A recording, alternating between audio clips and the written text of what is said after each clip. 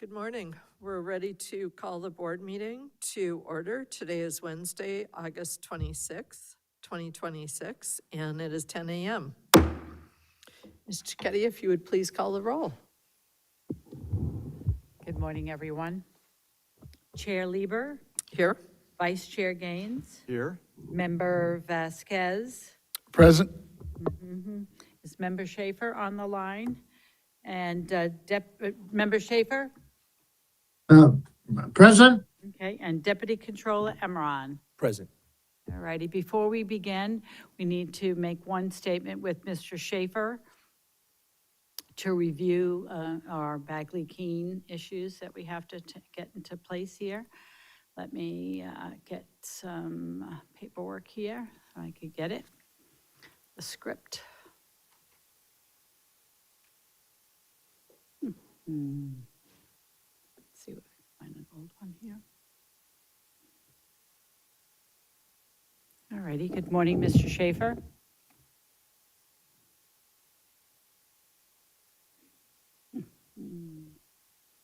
Just hold on one quick second here. This is upside down. You're unmuted, sir.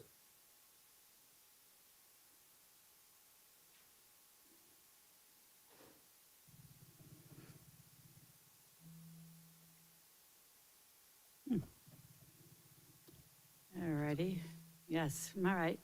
Mr. Schaefer? Yes. You are remote here at our meeting, and we need to know if there is anyone in the room with you who is over 18 years of age.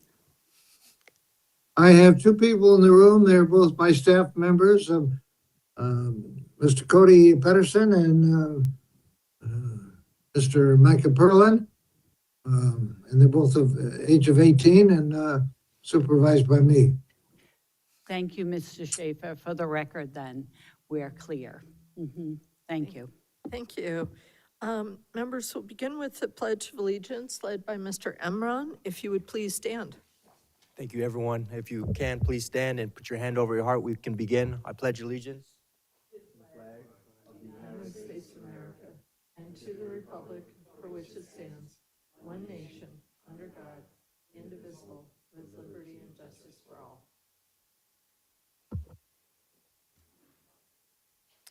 Thank you. We'll go now to our members' opening remarks, if there are any, and we'll start with Vice Chair. Well, I just want to thank my wife for putting up with me, I should say, for 41 years of marriage. And so we celebrated our anniversary 2 days ago. And also like to welcome any of you who are interested in coming up to our Stampede. So we're having a rodeo in El Dorado coming up in Placer County. And I will get that date to you in just a moment. Thank you. Thank you. Mr. Vasquez. Are we able to ride live horses? Well, you might want to participate in the rodeo if you're so inclined. Thank you. Thank you, Madam Chair. I know we have a tight schedule today, so I'll try to be real brief, but I just wanted to open up first to acknowledge August as Black Business Month, a time to recognize and support Black-owned businesses and entrepreneurs across the country and highlight their role in driving economic growth and fostering diversity. This annual celebration was established in 2004 to help build greater economic freedom in Black communities, advocate for supportive policies, and highlight Black business owners' historical and modern contributions to the national economy. The ultimate goal of this month is to create a more equitable and inclusive business landscape for Black entrepreneurs.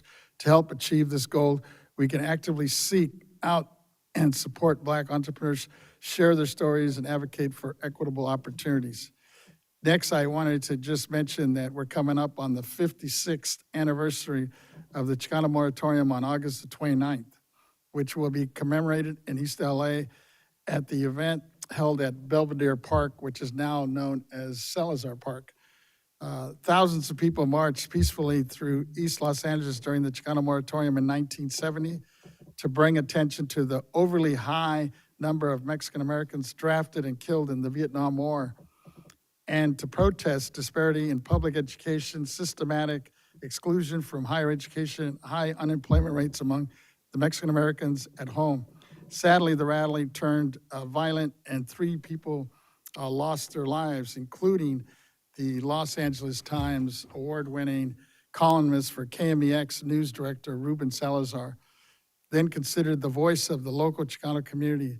However, the event left a lasting impact on the California social, political, and cultural landscape as many Mexican Americans became motivated to pursue higher education, focus on social change, and even run for office.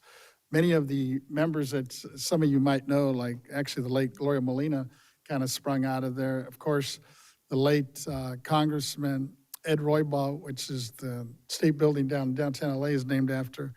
And his daughter actually became a congresswoman, just retired recently, Lucille. So it had a huge impact, and it still, to this day, I think, drives a lot of the incentives and drive and initiatives in many of the communities throughout California. Also wanted to mention that International Day of the World's Indigenous People, which is observed annually on August the 9th to protect the rights of over 476 million indigenous people worldwide, established by the United Nations in 1994. The date marks the first meeting of the UN Working Group on Indigenous Populations in 1982. Next, World Humanitarian Day, which is observed annually on August the 19th to honor humanitarian workers killed or injured in the line of duty, raise global awarenesses of humanitarian needs, and to advocate for the safety, security, and protection of civilians and aid personnel in crisis worldwide. And today happens to be the 26th, it's Women's Equity Day, which was celebrated in the United States on August the 26th to commemorate in 1920, the adoption of the 19th Amendment to the U.S. Constitution. This historic law guaranteed women the constitutional right to vote. And lastly, but not least, I just wanted to shout out and acknowledge the Latino Legislative Caucus last week when I was here, officially just newly elected its new chair, which will be coming in at the end of the year. I think he's been here before us. The Assembly member, Juan Carrillo, is now the new chair of the caucus. And then the vice chair is going to be the Senator Eloise Gomez Reyes. And now that the caucus has grown so big, they've actually added 2 new positions. They added a secretary and a treasurer for the first time. And the incoming secretary is going to be Assembly member. I should say the Senator, Caroline Manovar, is going to be the secretary, and the Assembly member, Mia Bonta, is going to be the treasurer. So will be the new executive board. Thank you, Madam Chair. Thank you. Mr. Schaefer, did you have opening comments that you'd like to make?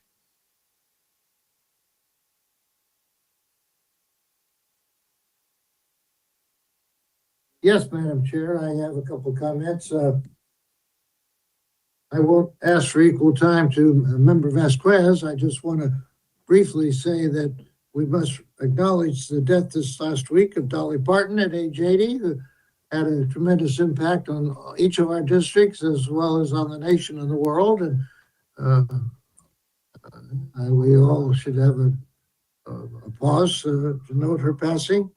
And I always have a birthday. Today is the 46th birthday of Macaulay Culkin, who we know from Home Alone and other films, and has brought a lot of laughter to our nation. And with that, I'll pass. Thank you. Thank you. Mr. Emron. Thank you, Madam Chair, and good morning.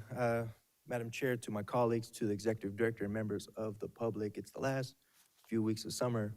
Sacramento's 100 degrees today, so hopefully we're doing a good job by staying indoors, right? But I want to take a moment to recognize a very sober and somber anniversary. This month marks 5 years since the fall of Kabul, Afghanistan in August 2021. It was one of the most difficult and heartbreaking chapters in recent memory. In the chaotic days that followed, tens of thousands of Afghans who had risked their lives working alongside American forces, journalists, and human rights organizations were evacuated, many with only what they could carry. California, as it so often does, opened its doors. Our state took in a significant share of Afghan refugees who arrived in this country in communities from Sacramento to Fremont, all the way down to San Diego and across this great, great state. So 5 years later, here we are. Many of these families are still working through an uncertain immigration process, still navigating a new language and a new economy, and still leaning on community organizations, resettlement agencies, and often the same kind of nonprofit affordable housing and social service providers this board interacts with through our own welfare exemption program. And I want to take a moment to recognize the extraordinary Afghan community members who have become our neighbors, opened businesses, enriched communities, and to recognize all the resettlement agencies, the faith organizations, and volunteers across California who have shown up for them time and time again, often with limited resources and again, a difficult and changing landscape. And I continue to do this work, and it kind of reminds me of my own story 40 years ago when my parents came here to California when the Soviet Union toppled that then democratic Afghanistan government. And my mother started off at Jack in the Box and the humble beginnings that we had, but she continued to push me and my brothers to reach new heights, to live that California dream, and I'm certainly living it today up here on this dais. But as I was going and we built these communities, I was on Howe Avenue 2 Saturdays ago, and it's on my way to the franchise tax board. I stopped by to eat at an Afghan restaurant, and it's a plaza. There's a supermarket, there's a restaurant, there's a banquet hall in the back, and I walk outside and I see a very racist and derogatory remarks at the community. It was a Nazi symbol. It was a very derogatory remark.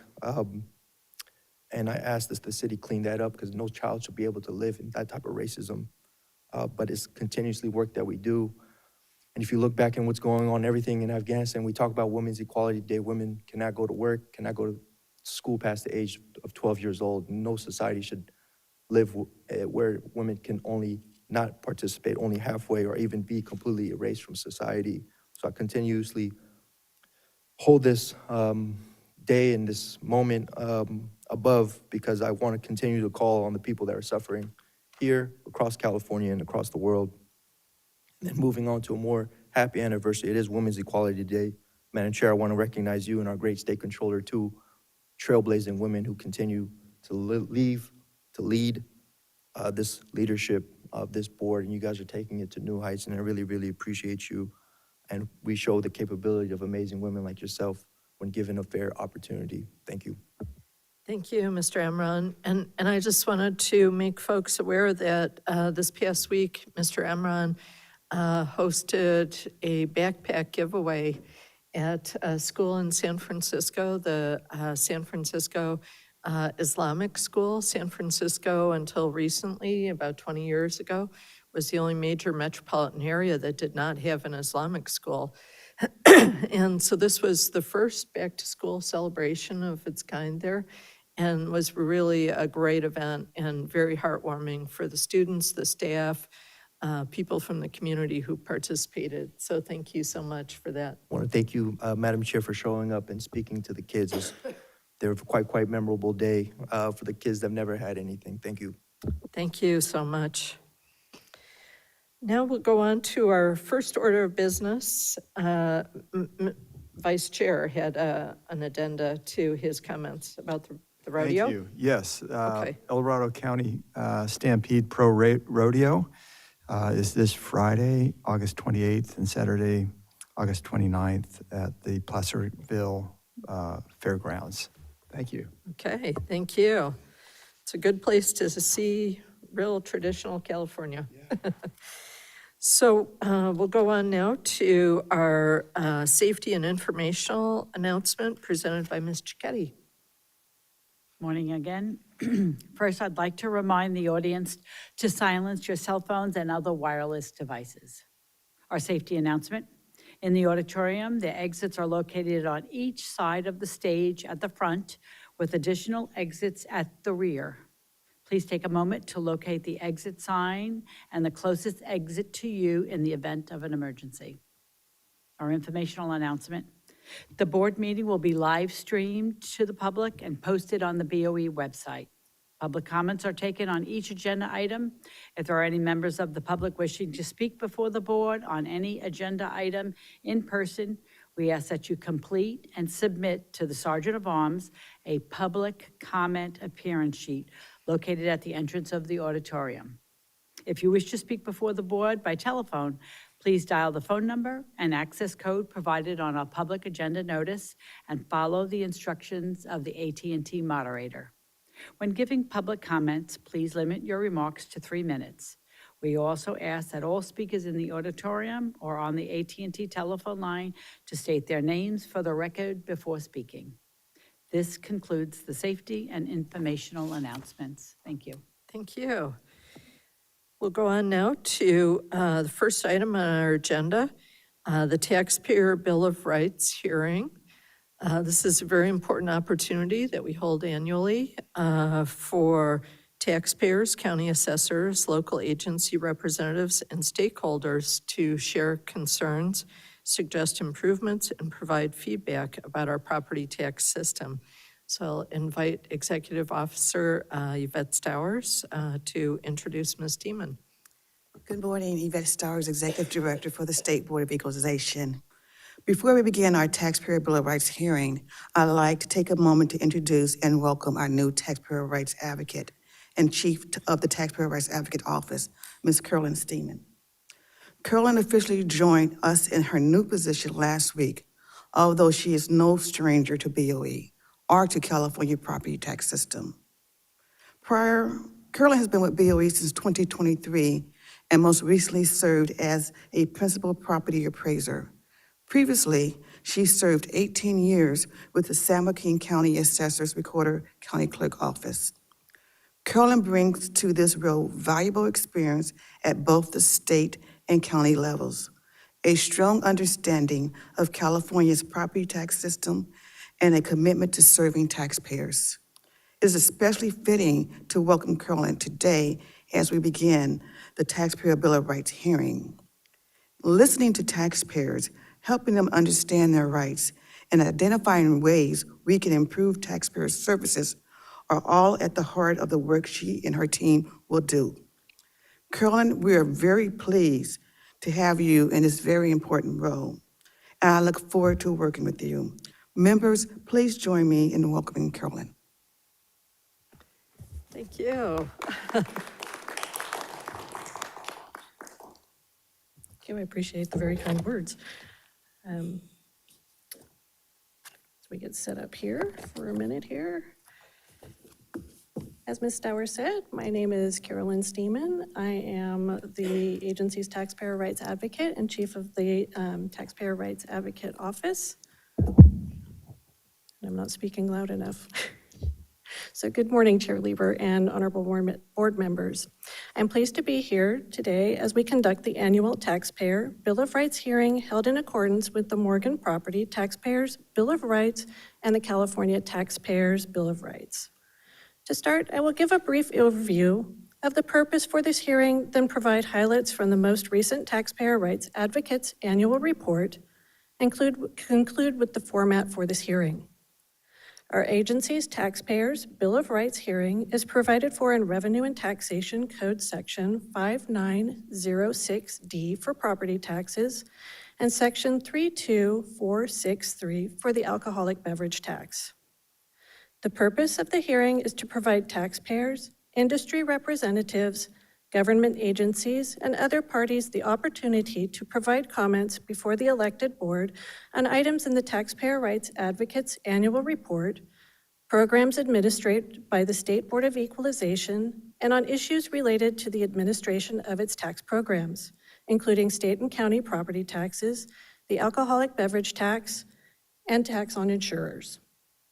The Taxpayer Rights Advocates Annual Report covered in this hearing is for the 2024-2025 fiscal year and was published in February 2026.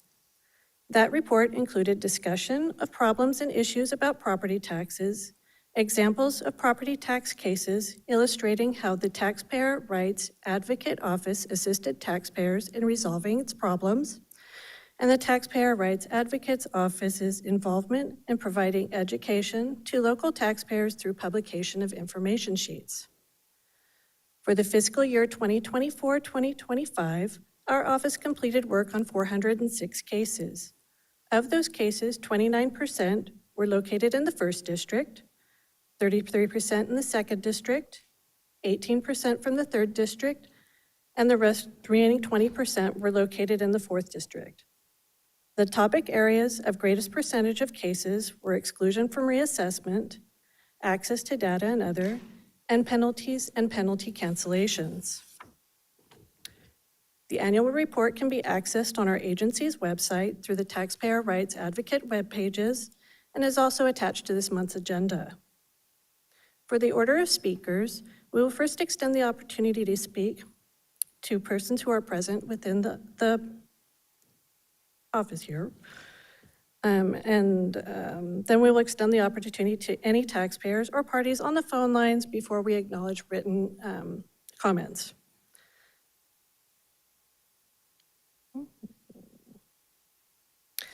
So for the hearing today, there were 19 written public comments submitted. Of those, all but 5 indicated that they did not want to speak.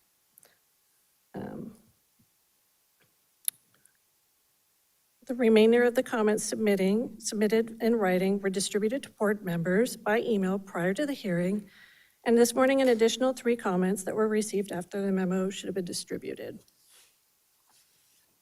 Members may make comments to the speaker or person submitting written comments, as well as ask any questions they have of me.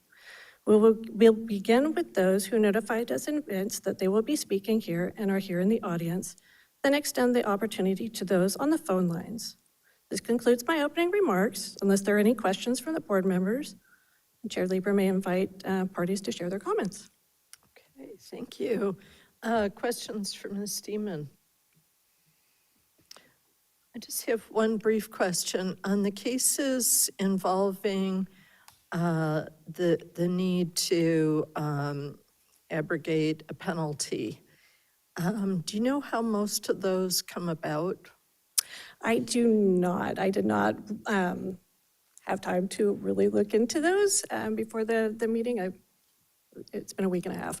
But we can look into that and certainly get that information to you. That would be great to hear at a future meeting, because I'm always interested to know how our constituents fall into the circumstances where they would be charged a penalty, and then also how they might see that penalty be deferred. Sure, we can look into those cases that we That would received. be great. Thank you so much. Anyone else? Okay.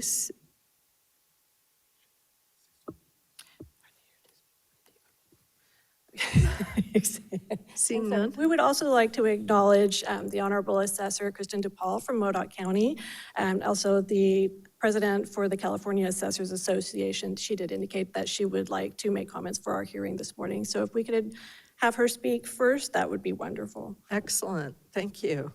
Well, we'll go ahead and open the public comment, and we'd love to start with Assessor President DePaul.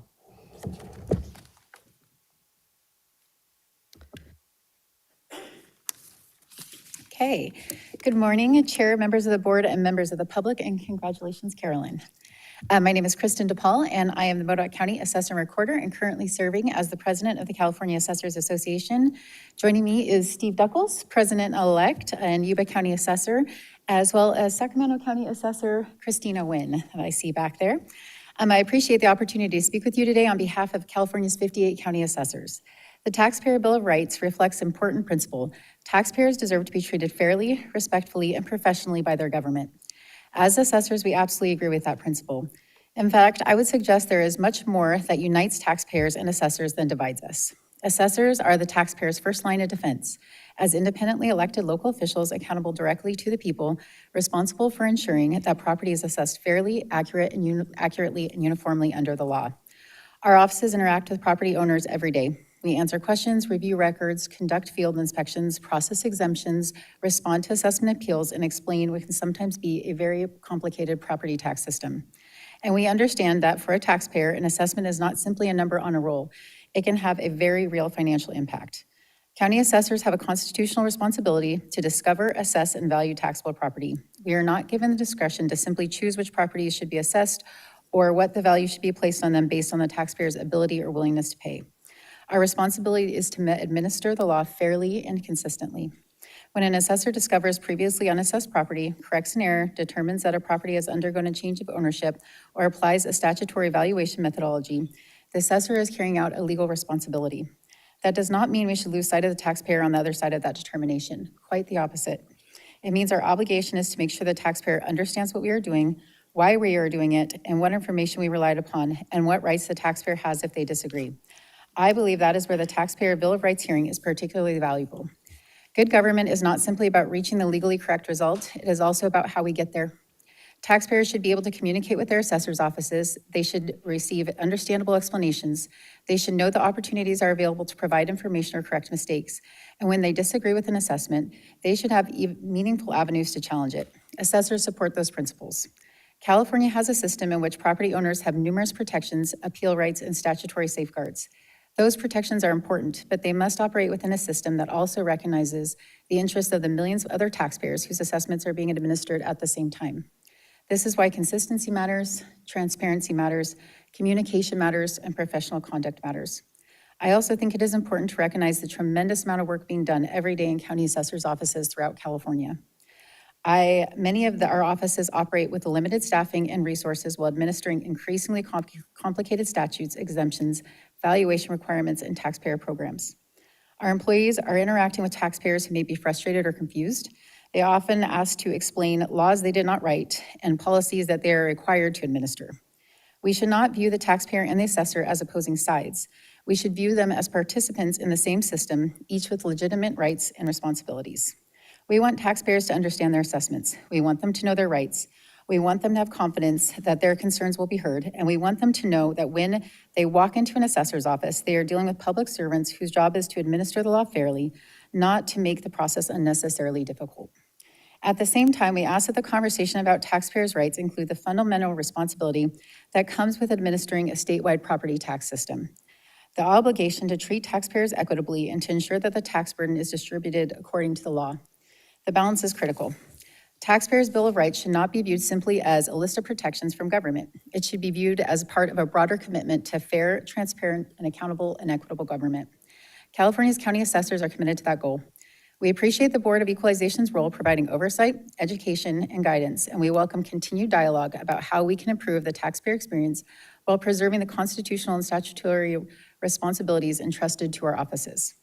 Ultimately, I think we all want the same thing: a property tax system that taxpayers can understand, a system in which people are treated with dignity and respect, a system in which mistakes can be corrected, and a system in which taxpayers have meaningful avenues to challenge decisions, and perhaps most importantly, a system in which taxpayers can have confidence that everyone is being treated fairly under the law.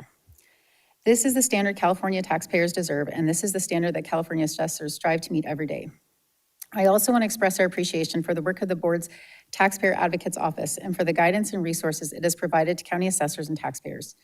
Clear guidance is particularly valuable in a property tax system as complex as California's. And we appreciate the willingness of the Advocates Office and the board to engage with assessors when questions and concerns arise. We value that partnership. The board, the Taxpayer Advocates Office, county assessors, and taxpayers all have different roles, but we share the same objective: a property tax system that is fair, understandable, and administratively consistent. We look forward to continuing that dialogue and working together to improve the taxpayer experience while maintaining the constitutional responsibilities of the assessor. Thank you for the opportunity to be here and represent the California Assessors Association. Thank you so much. Any questions? Mr. Gaines? I just want to thank Assessor DePaul for your comments, for bringing that forward, and just recognizing how important it is that we have the Taxpayer Bill of Rights hearing every year.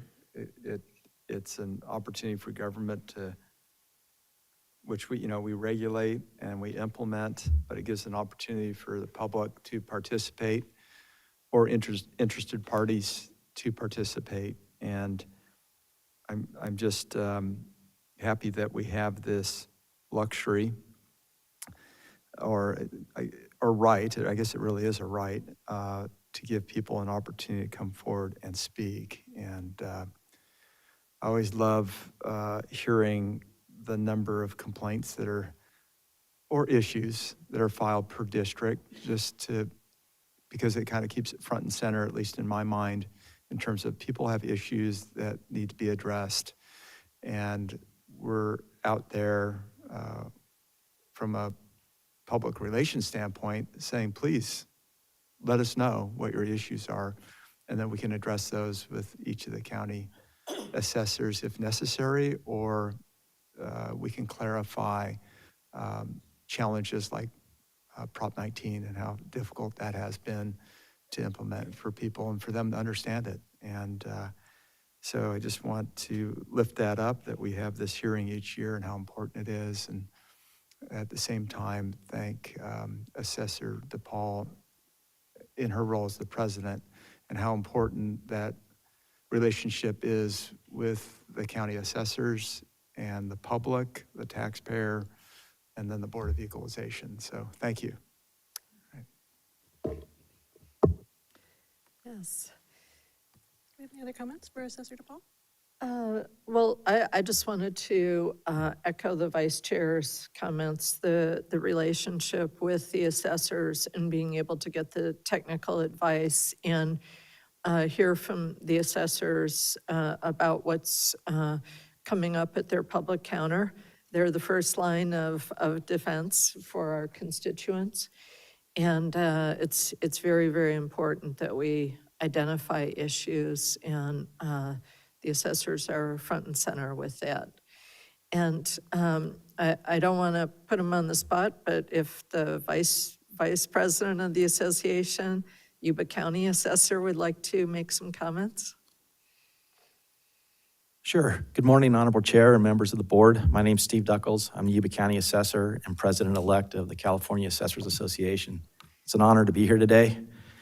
I think Kristen did a great job speaking on behalf of the assessors, and I don't know that I have much to add to what she said. I'd just like to say that I think it's great that the BOE has this hearing each year because it creates another avenue for taxpayers to voice their concerns in addition to speaking directly with assessors in the appeals process.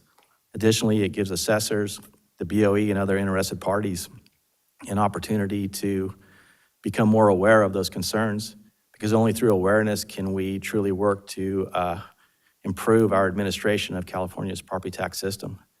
And with that, I'd just like to say that I look forward to the hearing today. Thank you. Thank you. Thank you. Vice Chair.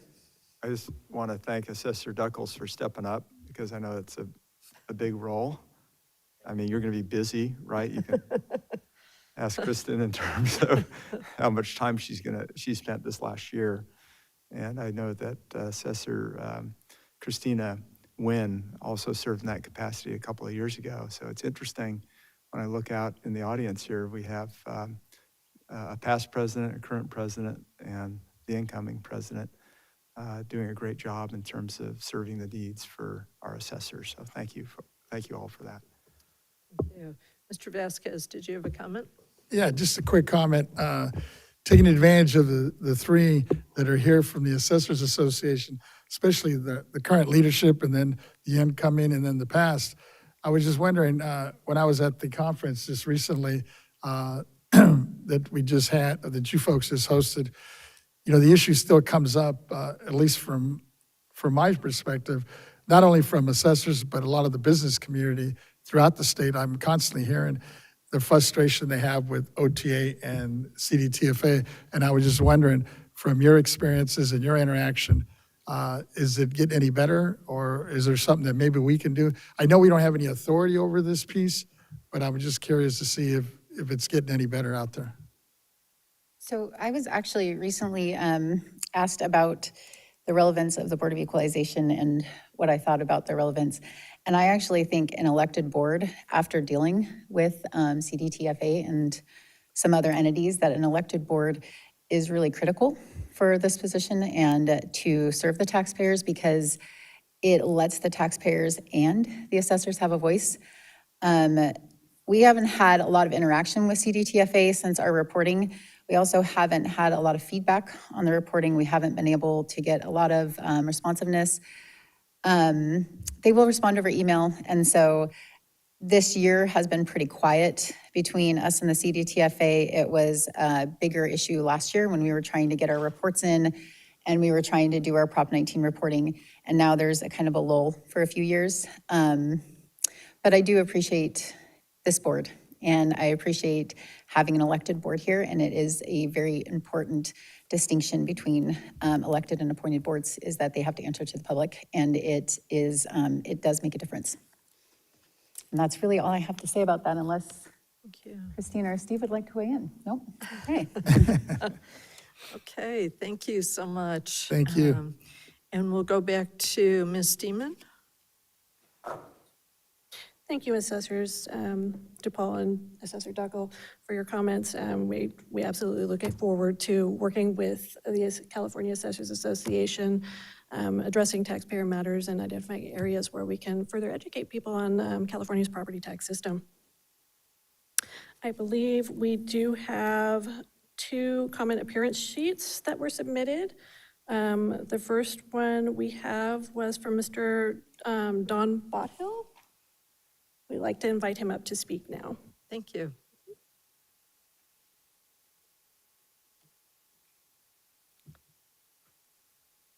Good morning, and thank you. My name's Don Botil, and thank you for the opportunity to speak.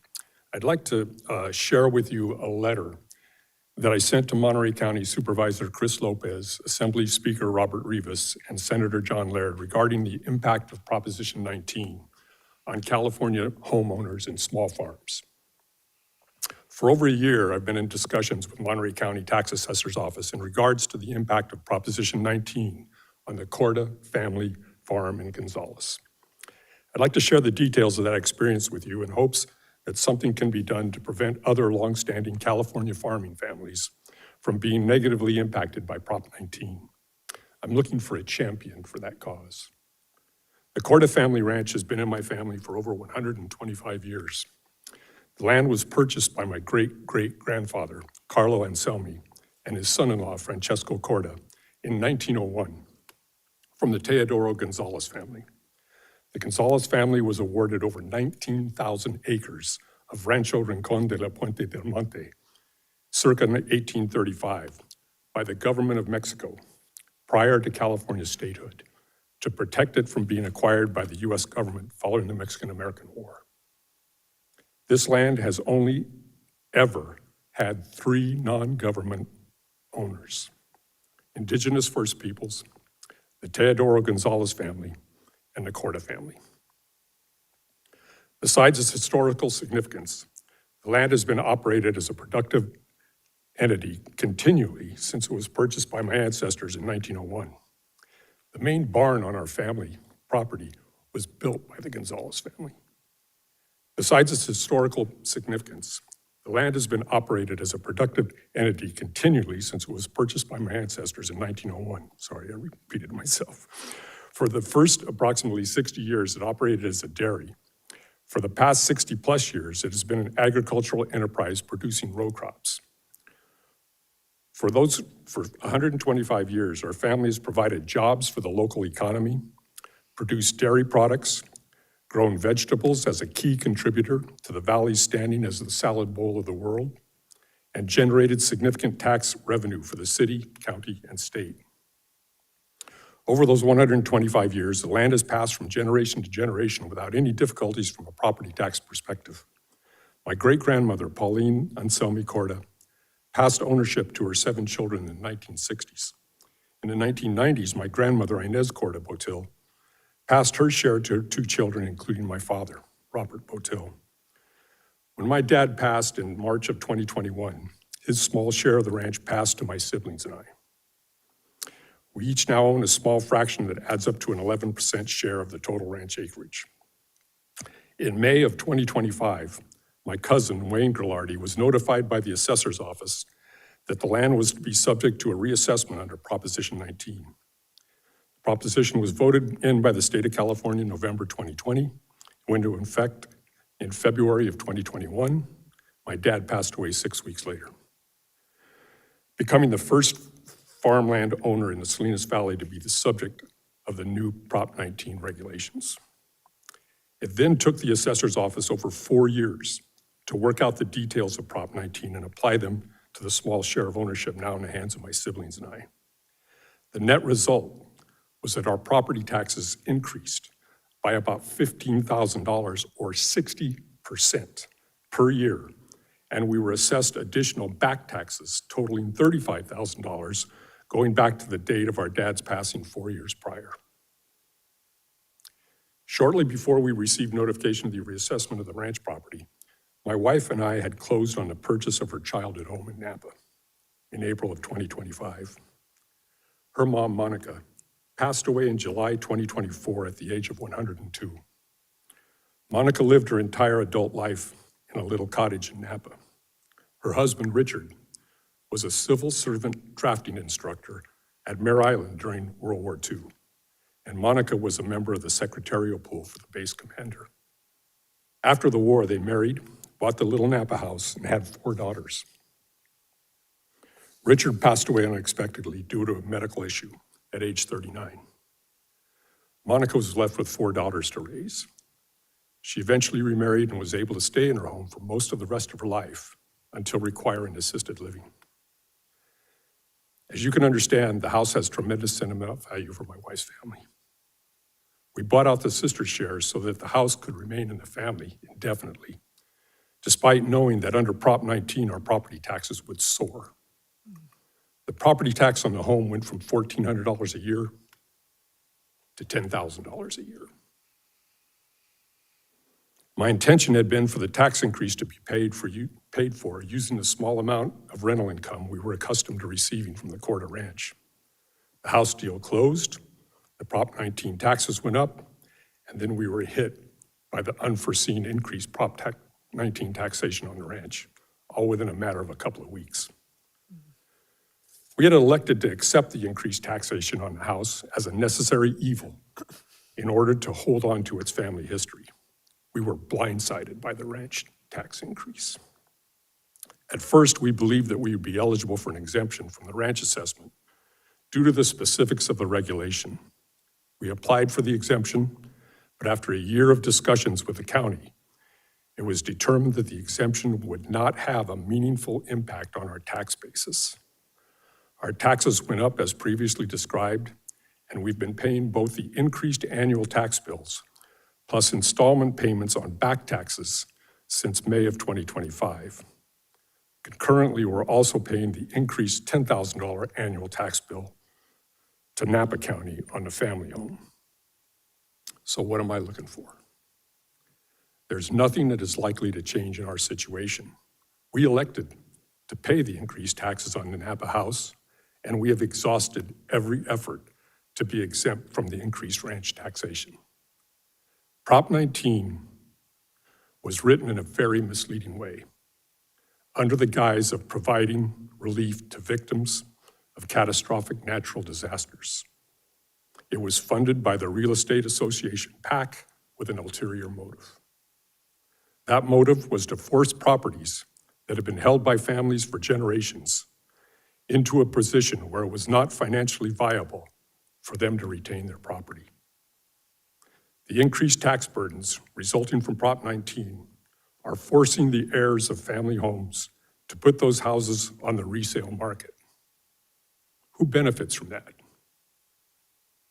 Real estate companies and their agents, while families lose homes.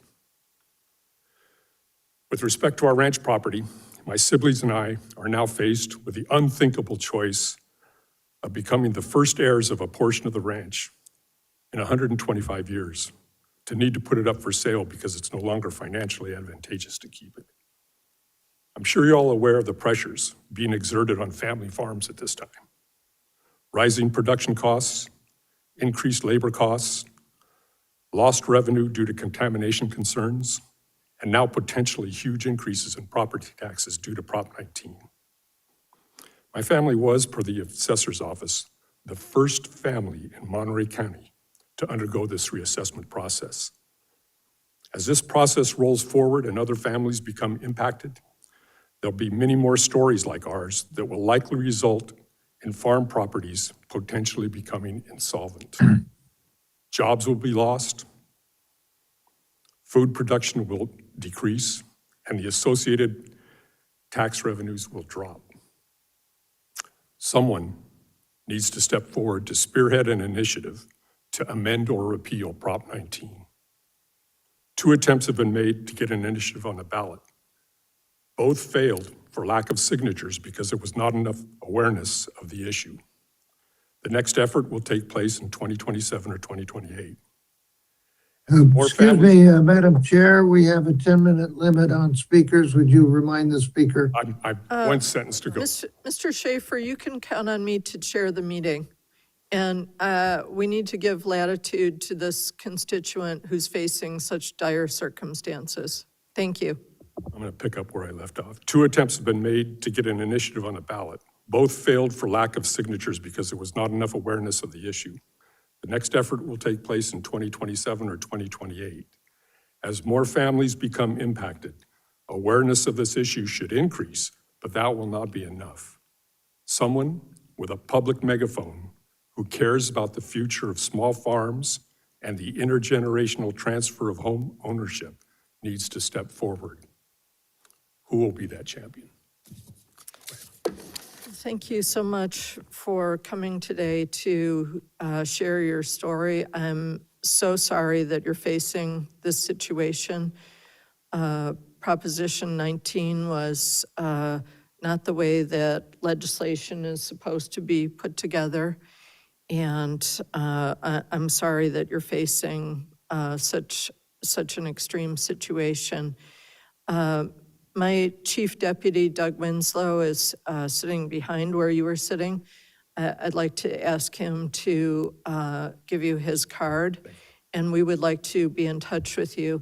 There is still the possibility that certain statutory fixes can take place. I don't think it would address the entirety of your situation because, as you observed, this is what was intended with the initiative.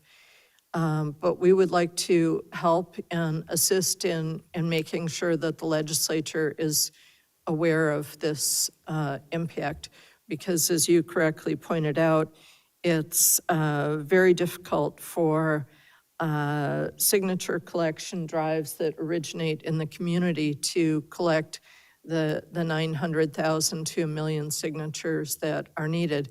And then the community would still have to face a full-on campaign to get a proposition through. But your story is very important, and it's something that we want to help you to highlight. And I'm sure that my other board members have comments. Mr. Vasquez. Yes, thank you, Madam Chair, and thank you, Mr. Botel, for coming forward. I've heard this story up and down the state as we run across individuals that are experiencing it. You know, I think when it was before the voters, I don't think people really understood what they were voting for.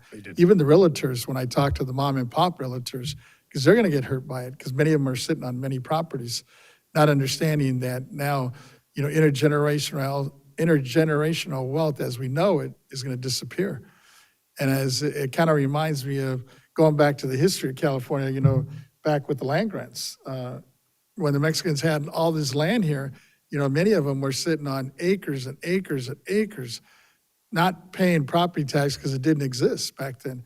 All of a sudden it became a state, and then they incorporated this taxation. And many of those folks, since they were just like, I'm sure like your family, just working the land, it wasn't like they were mass producing anything.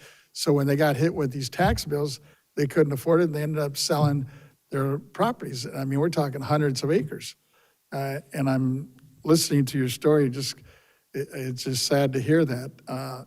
And in talking to many of my colleagues, especially here on the legislators, I don't think many of them that even voted for it understood what they were voting for.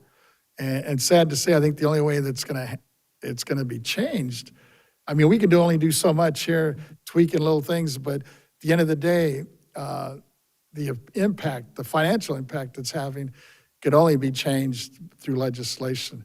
Understood. And the signature route, you know, like you mentioned, has happened, or they have attempted it twice already. That's really tough. Excuse me, unless you have a lot of money to, you know, support a campaign like that. I think the only hope we have is to get legislators to really hear your story and others up and down the state so they could actually move on it and put it on the ballot themselves. that's why our I only hope. addressed my letter to the Monterey County political representatives, because somebody in that capacity needs to pick up the ball and run with it, Yeah. because family legacies are at stake. Thank you. But thank you for sharing it. Vice Chair? Yeah, thank you very much. I'm very sorry to hear about this travesty, in my opinion. I've always been in opposition to Prop 19, and Howard Jarvis taxpayers worked on that and tried to get an initiative, did not gather enough signatures to do so. I think that it's an uphill battle. You got to figure out who's going to help fund it, because you, at a minimum, you probably need $4 or $5 million. You know, it's hard to gather those signatures. You can do a lot of it through volunteerism, but those individuals have to be trained. You want to make sure the signatures you're gathering are done in the right way. I think if there was a fix through the legislature, that would be an easier remedy if you've got an ear of some legislators that are willing to take on that challenge. I had a question just in reference to the ranch, because there's an exemption that was built into it, and it sounds like it, for whatever reason, it didn't work. Well, without going into too much detail, Yeah. there's a $1 million cushion that's allowed over the base value of your property. Yeah, And because this property has been in our family forever, yeah, the growth in the market value of the property yes, far exceeded the exemption. And you know, we went into the process and go, we're going to be exempt. And the way they apply the $1 million allowance applies to the whole entire property. it's instead of one parcel. instead of a Yeah. piece, right? Yes. So it just basically became a non-issue. Yeah, okay. Well, if there's anything I can do, I'm appreciate your open, time. open to that. Yeah, thank you. And if you would do us a very great favor of emailing us your statement as well, that would be very helpful. And this is why I know that a lot of folks who are on this dais really urge our constituents to look carefully when it's a constitutional amendment, because don't vote for it unless you're sure you can live with it, because it's very difficult to change. Yes, Mr. Vasquez? And the irony, you know, this thing was supposed to generate minimum of $10 million for the fire victims a year. And I keep asking, and you know, I'm hearing the latest, and unless something's changed, Yeah. here it is 5 years later, there's zero in there. The research I've done has indicated that no money Zero. has gone towards relieving fire victims. Yeah. But the real estate community is happy. Okay, well, thank you so much for making the trip here today. And Ms. Steeman, do we have another person in person? Looks like Mr. Angelo is approaching. I'm Ted Angelo, Legislative Director and Chief of the Legislative Research and Statistics Division, and this is obviously a difficult issue, and you have all covered it very well, and I just wanted to convey that the logistical concerns of the issue with Prop 19, not just for family farm issues and how complex they can be, bringing something forward to change and address concerns requires a constitutional amendment. And as we all know, and it hasn't really been spoken to today, we have issues with multiple initiatives qualifying for the ballot. So you have ballot fatigue by the voters. So even if voters felt like a fix needed to be done and you had multiple issues on a primary or a general election ballot, it's confusing, and then you see the ads that come out for pro and con, and it confuses the voters. So it really does put the issue, it makes it much more difficult than a typical legislative fix where you could go in and just introduce a bill, have pro and con folks come through. And so I just wanted to express, you know, my knowledge of that process and why it's so difficult to fix something like this. There's probably a couple of other thoughts.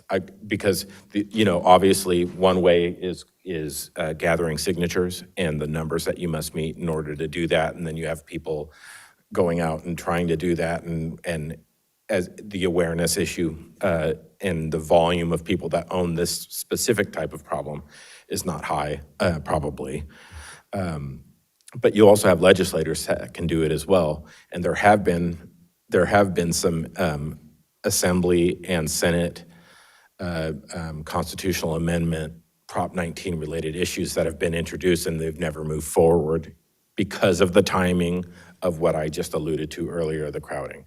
So I just wanted to make that point because it probably will come up more times, so everyone kind of understands the complications with amending the constitutional aspects of how Prop 19 came into the fray. So if you have any more questions regarding that, let me know. And Mr. Angelo, if you would Yes. stay up here, we've got a question from Vice Chair. But I still think the easiest path is through the legislature, and it has to be the will of the legislature to make the fixes and then communicate it on the ballot. Not every election cycle has dozens of initiatives, so I think this next cycle is pretty busy though, isn't it? And I don't have the number that I've already pre-qualified. Yeah. Or that have the opportunity, but that's the other issue is even if you have the easiest path, being a legislative one, you still have the issue of having to compete with other bandwidth for the True. amount of, But that so would much qualify. still easier. Yes. Than trying to gather these signatures and raise millions of dollars. So I still think that's the fix if there's the will to make those adjustments. Right. And then let the folks that are in favor raise the money to get the word out. Yep, At least you got it on the ballot. that's a good point. So thank you. Thank you. Okay, now we'll go back to Ms. Deeman to let us know who else is hoping to make a comment. Yes, we have one other comment, and that would be Jessie Lee, policy advocate from the California Taxpayers Association. Okay, thank you. Ms. Lee.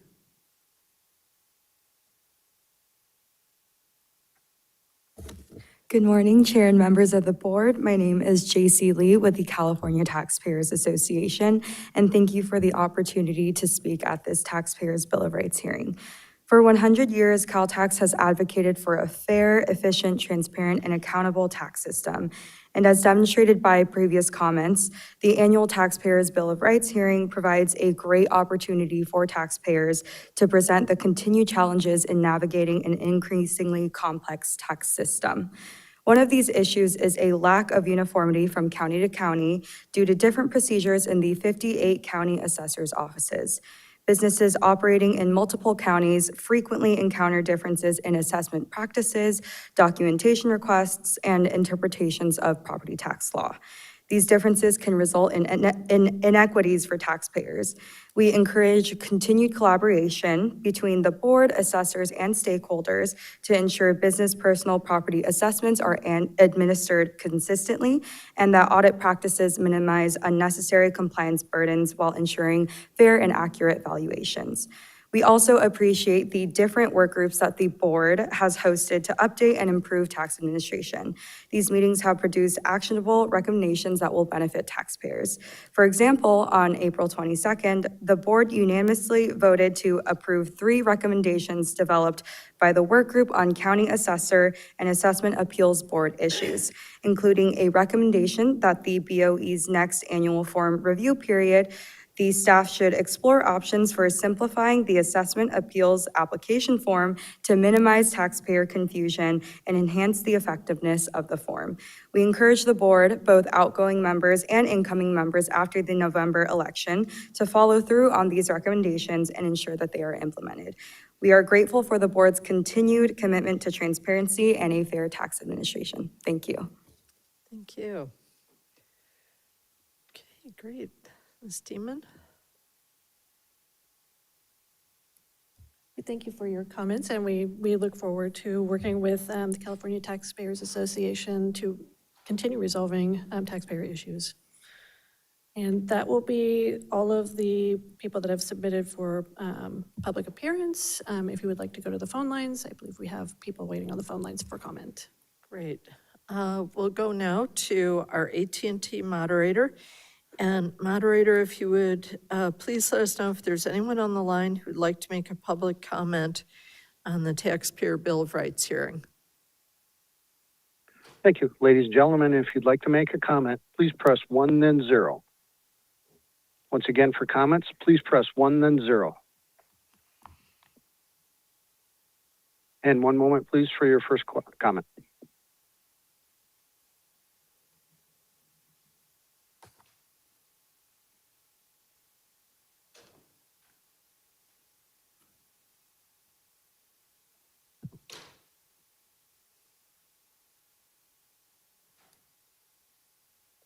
Your first comment comes from the line of Kate Bell. Please go ahead.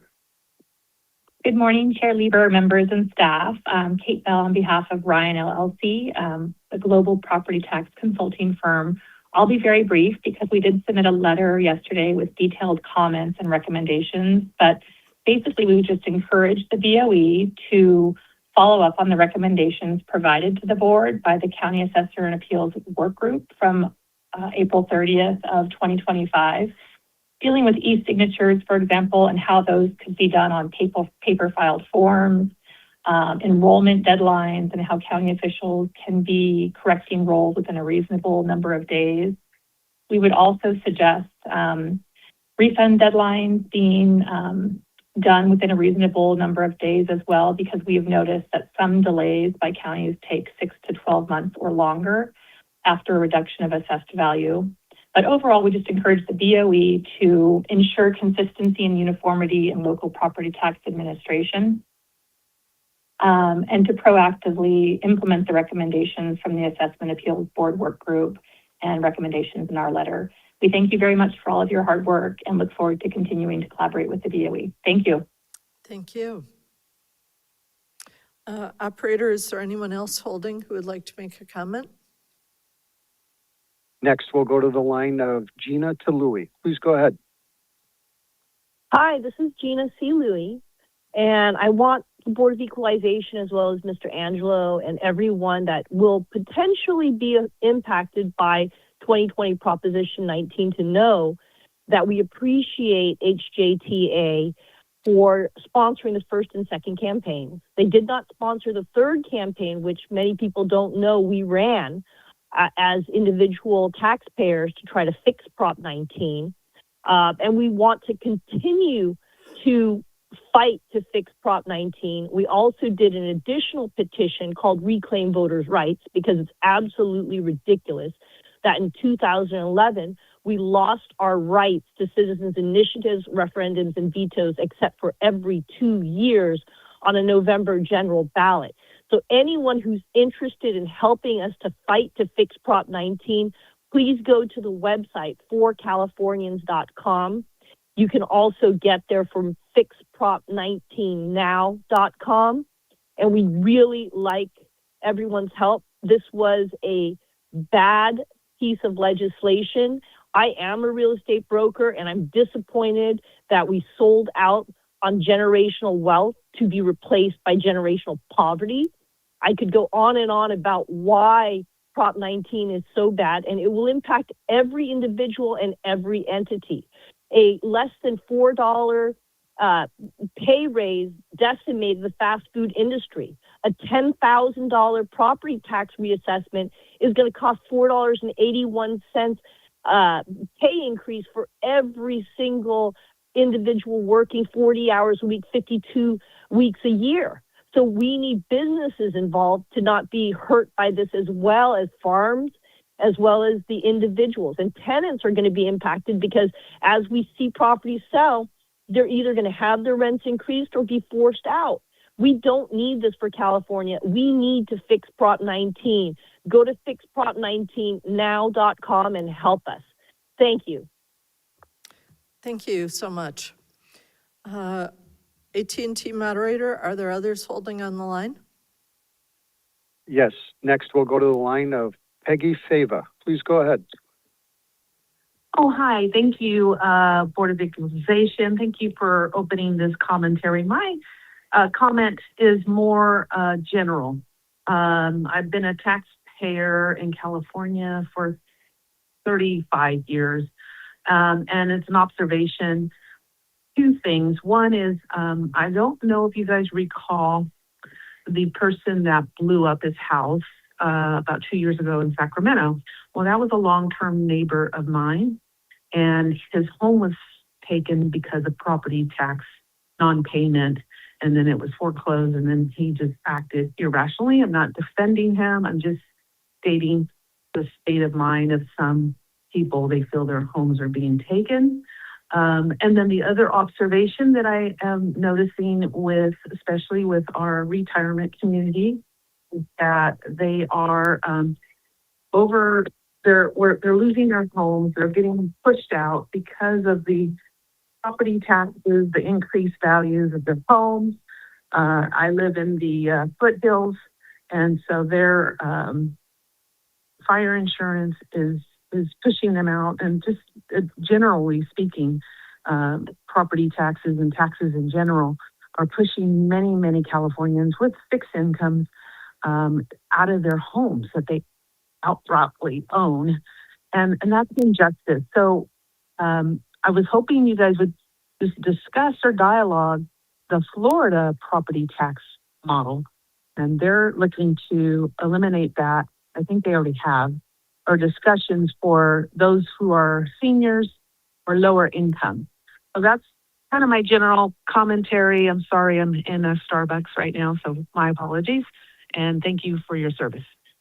Thank you so much, and you were coming through loud and clear. Thank you. Moderator, do we have further calls? Yes, next we'll go to the line of Carrie Boston. Please go ahead. Good morning. Thank you all for your work and for being here today. Gina is correct. The trickle-down effect of this is a massive problem, and I'm directly affected by it right now after the passing of my father. What I want to know is there, I've heard rumors of federal intervention, and is there a possibility that if we were to get a governor that had a backbone, would we be able to expect a potential executive order that would reverse Prop 19? Well, I think we can't speculate on that, but that would not be possible. The Prop 19 is now in Article 13 of the California Constitution, and so it can only be removed or changed by a vote of the people. So it would need to go back on the ballot, either by the legislature placing it on the ballot or by signature gathering, placing it on the ballot. So does that mean that if the president were to say that there are no more property taxes, which I've heard, and I don't know if that's true, or if the governor were to say that, wouldn't that just by association remove Prop 19 in its entirety? The governor would not have the power to do that. Okay. But thank you for those thoughts. Thank you. Next we'll go to the line of Jennifer Yester. Please go ahead. Hi, good morning. Thank you very much for taking my call and my ability to talk with you today. I am here to deliver just a simple message. No one in Sacramento is listening. California taxpayers have paid our fair share. Before government asks us for one more dollar, government must demonstrate that it can responsibly manage the dollars we already provide. Any proposal that would further increase the property tax burden on California residents would not merely be misguided, it would feel like a slap in the face to all the taxpayers who are already struggling to afford living in this state. California pays taxes when we earn our money. We pay taxes when we spend it. We pay some of the highest gasoline taxes in the nation. We pay property taxes simply to remain in the homes we worked our entire lives to purchase.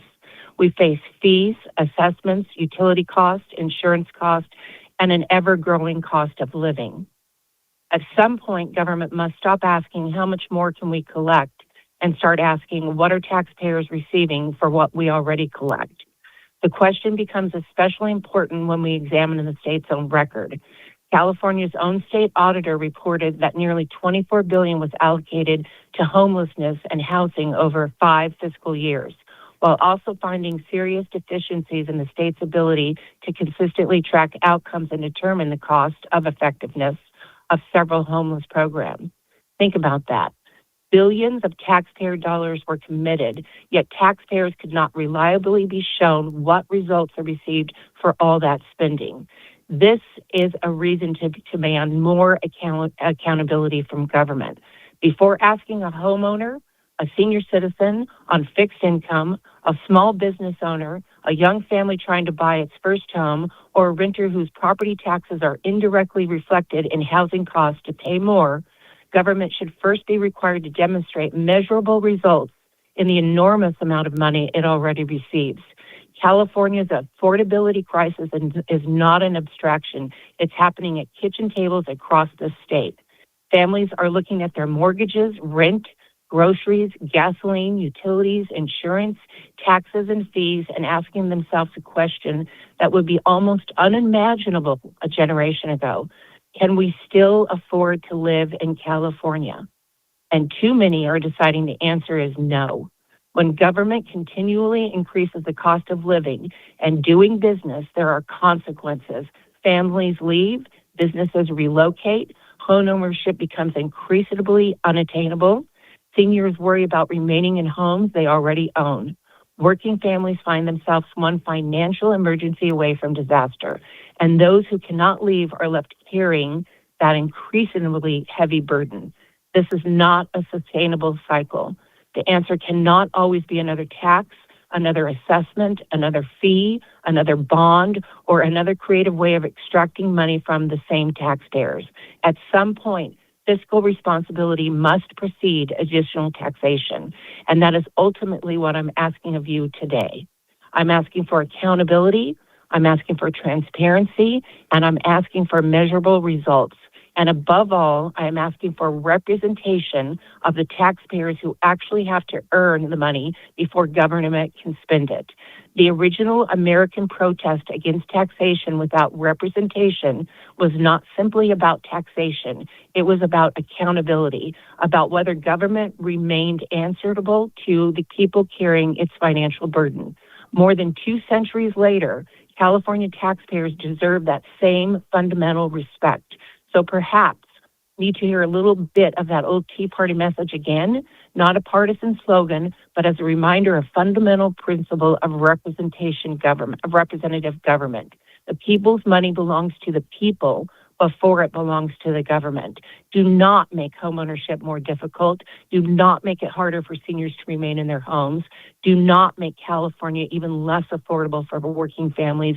And please do not mistake taxpayers' continued ability to pay for their willingness to tolerate endless increases. We need accountability before taxation. We need responsible stewardship before additional revenue, and we need representation representatives who remember that they work for the taxpayers and not the other way around. California can do better. Its taxpayers deserve better. Thank you. Thank you very much. Next, we'll go to the line of Sherelle Quayle. Please go ahead. Yes, hello. My name is Sherelle Quayle, and thank you for the opportunity to speak to you today. There have been a lot of very interesting comments. I would like to speak about Prop 19 and 2 rules under the BOE in particular. That is reassessment exclusion and the 1-year transfer of ownership from day of death. The hard line 1 year is also it's quite problematic. But zooming out, California's affordability crisis, housing crisis, is in part driven not just by housing scarcity, but on property taxes. I'm a 3rd-generation Californian. I've lived in Florida. I just moved back here to Pebble Beach because to inherit, I've taken ownership of a family house that my grandfather bought in 1958 when he was a lieutenant colonel based at Fort Ord. Our house was the first house built in that neighborhood in Country Club East at the end of a dirt road. Our neighborhood was settled by military families, most of whom have left. I think I'm the only one remaining in our neighborhood that's actually a descendant of a military family. That house was passed down from my mother and uncle, and then to myself and my sister and 2 cousins. It's under fractional ownership. We had two big problems, and this is in Monterey County. Our reassessment is not done. I was denied reassessment exclusion because I was not able to occupy the house within 1 year. My sister, who's a trustee of my mother's trust, she and I were in court. There was a cease and desist letter that told me I was not to occupy the house until our court proceedings were done. So when I explained this to the county assessor, they said, well, that wasn't a court order. It was a letter from the trust attorney, tough. We're denying your reassessment exclusion. I either faced not being able to, criminal charges, trespassing charges, and I really didn't want a criminal record, but it wasn't good enough for Monterey County. My cousins own the other half. We have not received the reassessment, but they are reassessing. If you look at California's rules, the other half of the house is going to be reassessed at full market value. Will there be no exclusion? I bought out my sister's shares, and I'd like to say, when you have families who are who are inheriting a house, it's impractical to think that every family member can all move into the house and declare it a primary residence. We can't do that. People move all around the country. I mean, families change, migration goes on, and all these things. We want to save our family house, and I'm the one person who stepped forward and said, I'll do this. I abandoned my 14-year-old son who just started his first year of high school so I could make this a primary residence. His older brother's taking care of him right now. So I came here, and now we're going to be, when we do crunch the numbers, we're looking at probably about a $10,000 to $15,000 tax bill that I cannot afford. So my recommendation to BOE is, when you have family members or a home that's under fractional ownership, so long as one family member is there declaring it a primary residence, the remaining family members, whether they live out of state or not, shouldn't be penalized. In my case, my mother moved into that house. The house was inherited by her and her brother from our grandparents.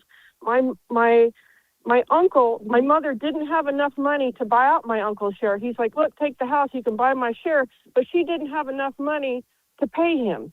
So he just let her live there. Then now it's come under us. I'm the one person who's moved over here to take ownership of the house and make it a primary residence. Coming from Florida, I'm even willing to now pay a state income tax that I didn't have to. But now they want what we are hearing from lawyers is that we're going to get reassessed, including for my cousins. And my cousin said, we can't afford to pay property taxes if they're going to fully reassess.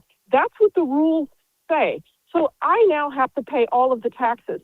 They want me to buy them out. They want to get out because they don't want the tax burden. I'm just encouraging BOE to relax the rule or change the rule on reassessment exclusion if there's fractional ownership amongst family members. This is not the same thing as selling a house to another individual when you would do a full reassessment. When it's under family members and we're all struggling trying to make it so that at least somebody can have a house. In my case, if that goes through, which it sounds like Monterey County is going to do, we have a 1,372 square foot house. The county will own one of my bedrooms. I'll have to rent it. It amounts to a little over $1,300 a month. So if I have to get a roommate to pay my taxes because I can't afford it myself. I'm a PhD scientist, recently out of work, and I'm also an international development practitioner. USAID is gone. I had a lot of work through them, as well as European donors who put all their money into Ukraine. So I come here as a scientist and have applied to be a substitute teacher. I'm close to retirement age myself. I thought I would, I'll substitute teach. I can afford to live in this house because I don't have a mortgage payment. As a substitute teacher, if I'm reassessed, what Monterey County is going to do, 25% of my income will go to pay a property tax. So I've worked in some of the most challenging countries in the world, some who quietly would be characterized as pariah states. I kind of feel like I've walked into the same thing, and it breaks my heart to see California go down this road. I understand, I believe Prop 13, property tax, our taxes were frozen at $1,800 a year. It's impossible for local governments to not also to pay for public services with no increase, in cost of living and inflation and all of that. Those taxes were too cheap. I get it. There has to be a happy medium that also can keep pace with services, the cost of services that we do need from government. So I can see somehow it's gone to the extremes where Prop 13 was starving public coffers. Prop 19 is causing families to not be able to afford the property taxes. So I'm just, please, if you would change some of the rules, I think would also help without having to do away all of Prop 19. If some of those small rules that allow for the fractional ownership, relax this 1 year, you must live in the house within 1 year after day of death. It's that transfer of ownership rule that makes it very tough. If you're not there, boom, people lose their property tax, the reassessment. So some of the rules could also be relaxed or changed a little bit such that you can still increase property taxes based on the formula. I can afford that. I find that to be acceptable. When it goes to full market value, when counties are doing something like that, as also providing the testimony for the Corda Ranch, also in Monterey County, this is when it becomes extreme. Thank you for taking time to hear me today. Thank you so much for your comments. And I wanted to make you aware that this board did support legislation this year in the situation where the 1 year time frame is impossible to meet because of probate concerns. And so we're very aware of the issues like this that arise, and we'll keep working on it in the legislature. Thank you. Moderator, do we have further calls? Yes, we do. Next, we'll go to Manuela Sabo. Please go ahead. Hello, can you hear me? Yes, we can. Yes. Awesome, thank you so much. Yes, so my name is Manuela Sabo. I'm a Sacramento County resident, and just real quick, I'll give you a little of my background. I moved here from a communist country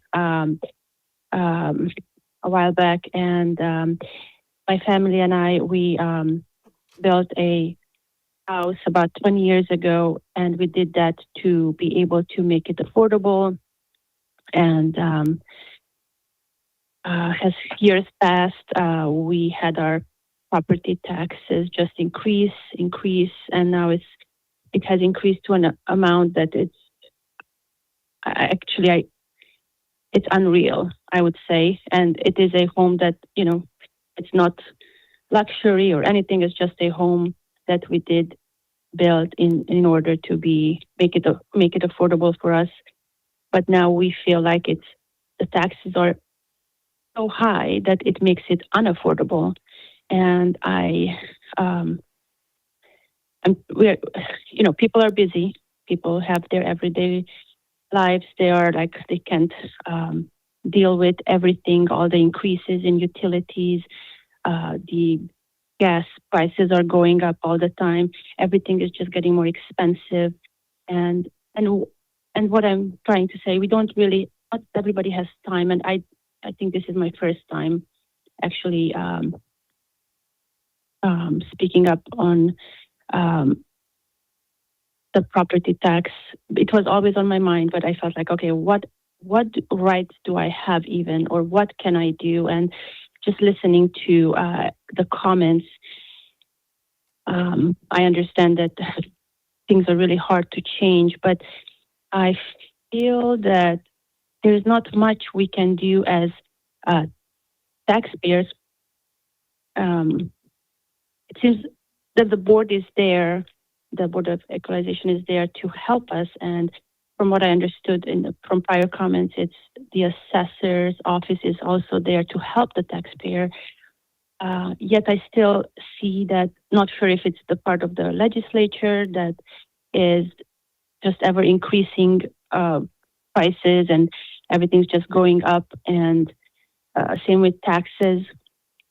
And not sure what is it that I could do, or if the board can help everyday property taxpayers. Is there anything we can do to not have this, just the increase on property tax, and maybe to work on managing the money that we already pay better instead of always increasing the taxes?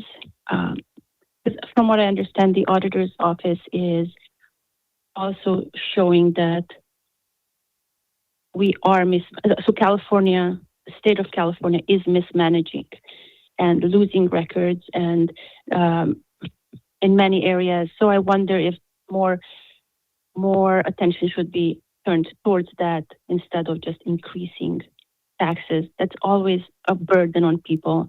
And I would love to hear what is it that I could do as just a one person, or tell my friends, but probably it's not happening because people are busy.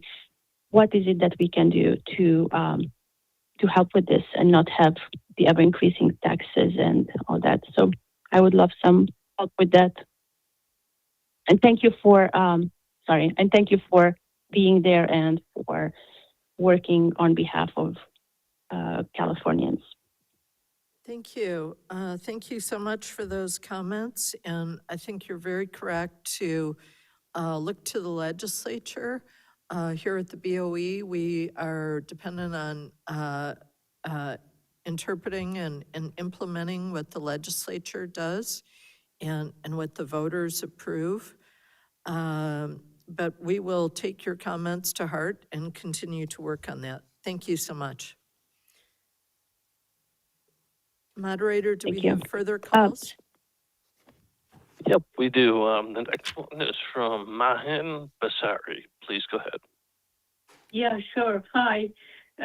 Thank you for taking my call, and I appreciate your time. But I want to make it short because I already heard other caller. She was perfect. She said whatever I wanted to say in terms of being senior on a fixed income, and taxes are increasing, medical bill goes up, and all of those things are already mentioned. I really appreciate that caller that she said it well done in terms of accountability and in terms of our rights as the taxpayers. But beside that point, I have three quick comments to make. One is that I have the issue with LA County tax collectors and auditors and supervisors, and I dealt with them for 2 months, and I haven't even received the proper answers. And unfortunately, the problem is that we as a taxpayer, we have the difficulty understanding these legal terms.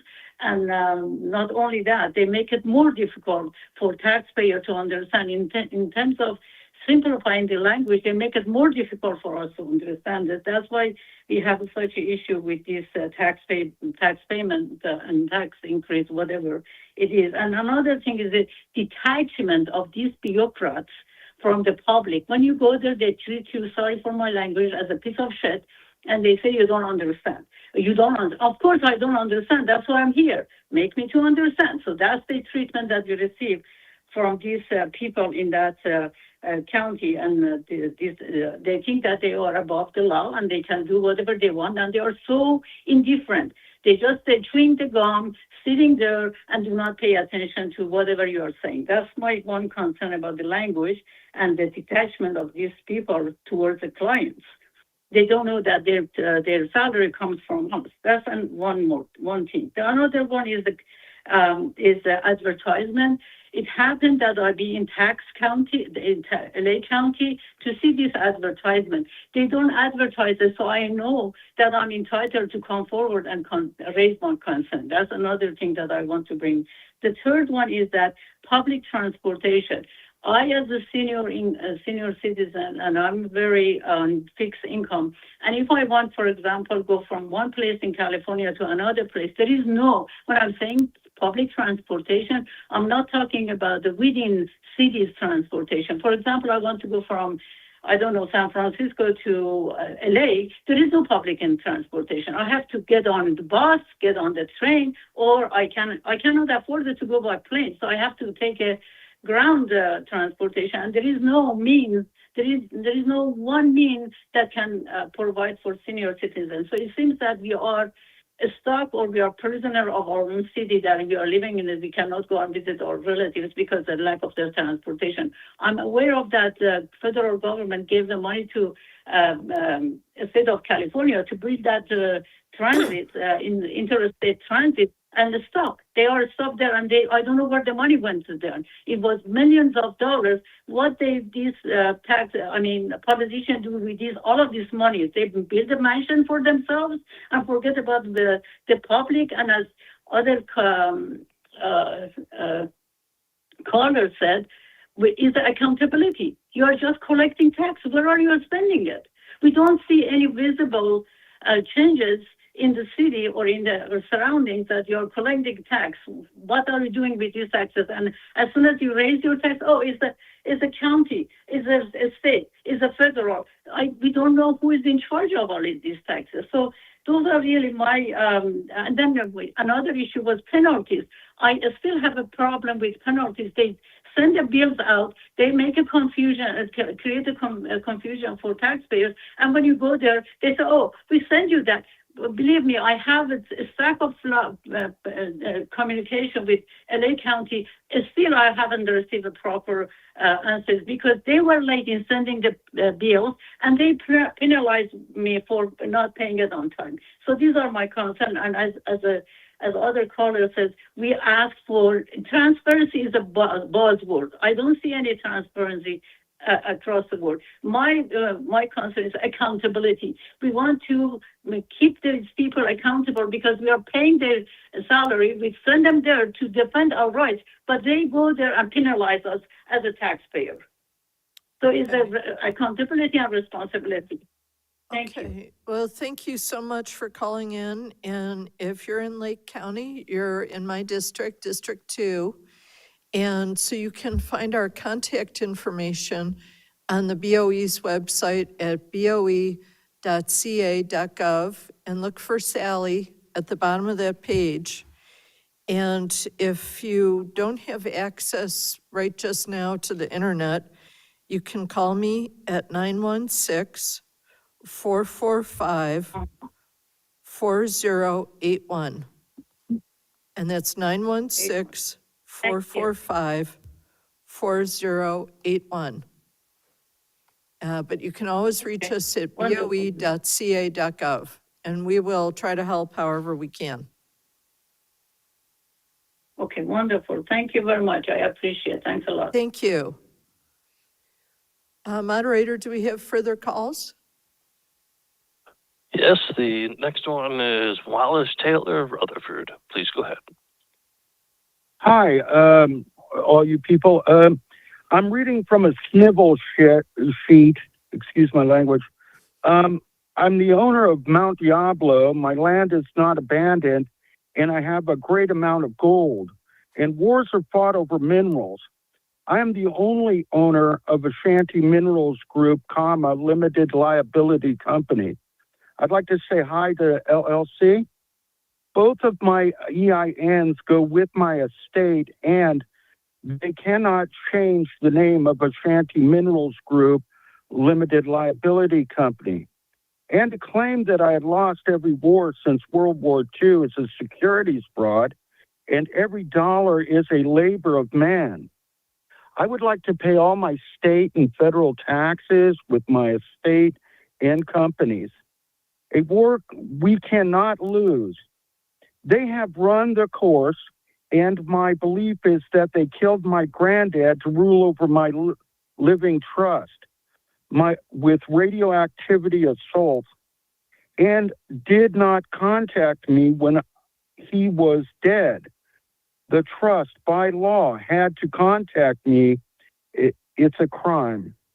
My estate works for military and government, and I reported the insurgency and my insurrection to the January 6th committee, an atrocity in the USA. They decapitated my right of ownership, left me fighting for my life since the years of 1976 to present day. I still have possession of the company, and LLC limited liability companies, how I'd manage all my companies that were purchased. So Ashanti Minerals Group, comma, limited liability companies is a partnership that I own both of solely. I own massive property. I'm a massive property owner in the state of California. In fact, I'm sitting in Garlock, California right now. I'm having to be protected from different things, but I'll go on reading from my snivel sheet. And I do agree that you're not supposed to destroy wealth with Proposition 19. It's against the law. I own securities companies that help people invest in securities, and I own a few of them, and they're big ones. It is against the law to destroy wealth. But I'll go on. Since 1976 to present day, they left me no way to contact my trust. They changed my arrangements as I would not want to pay for. And my belief is they used my nonprofit lawyer to rob me instead of helping me fix my paperwork and my trust.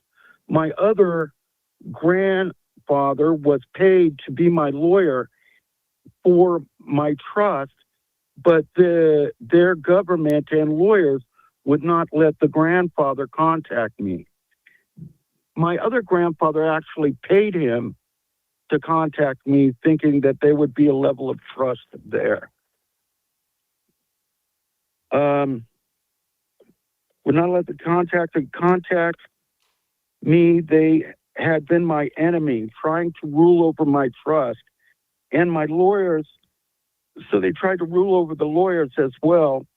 I have not been able to access my taxes. I have arrangements with other companies I own, accountants as well, that pay my taxes for properties, and the companies don't own. And they don't own the properties, companies, and things that they're paying taxes for. And I need legal help from my estate accounts. When I go to a U.S. tax court, I have requested a month ago, no court date yet. The enemy has representation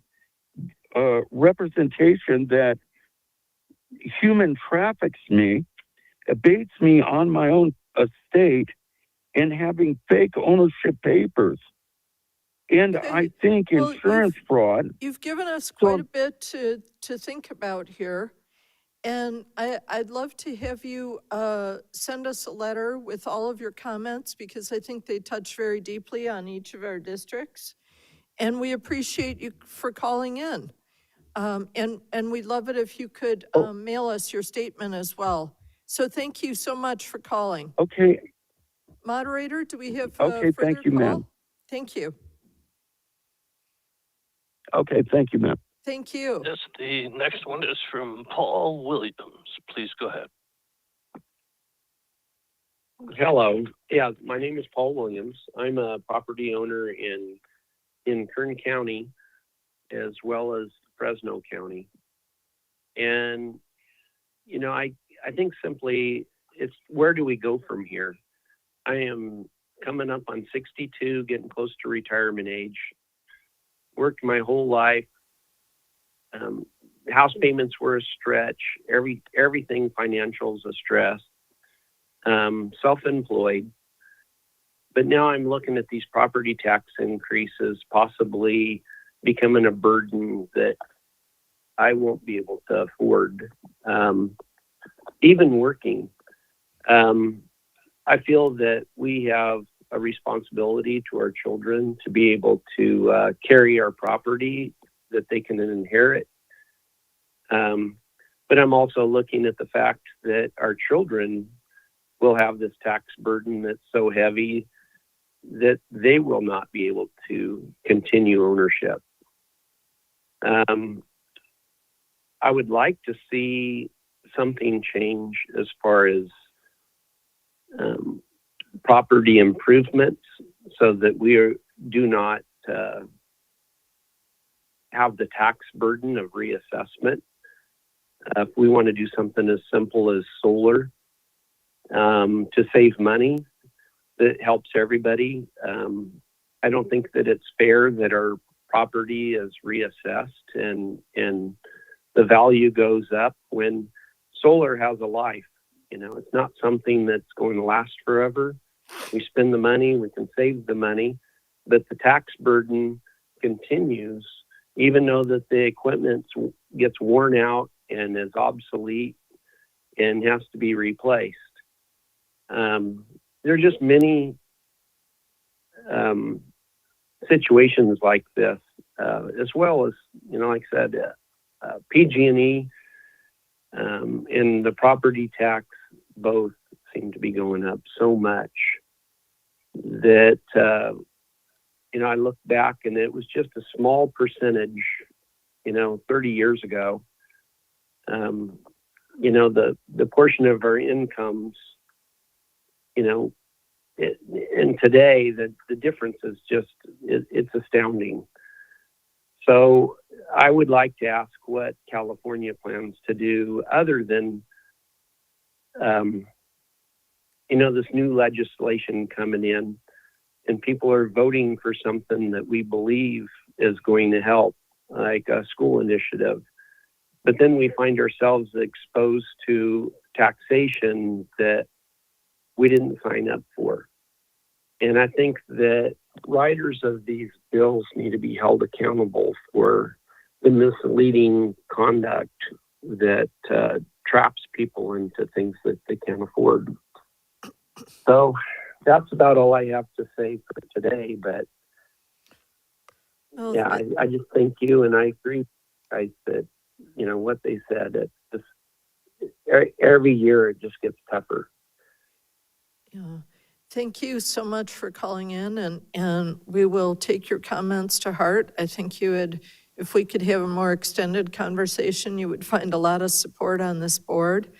And we will continue to interact with the legislature with your comments in mind. So thank you so much. Moderator, are there further calls for us? Yep, presently we have two. The next one is from Sandy S. Please go ahead. Hi, good morning, and thank you for your time and work you do on the BOE. I'm going to keep this short, as the speakers today and the many, many speakers since the implementation of Prop 19 back on February 16, 2021, have given detailed testimony on the many and complex issues that Prop 19 created. I'm speaking towards the intergenerational aspect and not portability. Properties are being lost, primary and otherwise, and that is lost forever. Once gone, it is gone. That is not right, just, or fair. The details for each family are different, but the outcome is the same.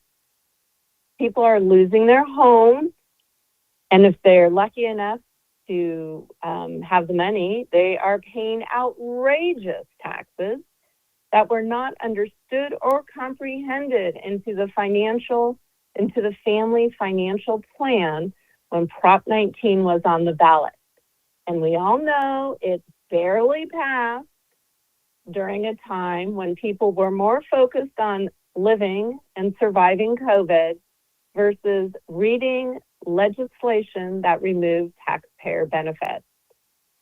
We all know this would not have passed if Prop 19 was clear, transparent, and written in simple English, outlining all the details that families are just now discovering. Leadership takes courage. Let me say that again. Leadership takes courage. What can you do as the BOE and or as a private citizen to influence our legislators They're the ones who make the laws. I understand you're great at listening. But what can you do?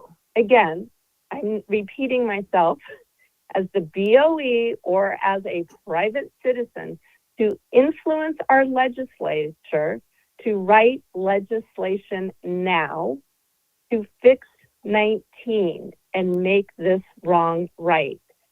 Specifically, get back to something closer to Prop 58. Thank you very much. Thank you. Thank you for calling in. And I can tell from your comments that you have a good understanding of the history of 19 and 58 and the various features of 19. We are going to continue working with the legislature. Next year will be a new legislative session, so we're going to redouble our efforts to communicate with them. But thank you so much for calling in. Moderator, may we have our next caller, please? Certainly, it's from Parvin Jensen. Your line is open. Hi, my name is Parvin, and I am a first-time immigrant from Iran. I worked very hard to become successful in this country, raised 3 successful children. They went to college. And the issue is with everything that's going on with all of our taxes, my kids are in college. A couple of them are already graduated. They live at home. And this is really very concerning that when my husband and I were at the age of the retirement, and this is becoming such a mess that we are worried about when we are gone with this Prop 19. What will happen to these kids? They're going to lose the home they're in, and this is becoming an issue. So maybe some type of an amendment to Prop 19. Since I was listening, and I wanted to thank you for your listening to our problems. There was something that said about we have to completely redo this 19. Or have enough signatures or put it back on the ballot and everything. We even went to some of these candidates at some of the events, governor candidates, and we heard that they cannot do, as you mentioned, they cannot do anything about it. Maybe possibly there would be some kind of an amendment, like one of my kids is a special ed, and how on this world, this child can even be able to 1 year to do the finances to be able to have a home to live in. So, and I'm not the only one. When I went to this, I live in Los Angeles. I went to the Los Angeles County to get our Prop 19 paperwork ready to go to petition and collect signatures. Literally, the lady that was handling our situation, she said they're going through that. They're having the same situation. And so this is really a big issue. We have, we have a mental health. There's a lot of these kids are not able to become successful, to have their own home. They at least we are preventing more homeless people out there. And so that's one thing. And literally right now we are fighting. There's a new tax, local taxes coming our way, which I'm about to get off this Zoom to go to the other Zoom with Carl DeMaio to ask them to consider putting that on some voter guide. We're like constantly fighting. I'm a senior. I mean, I am so tired of begging and saying, who is out there coming up with these things? Do they work? Do they know how hard it is for us to make ends meet? And I'm so proud that I bought my first home. I worked 3 jobs in my 30s, and I was able to, I want this to be for my kid, I mean, I'm not the only one here. We are not alone. There's so many other people with these issues. I think tax is good, but it should be ethical. It should be in such a way that everybody can do that. For example, this 1 year limit that they have to move back in, that's one issue For me, I have 3 kids. My neighbor has 3 kids. We're all wondering, like, our kids are living at home. Well, they're having jobs. Like my son graduated, and he's back at, proudly working for our school district, being a cybersecurity. But he makes $40,000 a year. I mean, this is ridiculous. How can this kid go buy anything? He can't even go live alone. He has to have a, I don't even know, a roommate. My other daughter is a pharmacist. She works in LA, and she has a roommate. I mean, these people work hard. They didn't go party. They didn't go do drugs. They worked hard to be a good human being, to help humanity. They're doing things to help. But then again, this is where we are.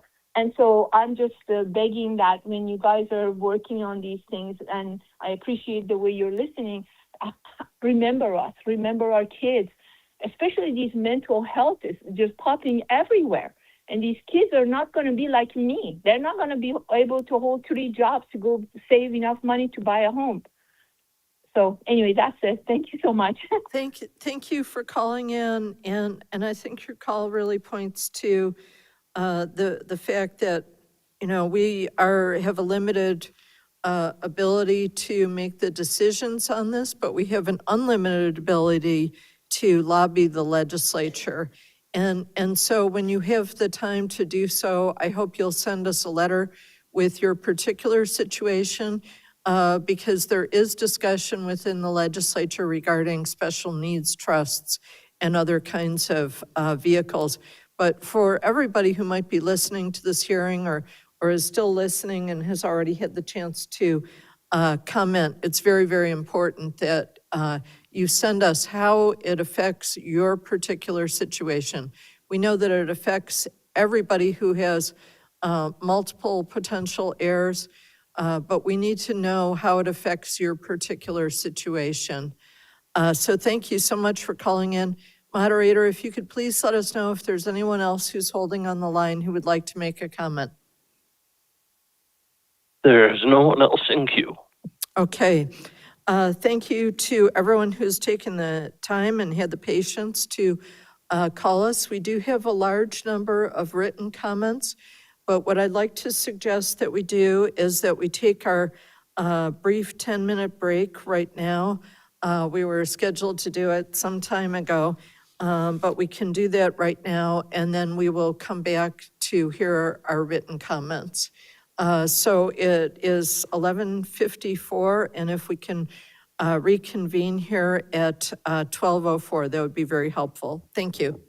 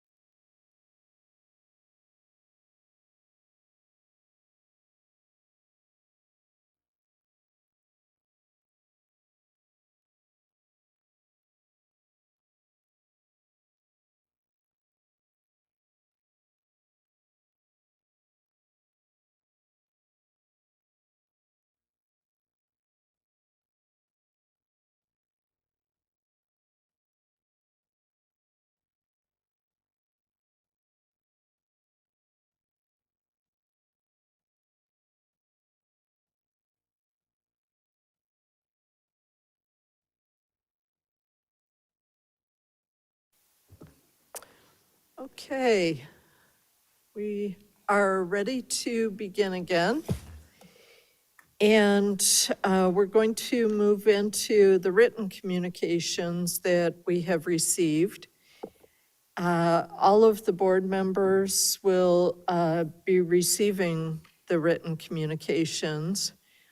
Some of the individuals who wrote in also spoke to us live. And so Ms. Steeman will just give us a comment regarding that, and other comments will be read in full.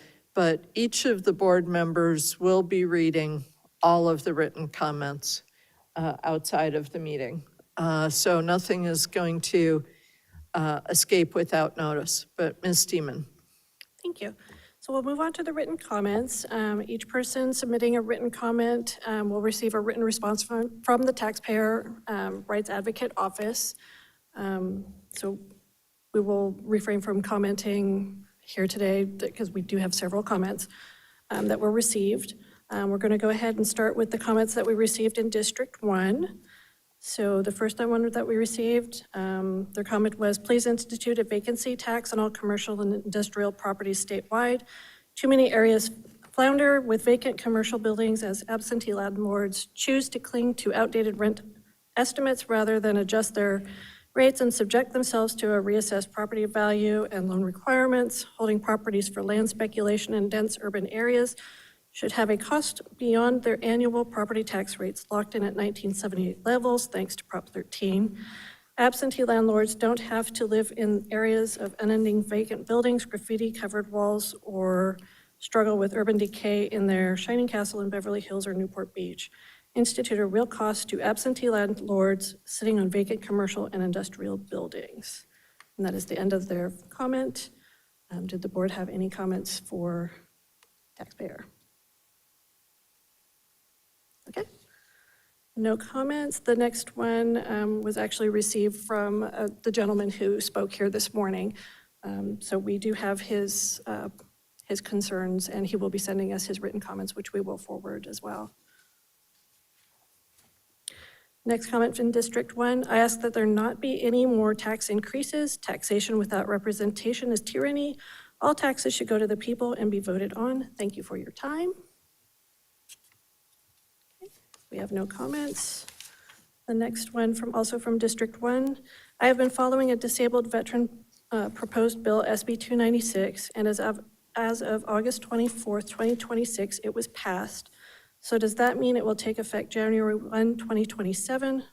And they requested a reply by email because they were not able to attend. Can we get, through the chair, can we get clarity on that in terms of when it goes into effect? Sure. That one, Mr. Angelo, did you want to speak on that one? Or it's effective as of chaptering. It's been enrolled. It has not been chaptered yet. But the effective date would be January 1, 2027. Okay. Okay.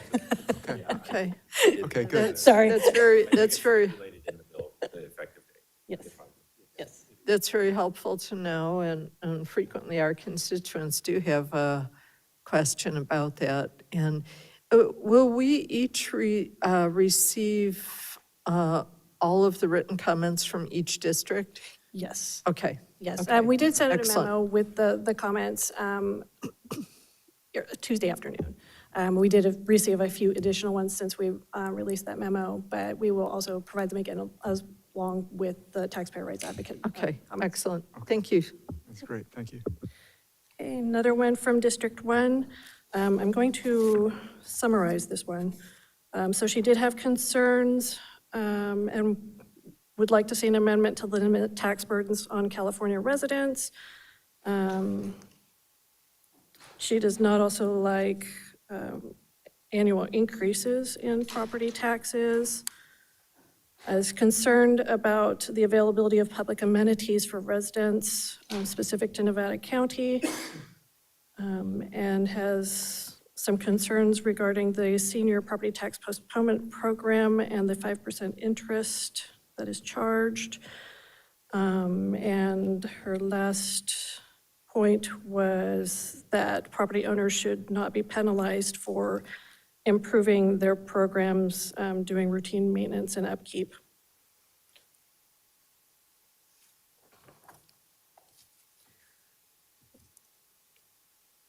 That's continuation. I have to get through pages here.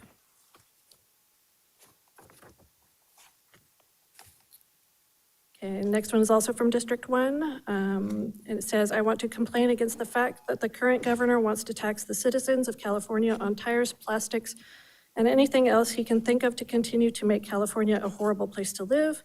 How do we stop this? How do we file a complaint? What can we do as citizens to say enough is enough? And again, from District 1, I am a real estate broker who pays close attention to property values in my county and surrounding counties. My attention is focused more on my personal properties. I'm noticing that the assessed values are increasing to the maximum at a time when property values are flat or increasing at a very slow rate. Why is this happening? People are struggling with high prices brought in part by this economy.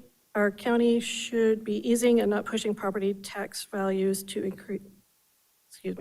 And not pushing property values to increase property tax revenues for the county and the state. Okay. The next one was from District 2. They initially indicated that they would like to speak. I did not hear her name called as we were going through the callers. Her comment was raising property taxes on the elderly and those who own their home outright, trying to remove Prop 13. Again, from District 2.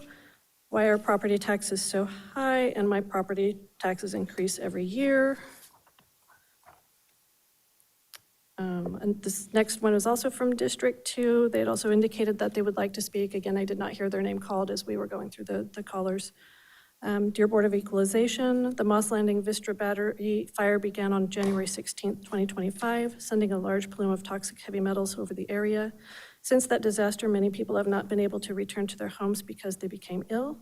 Those residents have pleaded with the Monterey County Board of Supervisors to reduce their property taxes due to the calamity, but so far, the County of Monterey has not reduced any property taxes of those adversely impacted. Can you please investigate this matter and require the Monterey County Assessor to reduce the property taxes for those people who have essentially had to abandon their properties due to the deposit of heavy metals from the fire plume? And thank you. From District 2. In recent years, the Santa Clara County Assessor's Office has been deliberately using comparables that are not comparable to drive up the assessment for residential property tax by more than 50%. Employees of the Assessor's Office have admitted that there is a program to increase assessments in some zip codes. Again, from District 2. Dear State Board members, I am alarmed that taxpayers must pay non-refundable fees, which would greatly reduce their ability and motivation to exercise their Proposition 8 rights to contest any assessment that exceeds the market value of the annual lien date. What's to stop counties from charging $1,000 or more per parcel? Seems to be a tax-related question that should be approved by voters. Consider some guardrail or action that prevents this type of assessment appeal restriction. This greatly affects owners and their tenants with yet even higher monthly living and business costs. Can this question be put before the board, and what do you need from me? This was from Kenneth Sullivan from RPC Property Tax Advisors, LLC. We did receive a comment, and unfortunately there was really nothing to it, from a gentleman in District 3 who indicated he was going to speak, but I did not hear him make comments.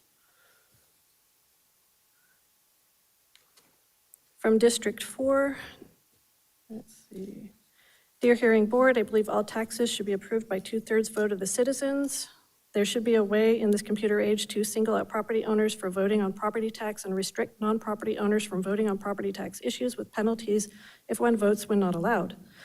Further, any legislation which increases costs to a company, industry, or utility that is not specific to their customers should not be allowed to be passed on to the customers. Customers have nothing to do with the reason for the costs of these entities. I think this way the entities would lobby more fiercely against these added taxes and fees, etc., and stabilize our unique economies. Property taxes end up hurting everyone, owners and renters. Protect Proposition 13 and any variables.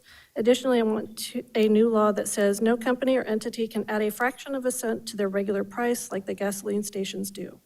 On alcohol, since liquor stores were exempted from the COVID-19 shutdowns as essential, they should have similar taxes as food, or a very small tax which would be voted on by the citizens and only passed by 2/3 vote, as all taxes should be. Again, from District 4, the property tax postponement program for senior citizens needs to significantly raise its maximum adjusted gross income ceiling for qualifying. California's single household income maximum is $57,000 versus Oregon's at $70,000. With current inflation in every expense category, HOA dues, utilities, insurances, gas, groceries, medical care, and literally everything else, it has become a real struggle to keep up. My fixed income is just above the maximum allowable income, yet there is no proration in which I could just pay the difference. Instead, it's either all or nothing. I'm experiencing an affordability crisis in housing, which I am sure is similar to thousands of other California retirees. If the property tax postponement program is expected to continue, it's in serious need of a major readjustment of income levels based on the actual realities of life expenses. Again, from District 4, as an owner, please lower my property taxes. And again, from District 4, personal inquiry. I have land I paid about $250,000 to buy. I pay over $7,000 in taxes a year. Almost half of this money goes to water companies who claim to be nonprofit. I have a well and do not use their water, but they claim if I want to receive water service, it would be $3,700 an acre plus $16,000 for a water meter. I am 77 years old. I think the whole scam is outrageous. What do you think and can you help me? I want to keep and enjoy my land in peace. And the last comment, no name was provided or location. I would like to see property tax rates frozen or lowered significantly for our region's retired homeowners. Current measures are not enough to support seniors who are above the poverty line, but still nonetheless on a fixed income. The ratio of monthly income to property tax burden is too high. There should be a large exemption available for seniors from any property tax related to funding public schools. Seniors have already paid their fair share through the years and usually do not have school-age children that would benefit from the services paid through the tax. It's too much. Seniors need a break. Seniors should be exempt completely from the amount of property tax used towards public schools. And that was the entirety of the written comments. Okay, some great comments there that are very substantive and give us definitely some policy direction here. And we really appreciate you, Ms. Steeman, for jumping into the deep end of the pool in week 1. So we appreciate how this hearing has gone, and we've had a lot of very good, very substantive participation. And we will be taking it all to heart. And as I mentioned before, there's a new session of the legislature that will be coming up. And I think some of these concepts and situations that have not become really apparent and come to full fruition before are going to be in the new session. So we're going to have our work cut out for us in terms of communicating with the legislature about what we're hearing from our constituents. Any closing comments from other members? Vice Chair, did you wish to make a comment? Yeah, thank you. Yeah, really appreciate all the comments that were made, and it really gives you an idea of what our constituents are concerned about and would like to see reform or change occur. And listening to a lot of the people that made the public testimony, and then also reading the comments that we just reviewed, there's 2 areas that I think would address some of the challenges that we have here in California. And one, a lot of people are just asking about taxes in general, and please stop increasing my taxes. There is an initiative on the ballot. It's Prop 43, and it is, I think it's called the Save Prop 13 Act, I believe. And what it would do is it would require a 2/3 vote on future taxes. So if there were special taxes that were coming through, whether it was a sales tax, real estate tax, or utility taxes, those are examples of special taxes that would require a 2/3 vote. So it would give more teeth, basically, to Prop 13. This was a challenge that we had in the legislature, too. There were a number of fees that were coming through that it was argued that it only required a simple majority vote because, in fact, it was a fee versus a 2/3 vote. So I think this would answer a lot of questions that people are having and provide a solution to reducing the number of tax increases. Now, if you get 2/3, based on the initiative as presented, taxes would be approved. The other has to do with this Prop 19 and the challenges that we're having with intergenerational home ownership and how that's being broken up as a result of how Prop 19 reads currently. I think the simplest solution would be just to eliminate it, to keep the portability so that you could move from county to county and do so without having, in some cases, no tax increase. It would depend on the value of the home you'd be purchasing in the new county.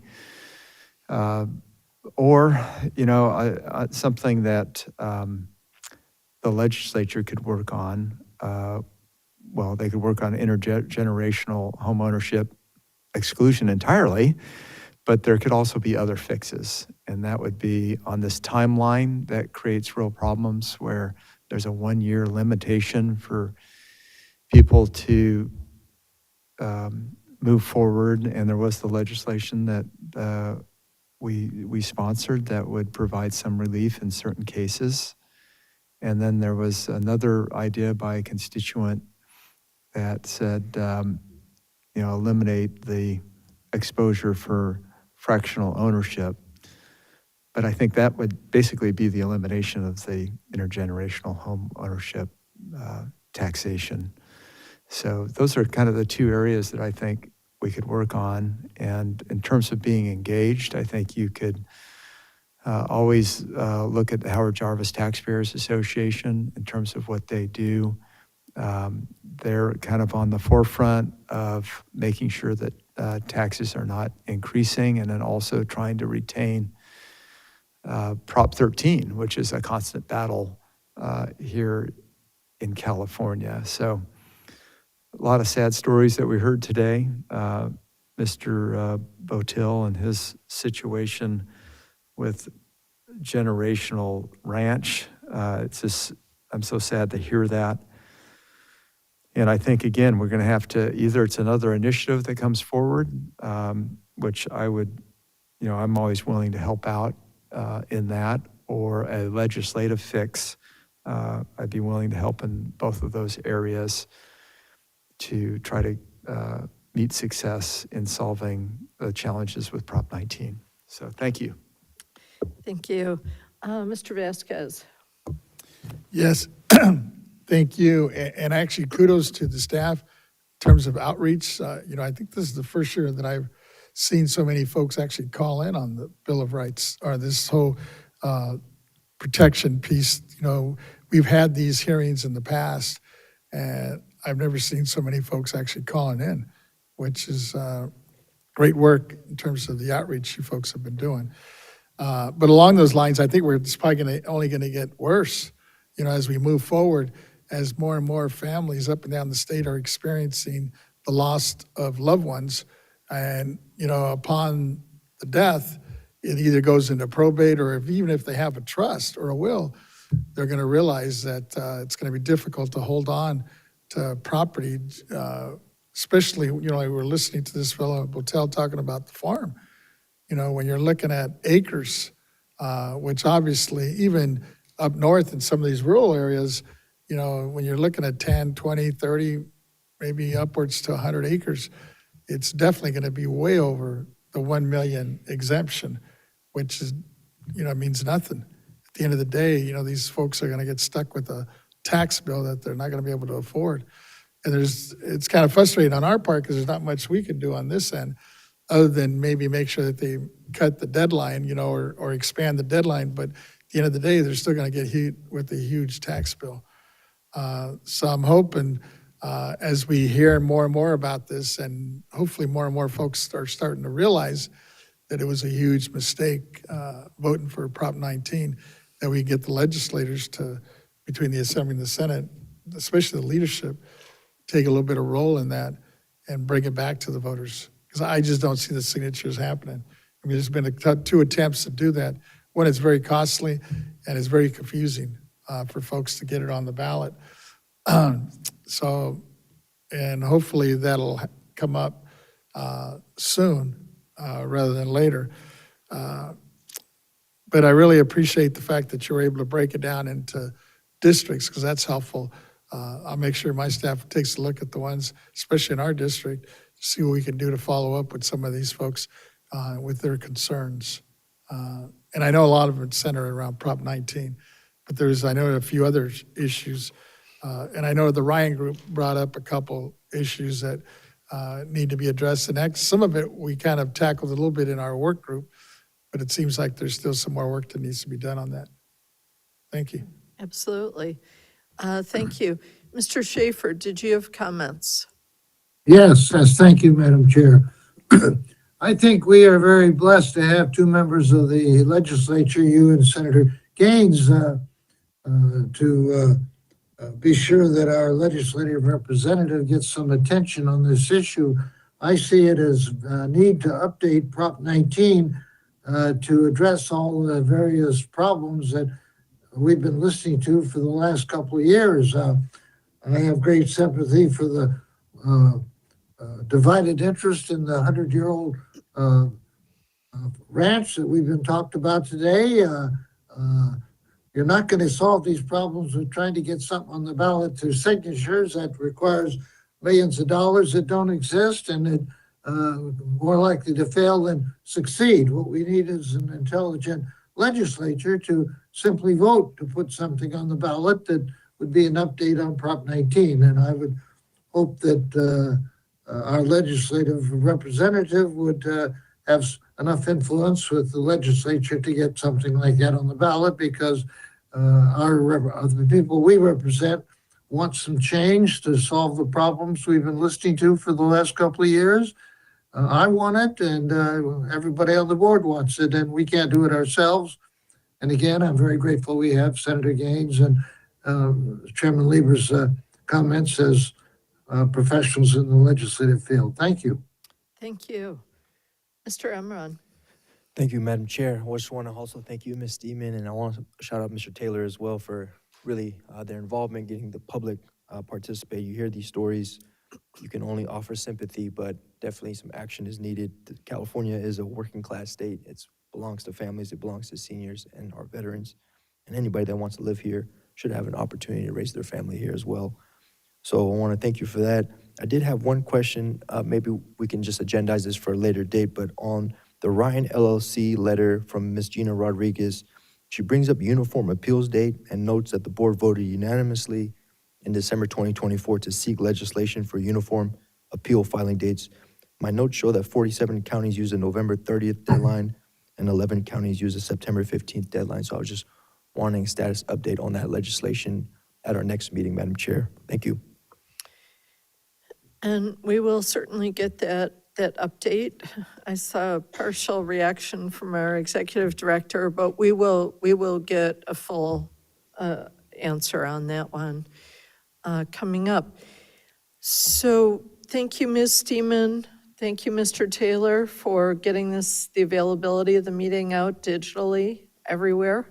I was even getting those in my feed. So thank you so much. And this has been a very good Taxpayer Bill of Rights hearing. And we appreciate so much everyone who sent us their comments and their very important takes on how developments within the legislature are affecting them. Now, we are, thank you, Ms. Steeman. We are scheduled to take our lunch, but Executive Director, should we go through our consent agenda first? And I'm looking to Board Ops for that as well. I'm mindful that we have several assessors here, and I'm guessing that you might want to comment on item 4. No, I'm getting a no from there, possibly from here, a yes from there.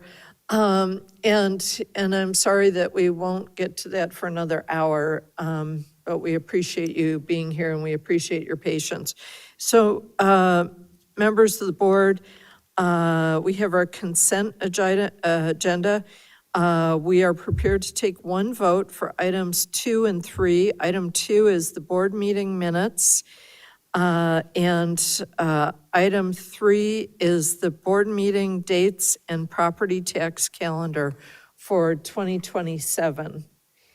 And so if everyone has had a chance to look through those materials, the suggested motion is adoption of both items 2 and 3, adoption of the July 22nd, 2026 board meeting minutes, and adoption of the board meeting dates and property tax calendar for 2027. Do we have a motion? So moved. I so Second. move. Okay, Mr. Vasquez was first to the till for that one, but we'll take Mr. Schaefer as a second on that, if we may. And we'll go Thank to, we do not have any written comments on these two items, nor any comment cards from the auditorium. So we'll go to our AT&T moderator. Moderator, if you could please let us know if there's anyone holding on the line who would like to make comments on items 2 or 3. Certainly, if you'd like to make a comment, please press 1 followed by 0 on your touchtone phone. 1 followed by 0. It's such a waste. And we have no one in queue. Thank you, moderators. Right. Members, we have a motion from Mr. Vasquez and a second by Mr. Schaefer to approve items 2 and 3 as the consent agenda. And Mr. Ketty, if you would please call the roll. Chair Lieber, Aye. Vice Chair Gaines, Aye. Member Vasquez, Aye. Member Schaefer, Aye. Deputy Controller Emron. Aye. Thank you, members. That item passes unanimously. And so we're prepared now at 12:33 to take our lunch hour, and we will come back at 1:33. Thank you.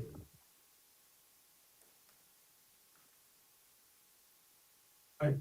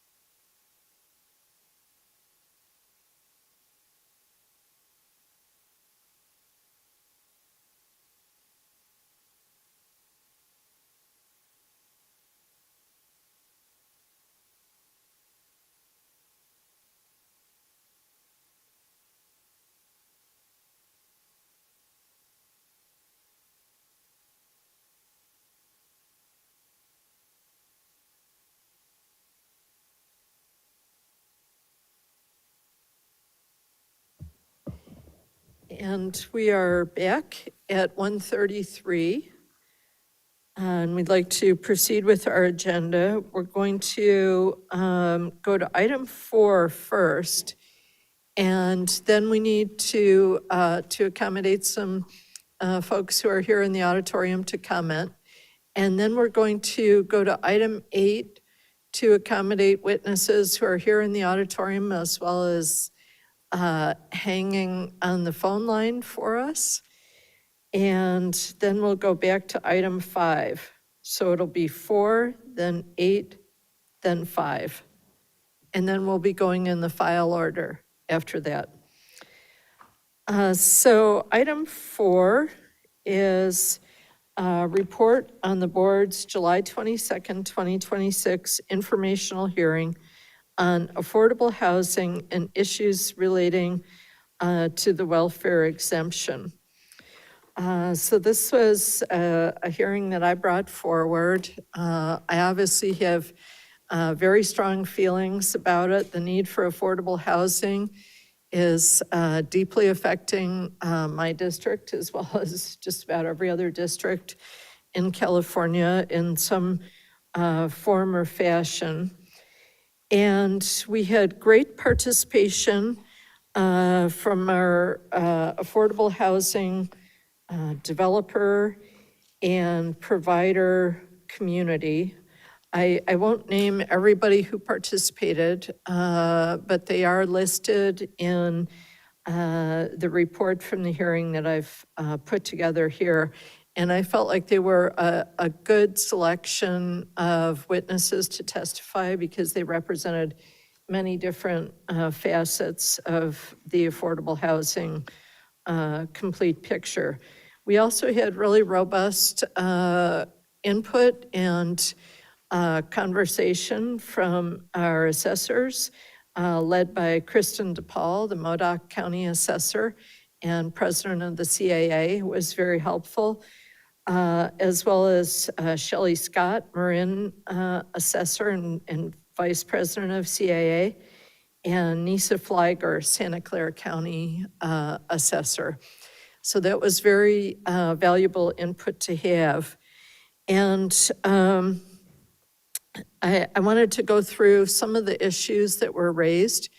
At the time of the hearing, I commented that I am all in on this item, and it's going to take us more than 1 or 2 meetings, and that really the coming months when the legislature is going to be on their interim, I will be continuing to work on this item with the hope of bringing back some solutions that we can implement in the short term, hopefully, and in the longer term as well.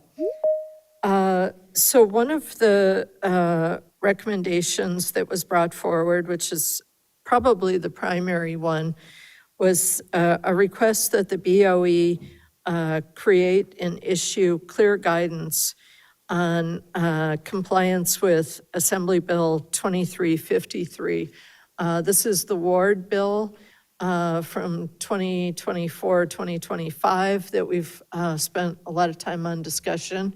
So I think we're all familiar with that. And many of the witnesses who spoke to us suggested that the BOE create model language that assessors can use to confirm that penalty and interest holds are in place for qualifying properties.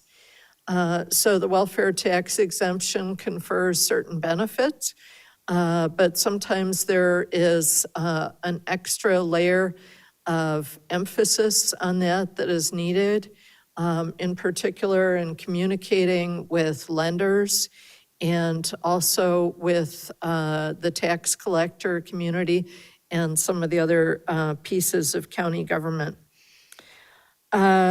They also recommended that the BOE work with the affordable housing provider community to identify whether additional legislation is needed to help clarify and communicate the provisions of AB 2353.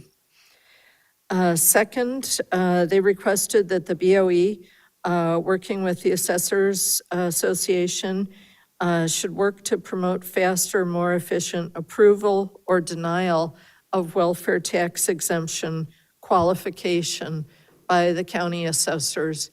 And I'll add the reminder that the BOE has a piece of this in issuing the organizational clearance certificates to say that an entity is indeed a nonprofit organization.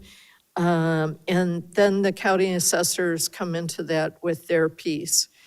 So both sides of that equation are necessary. And we heard some commentary that the BOE already does have a checklist for what would constitute a complete application. And the provider community is very interested in seeing that go forward and be widely identified so that we're all on a common understanding and on fairly stable ground about what constitutes a complete application. Third, they emphasize that the BOE should participate with the housing developers and providers, the CAA, and others to seek legislation if needed to clarify performance standards, to determine what can be included in the welfare tax exemption, reduce penalties for no-fault delays where something has occurred which is normal to occur for providers or developers in terms of a delay, and reduce the penalty for that. And especially and particularly to harmonize the required documentation across all counties so that there is a common understanding and a common agreement of what is required.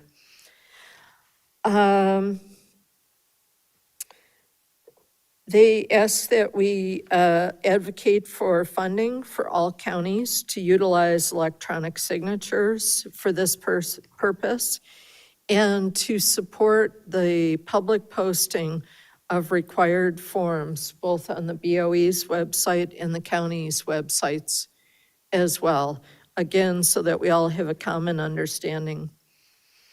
They also ask that the BOE, working with the Assessors Association, should work to enhance familiarity among counties with implementation of the welfare tax exemption in projects that seek to preserve already existing affordable housing.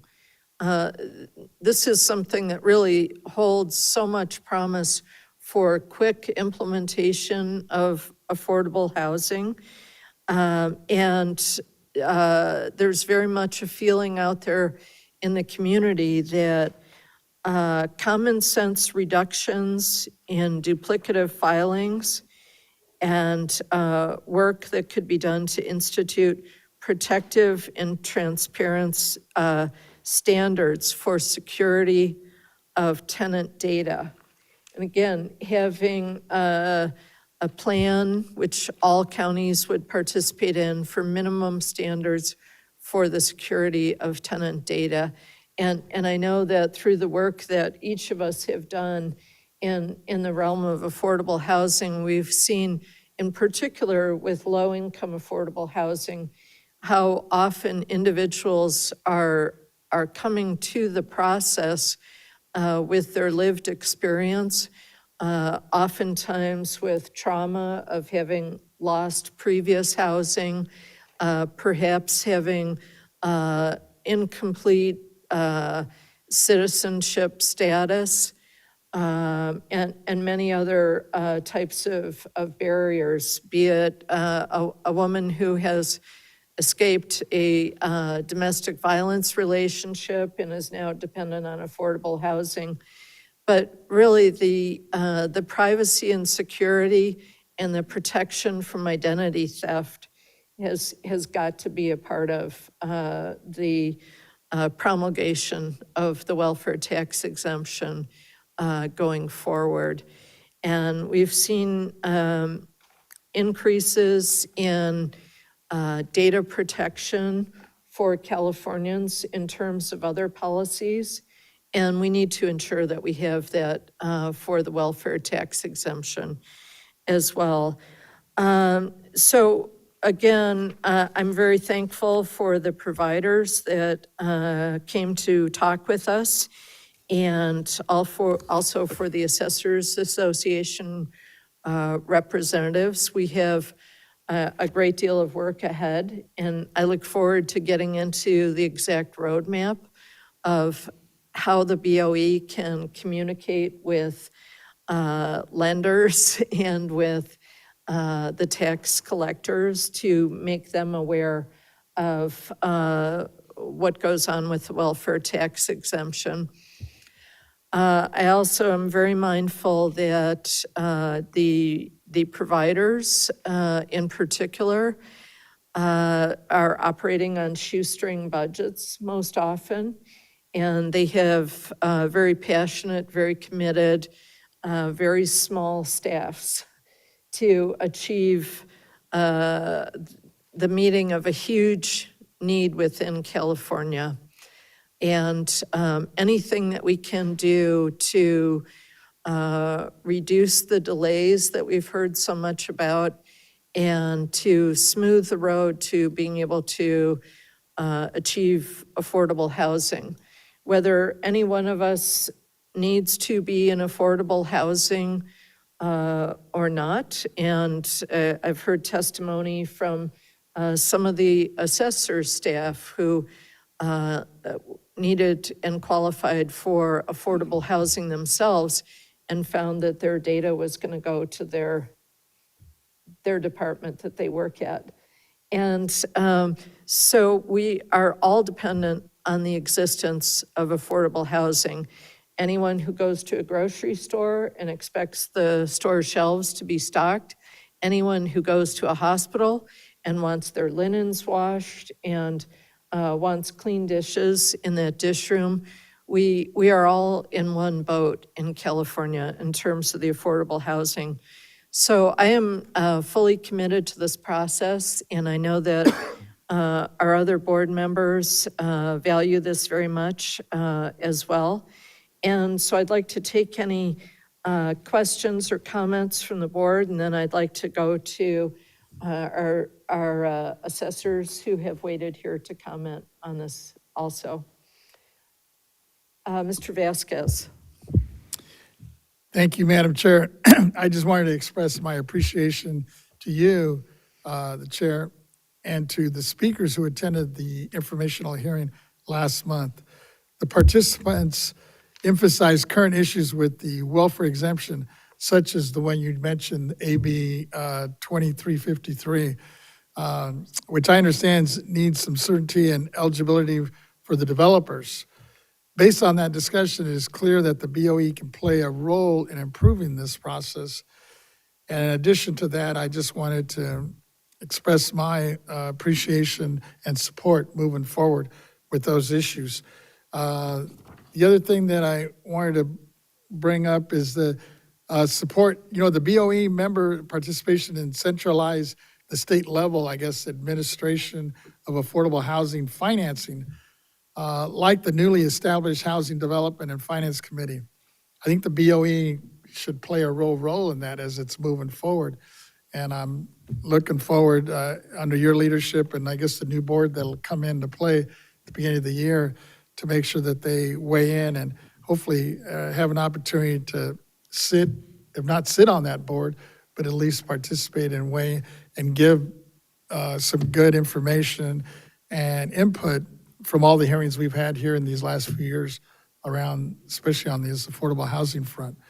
So whatever we can do, or whatever I can do, at least at the end of the year, you can count on our support. Thanks. Thank you so much. And we will be calling on you. If I'm fortunate to get reelected. But regardless, we will all be continuing to work with the new board and to offer our input and our thoughts and ideas. Yes, Mr. Emron? Thank you, Madam Chair. I want to thank you for your leadership on this because the board has certainly not been a passive observer of the welfare exemption. We have taken it head on. But I also want to make it clear that legislation alone has not solved the problems we face today. The testimony we heard on July 22nd made it clear. We heard from experienced affordable housing providers, from county assessors themselves, that the welfare exemption process is still too slow, too inconsistent, and too burdensome for organizations that are, at the end of the day, simply trying to preserve affordable housing that low-income Californians desperately need. Passing a good bill is necessary, but it definitely takes an all-hands-on-deck approach. If a provider still has to wait months for an assessor to act or navigate different documentation standards in every county, then we have not actually fixed the underlying problem. We have fixed only one symptom of it. So the controller and I have committed to finishing what we started. That means following through on real, concrete administrative fixes and the legislative track. It means the BOE partnering with all our partners to agree what the WT application looks like statewide, so providers are given consistent guidance.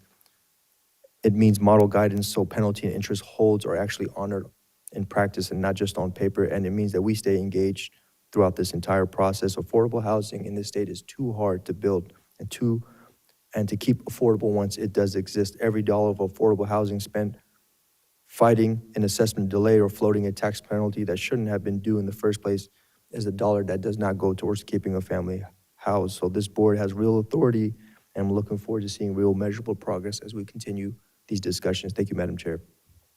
Thank you. Mr. Schaefer, did you have comments on this one?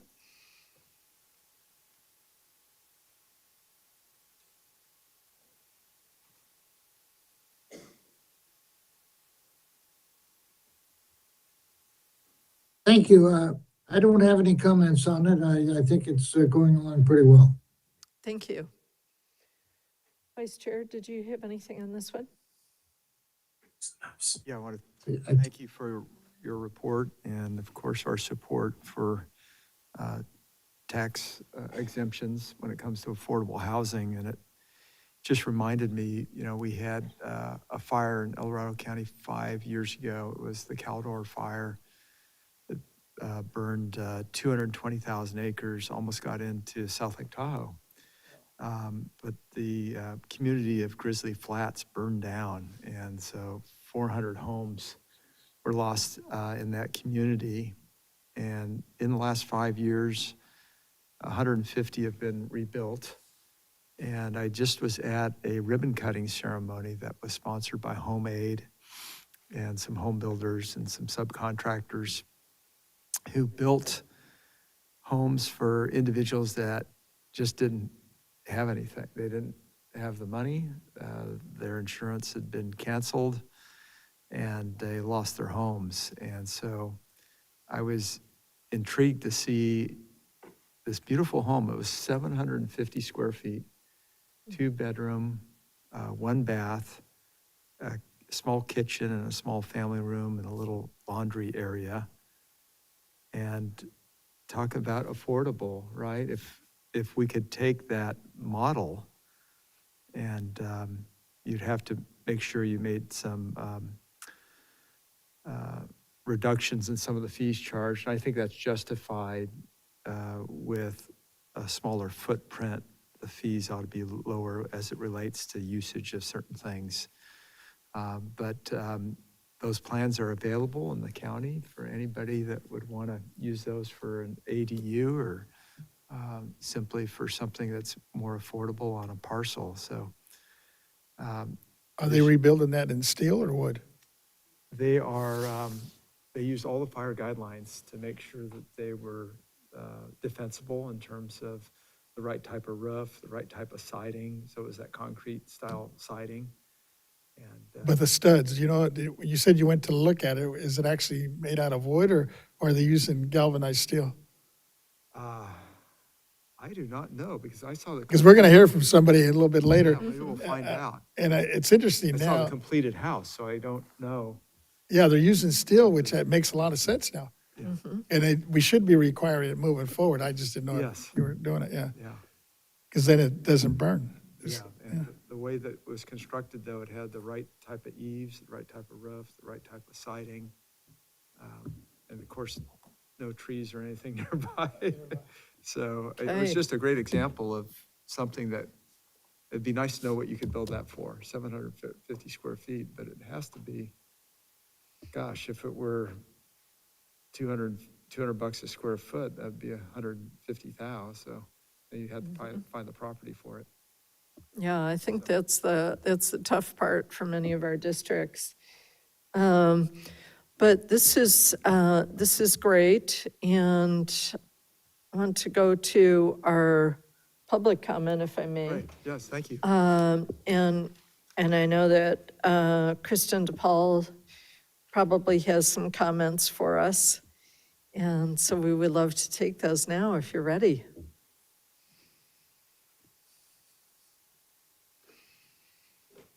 Thank you. I will keep this short. We did also want to thank the chair for convening this important and valuable meeting. We did appreciate the chance to hear firsthand some of the collective struggles of our housing partners, and it was very important and very valuable to all of us. We did do some outreach on AB 2353 in collaboration with the board at our August conference, during our standards committee meetings and during some ledge committee meetings by phone. So we are trying to get that outreach out there to all of our assessors and to get everybody on the same page about implementing AB 2353. I also did reach out to the president of the Tax Collectors Association, as Member Gaines had requested. They weren't aware that this had become such an issue, and so I did point to this meeting if she was wanting to watch that, and also she's going to do some outreach at one of their upcoming conferences as well to her partners at the tax collector's office and make sure that they're all aware of this and how to implement it, and she was going to bring it up at their legislative committees and do a session at their conference.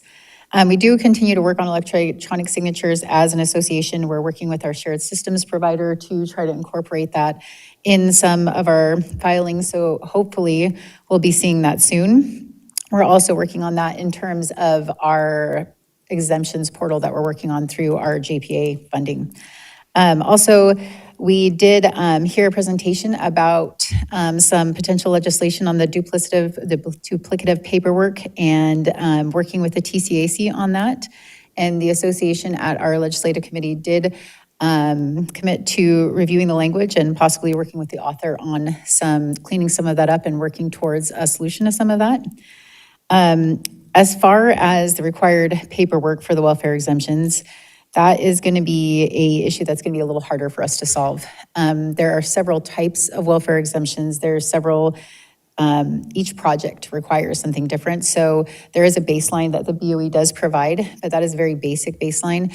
And I would be concerned that pointing to that would create the same frustration that our panelist from Oakland had when she said that she went on the website, found the filing, brought it in, and then the county was requiring more because it was specific to that project. So that is going to be a hurdle that's going to be a little harder to cross, but that is the end of my comments. Thank you. Thank you so much. Anyone else here who would like to comment on this item? This is not an action item at this point, so we don't have a motion or anything like that. But I'd like to go to our phone lines and ask our AT&T moderator if there's anyone holding on the phone who would like to make a comment on item 4. Please press 1. Excuse me. Please press 1 followed by 0 to make a comment. 1 followed by 0.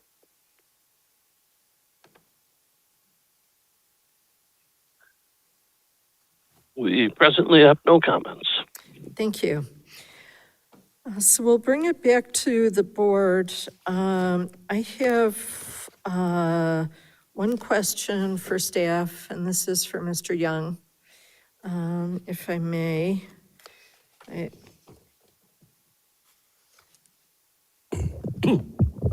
looking for one of the previous bill numbers that mandated a certain time frame.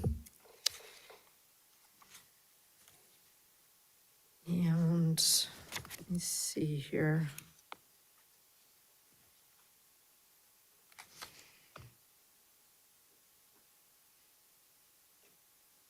Okay, I'm not finding it. Oh, it was difficulties encountered in one of the Bay Area counties. And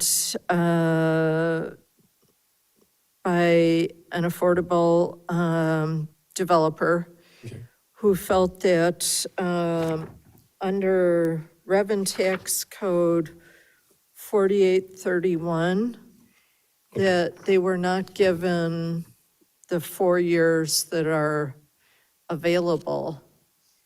And I was wondering if you might have input on how we could approach that. Okay, 4831, 4 years in which to, It's,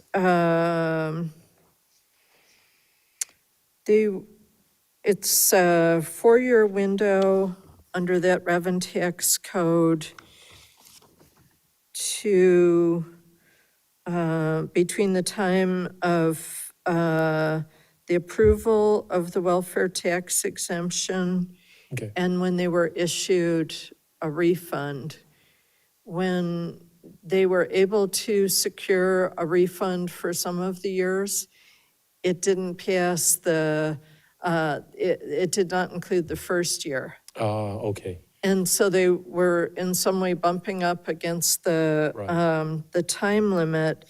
And then they were told that they would have to go to the Board of Soups to appeal for the lost first year time, but the Board of Soups was not under any obligation to grant the refund. that actually, Excuse me. that is a proper statement of the current law. Under that code section, there is a statute of limitations, and it is 4 years in which to make those refunds. If part of the granting took longer than that, then the remedy currently is to go before the Board of Supervisors and ask for a refund. So it is current state of law. Perhaps a legislative change may be necessary in order to do so. So, for example, if a developer is in process, they've been told that they have a completed application, and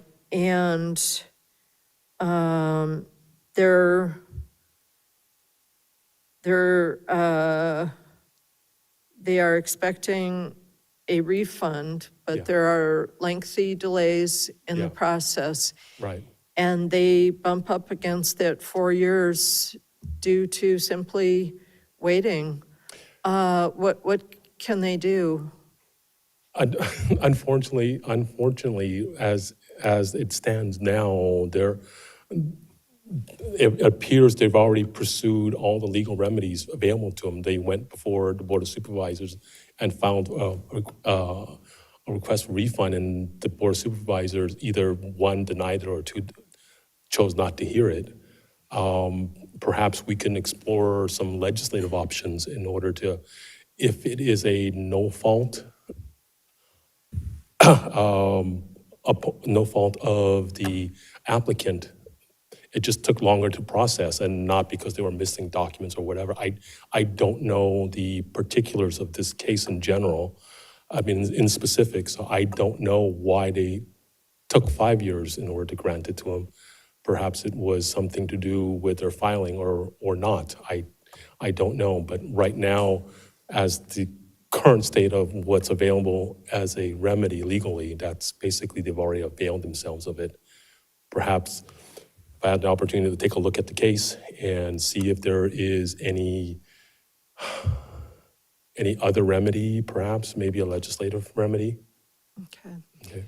Okay, great. Well, we will forward you the details of that one for further input. Okay. And then an item that we heard multiple times during the hearing and since was the situation where an entity, an affordable developer, has a construction loan, and then they have to convert the construction loan into a different type of loan. And then they're being told that they need to resubmit all of the required documentation again, because it's in essence considered a type of a sale by changing the type of loan that they have. And so I'm not expecting a reaction right now, but just if we can put that out there to the Assessors Association, but also to you and our staff to start thinking about where are the choke points that the affordable developers are keep getting to and then having to create an entirely new dossier of information. That would be very helpful. Excellent. Absolutely, will do. Thank you so much. So members, as I indicated when we held the hearing, I think that this is one that we're going to need to break off individual pieces and settle as much as we can. And it's my intention to continue to bring back pieces as expeditiously as possible. We've continued to be in communication with the witnesses from the hearing. And I'd like to try to settle as much as we can at each of our meetings going forward, because I really believe that that is how we're going to get there. I'm also mindful of the fact that in shopping bills to the legislature last year in January, many of the legislators were telling us, well, we had our bill package completely full by October or November. And so if there are any easy, discrete pieces that do take legislation, I'd like to separate those out and be able to get language back. So for the Assessors Association, this has been very helpful to hear from you on where some of the pressure points that you feel assessors would have difficulty with. And we would like to continue to be in conversation with you and move forward and hopefully to have some product moving along by November. So thank you so much. Thank you to everyone who has participated. Thank you to our executive director who's received many phone calls from me before and after the hearing, and appreciate all the members up here. And this is going to take your participation after January as well. So don't be a stranger. Okay, thank you. Well, we're going to go on now to item 8. And this is Mr. Vasquez's hearing. And let's see here. We will announce this correctly. It's an informational hearing. This is the informational hearing on property tax solutions to increase California's housing supply by incentivizing modular housing construction, presented by Member Vasquez. Please. Thank you. Excuse me. Thank you, Madam Chair. As I shared with you at the last meeting that we would bring this back as a hearing, and we were giving ourselves roughly 90 minutes, and I think we will definitely stay within that time frame. If I can have Ms. Cicchetti, if she could just go ahead and read off. We have several speakers. We have, I think, 2 that are actually here in person, and the others might be on Zoom. Mm-hmm. Correct. Ready? Ready, so let's make it official here. This is the informational hearing, item number 8. Informational hearing on property tax solutions to increase California's housing supply by incentivizing modular housing construction, Mr. Vasquez is chairing this item. Let's see here. So let me read the purpose and get through the introductory remarks. The purpose of this informational hearing is to gather technical and testimonial data from key leaders and experts on the possible use of innovative construction methods such as modular housing to play a part in addressing the state's housing affordability crisis. The ultimate goals are to enable the board, one, to understand the past, present, and future State Board of Equalization, page 3 of 4, August 26, 2026, meeting agenda, state of the modular housing industry in California. 2, to better understand the unique challenges and opportunities modular housing presents for addressing issues such as the cost of construction. And 3, to understand how best to align the board's policy objectives with those of other state and local agencies to reduce barriers to the construction of housing which is affordable for regular Californians. So the first item is here, addressing housing affordability with innovative construction methods, challenges and opportunities.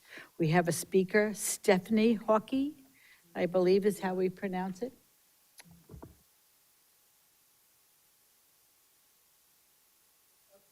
Hello, yes, I'm Stephanie Hawk. Hello to everyone. Ms. Thank you so much Hockey, for having me can today. I interrupt you for Yeah. 1 second, please? Sure.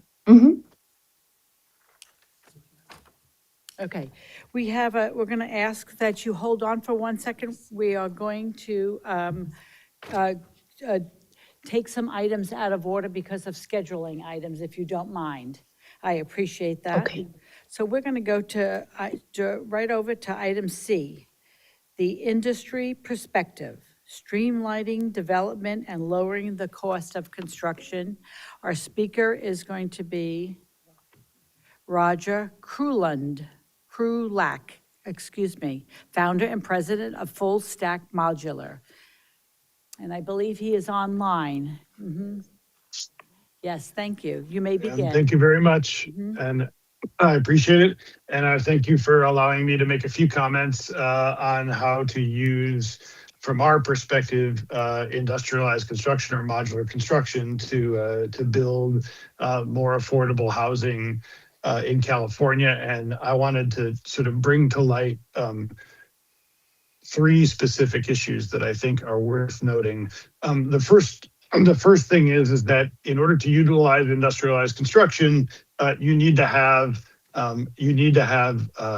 sort of consistent and valuable throughput through the factory to increase economies of scale and to decrease the cost. And those are necessary in order to harness the opportunity. So that's where the outset is. The things that I have learned while in California, and some of the things that are, in my view, sort of standing away or need to be treated correctly are 2 things in specific. And the first one I would like to start with is the possessory use tax and the way that it's calculated. Now, obviously, if you could find some way to diminish or decrease it, that would be fantastic. But if you can't, I know that there are 3 types or 3 ways in which you are calculating possessory use tax, and 2 of them are antithetical to the value of building housing less costly and quicker, and therefore, if you use the income-based calculation for that, it doesn't sort of penalize the project for its decreased cost valuation, and then they're obviously overtaxing that project. And I mean, we could speak more about that, but that to me is to take advantage of the fundamental value of decreasing the cost. It certainly is against that value if you increase the taxes associated with it based on sort of the common cost of construction, which would be over that of modular. The other thing that that ought to be addressed, and I don't know if the BOE specifically can address it, but is something that we think about all the time, is that capital improvement costs that are done in a factory actually are not exempt from the sales tax that they are if they're done on site. Now, although it may not be a specific sort of BOE charge, it is something that increases the cost of industrialized construction to no value and to no avail other than it's that where it actually gets installed. So so those are two things that we think about all the time, and I think I'd like to make the BOE aware of it. I'm also happy to answer any questions.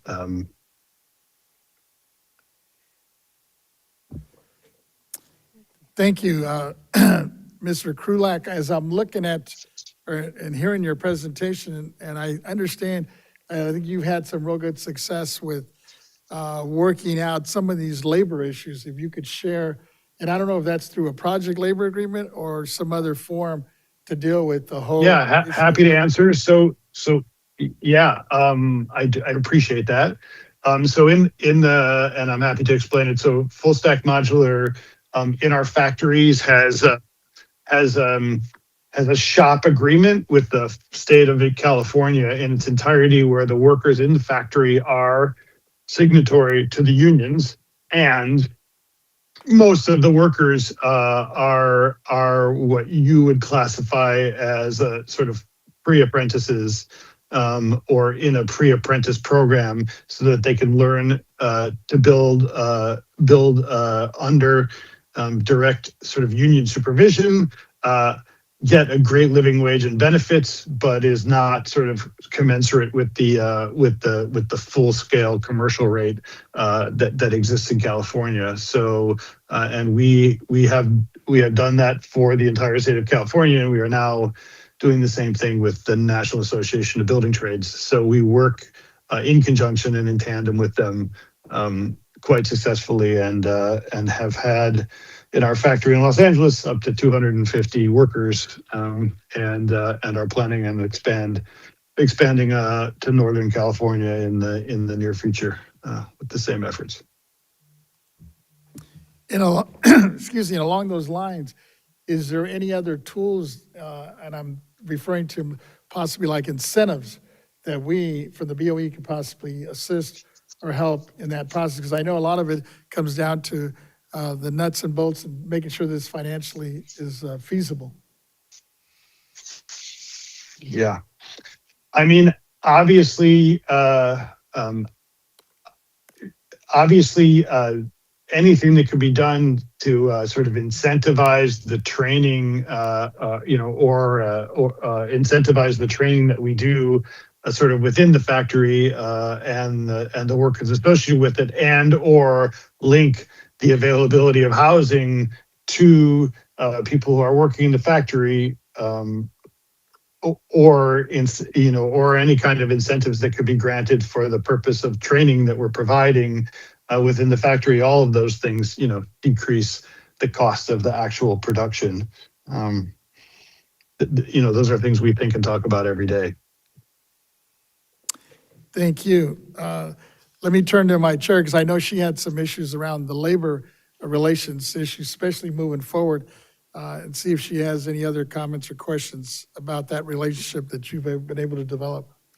I don't have questions about the labor piece of it, but that is an intriguing idea about how we can incentivize training for, as the state does help subsidize apprenticeships through labor unions and other contexts.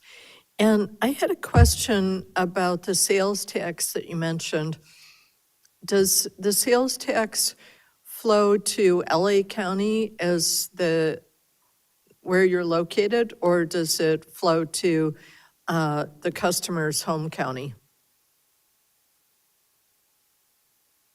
My understanding is that the sales tax flows to the factory, to the factory location, Well, it sort of has to date. And not its ultimate, and not at its ultimate, where it actually lives at the end of the day, which has its other complications. But sort of as we all know, capital improvements are not don't have a sales tax associated with them. But for some reason, the fact that it's being built off-site sort of has never been cleaned up as really a tax on industrialized construction. Okay, thank you. And how far assembled are the homes when they leave Yeah. the factory? We build multifamily buildings, so student housing, affordable workforce housing, and the like. And I would say, if you were using a scale, I would say they're roughly somewhere between 80 and 85% complete when they leave the factory, facade on, fully finished, accessories installed, mechanical, electrical distribution done. You still need to assemble them and what we call zip them up. And usually the hallways are unfinished so that you can connect all the vertical and horizontal. And then you need a final roof and an elevator. But I would say it's somewhere between 80 and 85%. Okay. And I know that we'll hear from a representative of the Turner Center later on this item. But one of the issues that they identified in their recent report on affordable housing was the availability of facilities to manufacture housing in this way. And do you have more demand in your facility than you can keep up with? Or what is that cycle like? I sort of mentioned this earlier, and I really appreciate the question. So the value proposition, and I'm going to say this again because I think it's important because it's really hard to sort of absorb. The value of industrialized construction is constant throughput. So some of the things that you've been talking about, even while I've been listening about the sort of delays and starts, et cetera, they're antithetical to the idea of an industrialized process. So my answer to your question is there is plenty of availability of manufacturing capacity, but somehow in some way that the development process, which tends to be very lumpy as you've been describing, and the industrialized process, which needs to be busy all the time, have to get aligned. And we've been working very hard to find ways of doing that. And we are working with several cities in California and elsewhere in the United States to create enough pipeline to meet the industrialized need to drive the costs down. And it's all one and the same. And that is what the report from the Turner Center says in slightly different way. But that's the issue is that without the match, without a full factory, you don't gain the values that you guys are seeking to accomplish, sort of utilizing this tools and others. Is that helpful? Yes, thank you. Thank you. I see a couple other questions. Let me go with our Deputy Controller. Thank you, sir. I Vice want to Chair. appreciate your time, Member Vasquez. I want to thank you as well. I just want to get right into the criticism sometimes of modular homes. Specifically, you hear about the cookie cutter approach that lacks the neighborhood individualism, the historical architecture of this, and the preservation of a neighborhood character in trade for sheer construction speed and profit. So what would your response be to those that say that this does not preserve the specific character of a neighborhood? And I come from San Francisco. We hear this a lot, specifically in certain neighborhoods where there's maybe a NIMBY type attitude. We totally get it. Look, the answer to your question is that the community as a whole has to decide on the balance and the requirements associated with what they want. In other words, that the systems for industrialized construction can be incredibly variable, and they can also be very repetitive. And the goal is to find a cost benefit balance that meets the needs. And that might be different in the Inland Empire than it is in San Francisco, than it is in San Diego. But that doesn't mean that the system, certainly our system, isn't flexible enough. We can meet any historical requirements, you know, and that will drive the cost up. Or you can do something that is also more repetitive, but still meets the look and character of the neighborhood. Whether that's scale or finishes, facade, et cetera, those are all variable. And the goal is to find something that meets the construction cost needs that you're discussing here today, and also meets the needs of the look and feel of the neighborhood, or the NIMBY pension, if you want to, to repeat what you said. So the question is, how do you balance? How do you provide high quality housing that's still cost effective? And most of that is done through creating enough repetition that you get economies of scale, but not creating a cookie cutter that always looks the same, that's not responsive to the neighborhood, et cetera. So you might have it not the ultimate lowest cost, but that, a good amount of variation from that, so that you can still provide, you can still build an apartment for less than $1 million in San Francisco, for example. Thank you for that. My other real quick question is, how many homes can you produce or output a month from your factory? Yeah. So we do multifamily buildings, and the multifamily buildings just assume that a 120,000 foot building takes roughly 3 to 4 months. Thank you. Vice Chair Gaines.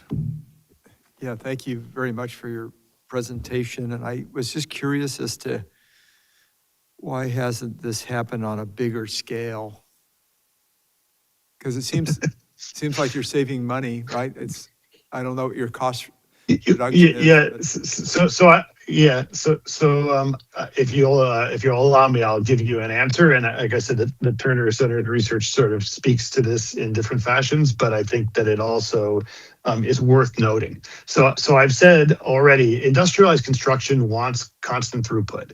The constant throughput lowers the total cost of construction significantly, but the lack of constant throughput increases the cost of construction, at least the industrialized portion of it. So that's the first thing. The second thing is that the players in the process of the conventional development process is very different than what needs to happen in an industrialized process, meaning that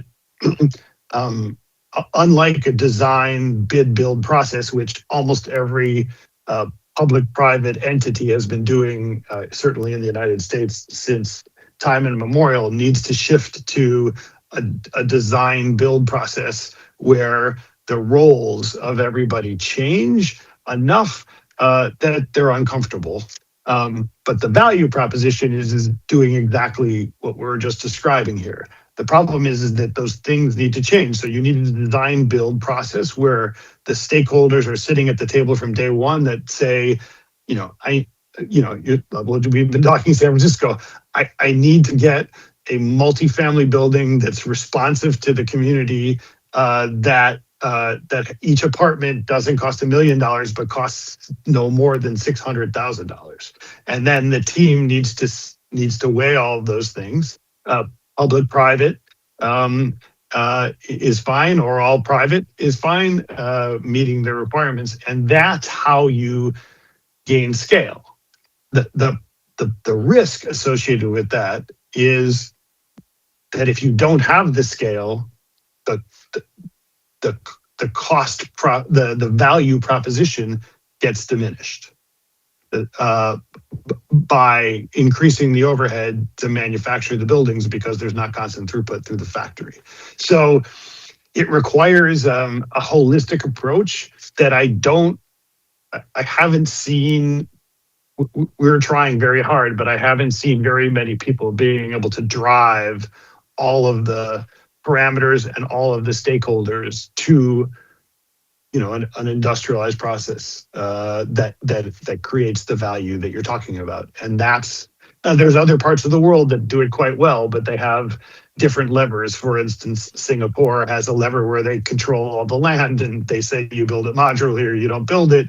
That's pretty even. There's a lot of countries in northern Europe and the Netherlands that don't have a construction season, but for 3 months, and that drives them to have efficient ways of using industrialized construction, but for anything that won't work.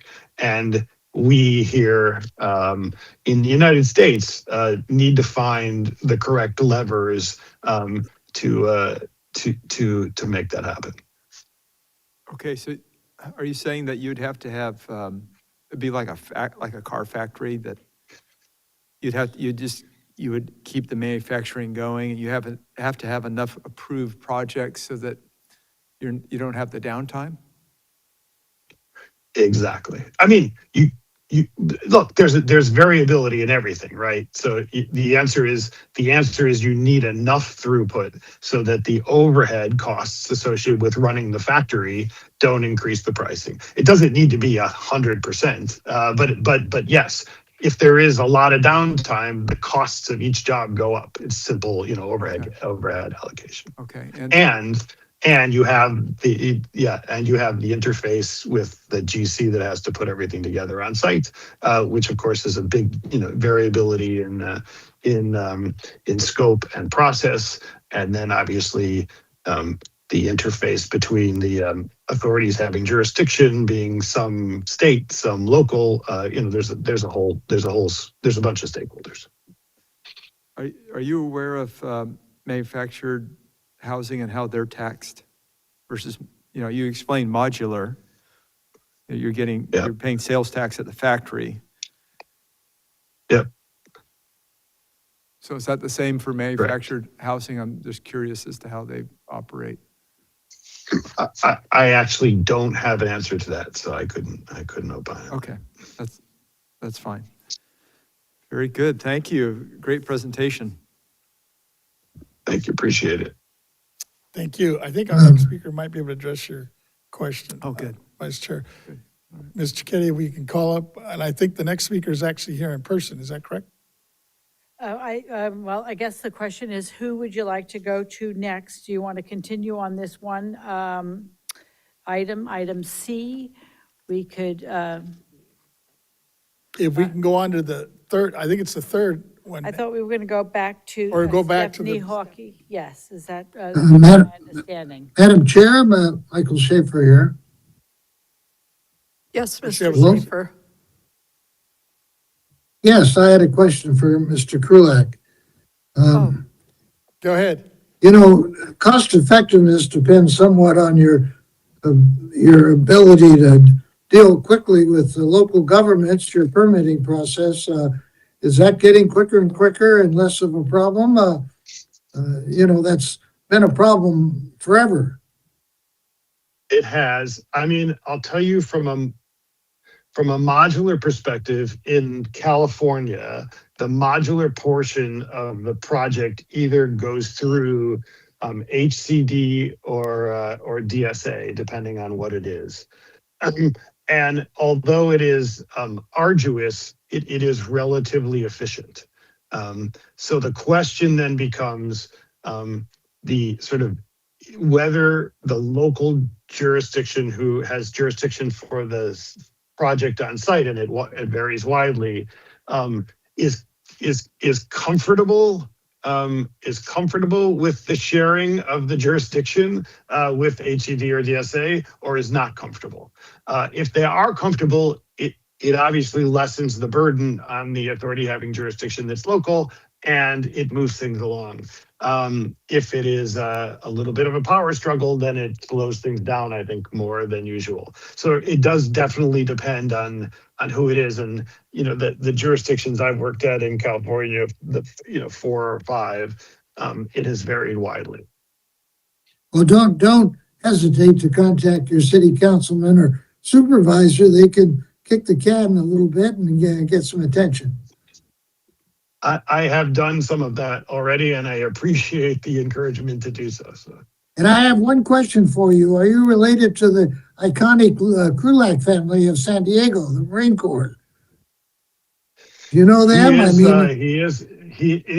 General Krulak. Yes, both Victor Brute and Charles are my cousins. Yes, Oh yeah, distant cousins, but they're still my cousins. I knew Brute back in the 60s. Yeah. Yeah. Thank you. Yeah. Thank you.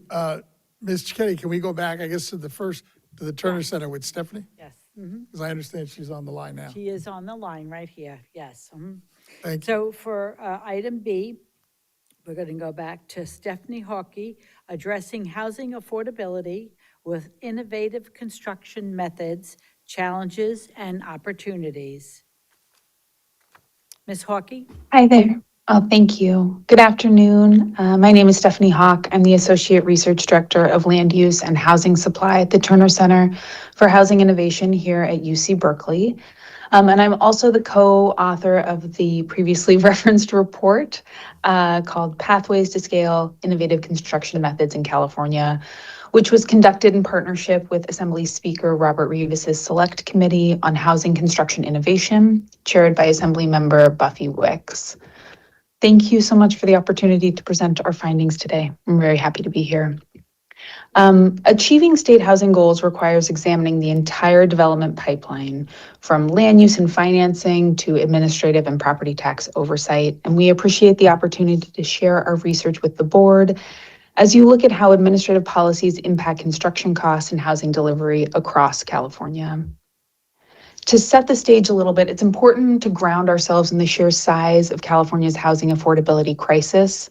So according to the Department of Housing and Community Development, or HCD, California must deliver 2.5 million homes by 2030, and over 1 million of those units must be designated for low-income households just to keep pace with current demand. Over the last decade, the California legislature has enacted landmark reforms aimed at removing land use constraints, streamlining local entitlement processes, and accelerating approval timelines. And yet, despite these critical wins, overall housing production across the state remains severely constrained. So the question is why? And one of the answers is that the hard costs of construction, specifically materials and labor, have skyrocketed. So previous research from the Turner Center shows that hard construction costs typically account for more than 60% of total development budgets. And in recent years, hard costs for multifamily development in California has jumped by an average of $68 per square foot. Furthermore, when we look at some comparative studies, they highlight that hard construction costs in California are roughly 2.3 times higher than in states like Texas. And today, in high-cost metropolitan areas in California, total development costs routinely exceed $500,000 to $600,000 per unit. And we have a forthcoming paper coming out that shows that these cost pressures are continuing to escalate. In other words, it's not just magically getting better. It's not fixing itself. And we find, right, that when hard costs reach these levels, projects simply do not pencil, financial pro formas break down, private equity and lenders back away, and housing developments stall long before the ground is broken. So to explore how California can break through this hard cost bottleneck, Speaker Rivas convened the Select Committee on Housing Construction Innovation, which partnered with us, the Turner Center, to conduct an in-depth landscape analysis of industrialized construction. This term encompasses a spectrum of off-site building practices, factory-built housing or modular, volumetric modular construction, off-site panelized wall and floor systems, and emerging technology like on-site 3D printing. Between November 2025 and January of this year, our team conducted structured interviews and focus groups with more than 65 industry stakeholders in California and from neighboring states and folks that are located internationally. Within that group, we spoke with market rate and affordable housing developers, factory owners, architects, investors, lenders, union leadership, building code experts, and local government officials. And our research makes clear that industrialized construction has a tremendous amount of potential to help with the housing crisis here in California. It offers it in 3 distinct ways: time saving, so Under the right conditions, offsite construction can compress project delivery schedules by 40 to 50%, allowing foundation work to occur simultaneously with fabrication in the factory. So there's parallel processes that help get to much shorter timelines. Second, there are real cost reductions that can happen under optimized conditions, including the throughput that Roger was just speaking about. Offsite methods can reduce hard construction costs by up to 20%. And then in terms of quality and safety, the third bucket. So factory environments have superior quality control, weatherized working conditions, reduced material waste, and safer year-round indoor environments for workers. But despite these advantages, factory-built housing currently represents less than 5% of total residential construction in California. And there's a real gap between the potential of these methods and the current reality within the market. So then the second question becomes, why hasn't the sector scaled? And the short answer is really that the regulatory, legal, and financial infrastructure that we find ourselves in was constructed around kind of traditional and site-built methods, right? And so when you attempt to push factory-based manufacturing through this system that was built for on-site construction, you introduce delay, friction, and uncertainty that quickly erodes the efficiencies that the factories can deliver. Through our stakeholder interviews, we identified 7 core policy themes where state leadership is required to help scale the industry. I'm going to go through these pretty quickly, but we can dive in more if there are questions about each one. So the first was increased certainty through building code reform. Second is consistency through process reform. Third, reducing financial risk and liability. Fourth, supporting pipeline certainty through demand aggregation, what Roger was just describing. 5, developing a strong workforce pipeline. 6, modifying state funding streams for factory realities. And 7, addressing negative risk perception through data and education. Scaling construction in California requires our regulatory, administrative, and financial systems to align with modern building technologies. And our research shows that while offsite construction holds tremendous potential to lower hard costs and accelerate project delivery, those savings can easily be eroded when state and local administrative processes are misaligned or slow to adopt. We hope that this report provides a helpful baseline for your discussions today, and the Turner Center looks forward to remaining a research resource for the policy conversations moving forward. Thank you so much for your time, and I'm happy to take any questions. Thank you, Ms. Hawk. I had a couple of quick questions, and I'll turn it over to my colleagues here. In looking to the kinds of tax incentives that were raised in the report, it appears that they could be targeted at either developers or the home buyers. In your opinion, what kind of tax incentives related to the modular housing would be the most effective to address the affordability concerns?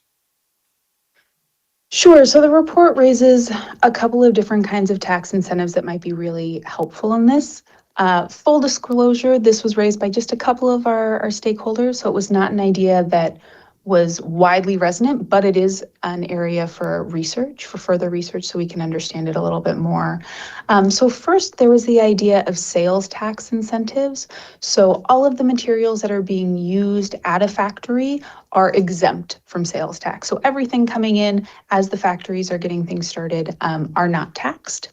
And another is to think about property taxes and waivers that incentivize modular construction. So kind of tagging those two things together on the property tax level. Thank you. Let me turn to, it looks like we have a couple of questions here. The vice chair or the chair, did you have a question? Yeah. No? Oh, the vice chair. Go ahead, Mr. Gaines. Yeah, I was just wondering if you could provide some clarity on manufactured housing versus modular from the tax standpoint. Mr. Krulak was, indicating he's having to pay sales tax at the factory.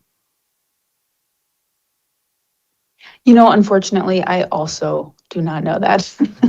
right. I'd be happy to look it up though and send it over after the hearing. Okay, all right, very good. And I was surprised that 5% of the housing, now this would be multi-unit. Is it multi-unit that we're talking about? Is We're actually, talking about across both single family and multifamily, yes. oh, okay, so both using the Mhm. modular technique. Yeah. Do you know where that's happening primarily? Well, I think it's happening across the state. There are different factories located from Northern California all the way to Southern California. And where they're shipping to, there's generally like a catchment around the factory where it is still efficient to transport these units. Okay, all right, so probably around cities. Sure, but I think there is big demand in rural areas as well. Okay, all right. And the savings you indicated were how much versus regular construction? Yeah, yeah, as compared to traditional stick-built construction, if everything goes well, it can be up to 40 to 50% Okay, of time savings, and which of course winds up affecting your bottom line as well. okay, And then up to, for just cost savings, we've calculated up to 20% if you hit those optimized conditions. okay, very good. And that's assuming that throughput volume that Roger was talking about earlier? Yeah, exactly. So they have to achieve a certain amount. So the pipeline can be really, really bumpy when we are talking about factory built housing, right? Demand is not this steady, smooth curve. It can be ups and downs. And unlike traditional stick built construction that can weather those ups and downs, the factory environment is really needs a little bit more consistent throughput. Great. So one of the things we talk about in detail in the report is this idea of demand aggregation and using some of the state power to kind of bring together disparate buyers or people who are interested in modular construction for different reasons and putting them in kind of bulk purchases. Right. Yeah. Okay. That makes sense. Thank you. Thank you. Thank you. In wrapping up, before I go on to the next speaker, I was going to just ask, based on your research and experience, what do you think would be the most effective action that the BOE could possibly take to help nurture some of the industry and reducing the housing cost more broadly, I guess? Yeah, well, I think one of the things we hear really consistently from factory owners is that a lack of transparency or predictability is a real problem when you are looking cross jurisdiction. And so I think one of the BOE's big kind of benefits for this industry is increasing that transparency and that predictability when you are going across the 58 counties here in California. Thank you. And thank you for your presentation and willingness to work with us moving forward. We're going to move back. If we can go back to, I think, Mr. O'Neill, who's actually here, and he's got a PowerPoint presentation, and Fantastic. hopefully answer some of the questions that we were raised earlier. Actually, I had the opportunity to visit his operation in Southern Cal, and it's very impressive in terms of just what they do with, I'm used to just the stick with using actually wood. They're actually doing it out of steel. That's why I was asking our vice chair as they're moving forward. I think you're finding more and more because of the fires that are happening. Those that are using steel are having an easier time making sure these properties are going to be able to be insured. Because a lot of these, and you probably know this better than I do, the insurance companies are not really excited about insuring wood framed homes anymore, especially in these fire areas, high prevention areas.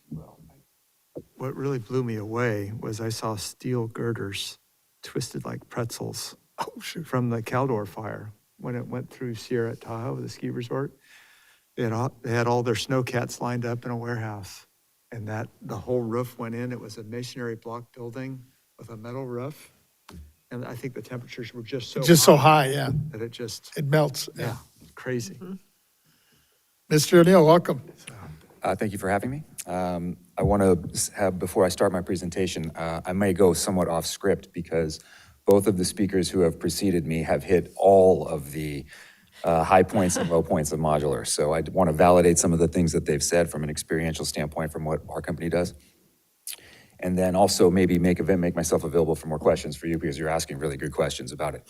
I also had a second half of my presentation that speaks to the welfare tax exemption. And I have to say I was extremely pleased to hear everything that you were saying at the beginning of the second session here, of the post-lunch session.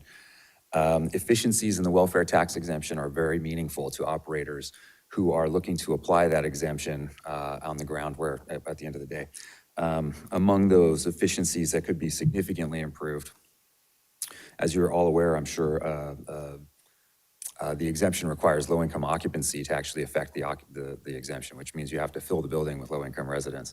That also means you have to income certify them, and I want to go into that a little bit more about. That was something I didn't hear you speak to, although you may have in your previous meetings. But that's something I'd like to speak to because it's a place where the BOE could create some extraordinary value for operators like us who are trying to get the job done. All right, so with that in mind, something I think you might find very valuable. What is modular construction? The first slide that I put up on my slide here is a time-lapse photograph of a building that our company Solar Impact completed 2 months ago. We broke ground on this project in June of 2025, and we finished it in June of 2026. 11 and a half months later, Ms. Hawk from the Turner Center just said time savings may be as much as 50%. Yes, this typical building, this is a 70-unit apartment building. This would have taken, with sticks and bricks, this would have taken 24 to 30 months to build. We finished it in 11 and a half months. This is what it looked like when we did it. Hopefully the video will play. Oh, it's not going to play. Okay, that's terrible. Because I have two of these. Is that possible to go there or not? Because is it linked to something or it's not? I see. Okay, very good. Well, that's too bad. Here, I'll tell you what. Have a look. You can see this from there. I don't know if this is copacetic in a public forum, but this is what it looks like when you, hello. This is a 1-year time frame compressed into 1 minute.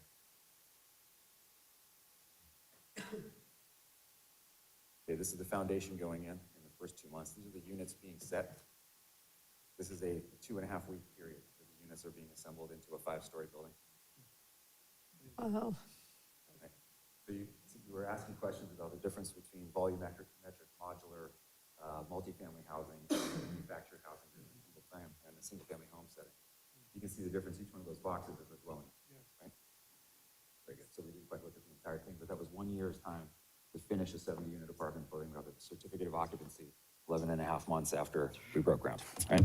Which, that's our first time out as well. So let's see if this one will work. Same thing. I know it's got a big X, but it may or may not work. If not, then I'll do the same thing here. Well, when I actually went there, I saw they were like in the middle of this. What is that going to be, like 5 stories, the one I went to see? It is, yes, also 5 stories now. They were like in the middle. They were like on the 2nd story.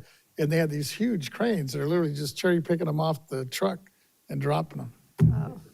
Forgive the somewhat less camera steady version here. We finished setting this building yesterday, literally yesterday.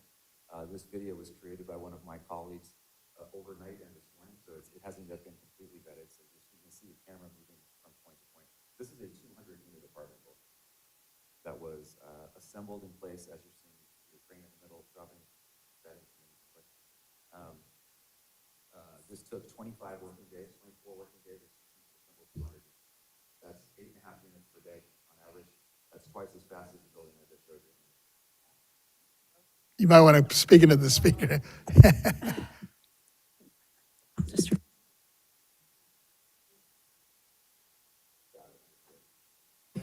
Sorry, members of the public. I'm showing a video to the board that was not able to be uploaded on the thing. At any rate, we completed that building, we completed the setting of that building in 24 days, which is 8.5 units per day. That's twice as fast as the first building that we'd finished just 2 months ago.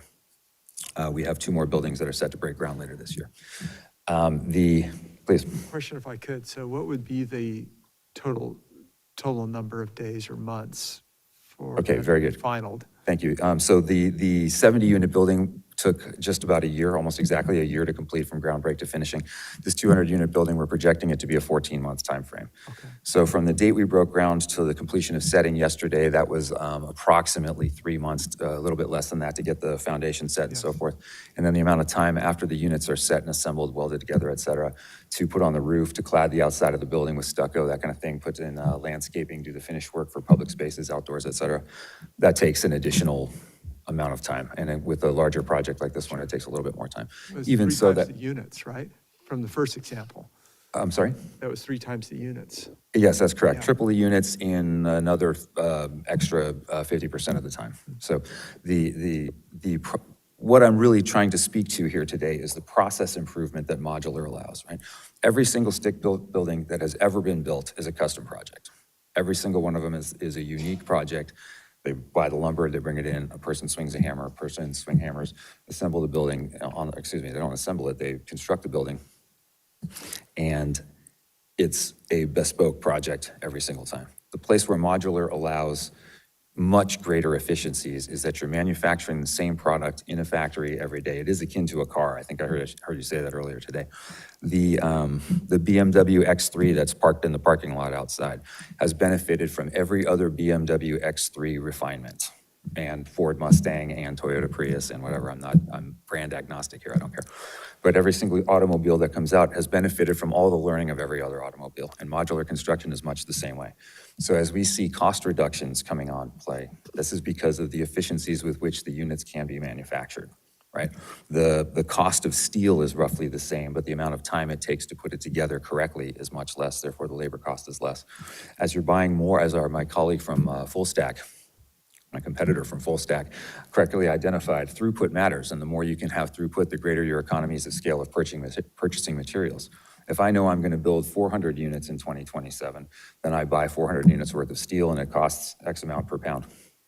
If I know I'm going to build 4,000 units in 2027, then the cost of steel is going to go down, I don't know what the number is, 15%, let's say, but I'm not an expert in the purchasing, but I think we all understand the process that I'm talking about. Modular has the power to transform the industry completely. And in a world of affordable housing, affordability begins with how much something costs. Affordability ends with what the resident is paying for rent. And the economics of any apartment building, of any real estate project, really come down to the rents. The throughput that Mr. Krulak was talking about, that we understand and experience as well, the challenges with throughput, come down to economically viable buildings. And functionally, if you can bring the cost of building the building down, then the rents can be lower and still support the economic feasibility of that building. So anything the BOE can do to increase the efficiency of the administrative process, for example, to get a welfare tax exemption, to exempt a factory from sales taxes, I didn't realize that was part of your purview. Any of those things that create the ability for the developer to do that in a relatively streamlined administrative way means that the time can be spent doing other things, and that means that the cost of the project goes down, and that means the rents can be lower for greater affordability.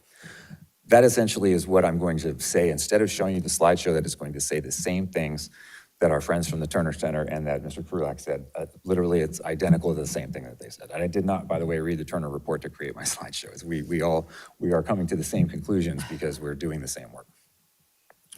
Let me skip ahead to approximately slide 15, perhaps, where I want to talk quickly about the welfare tax exemption and a couple of efficiencies I think that can be built in. I'm glad I seem to be timely with your discussions about this. I started with a very background slide, just in case anybody needed a primer. I don't think you do. But the 3 main components that we need government financing, we need affordable, and we need an ownership structure that meets the test of the law. My own company is a for-profit company, so we set up limited partnerships with a nonprofit managing general partner. Next slide, please.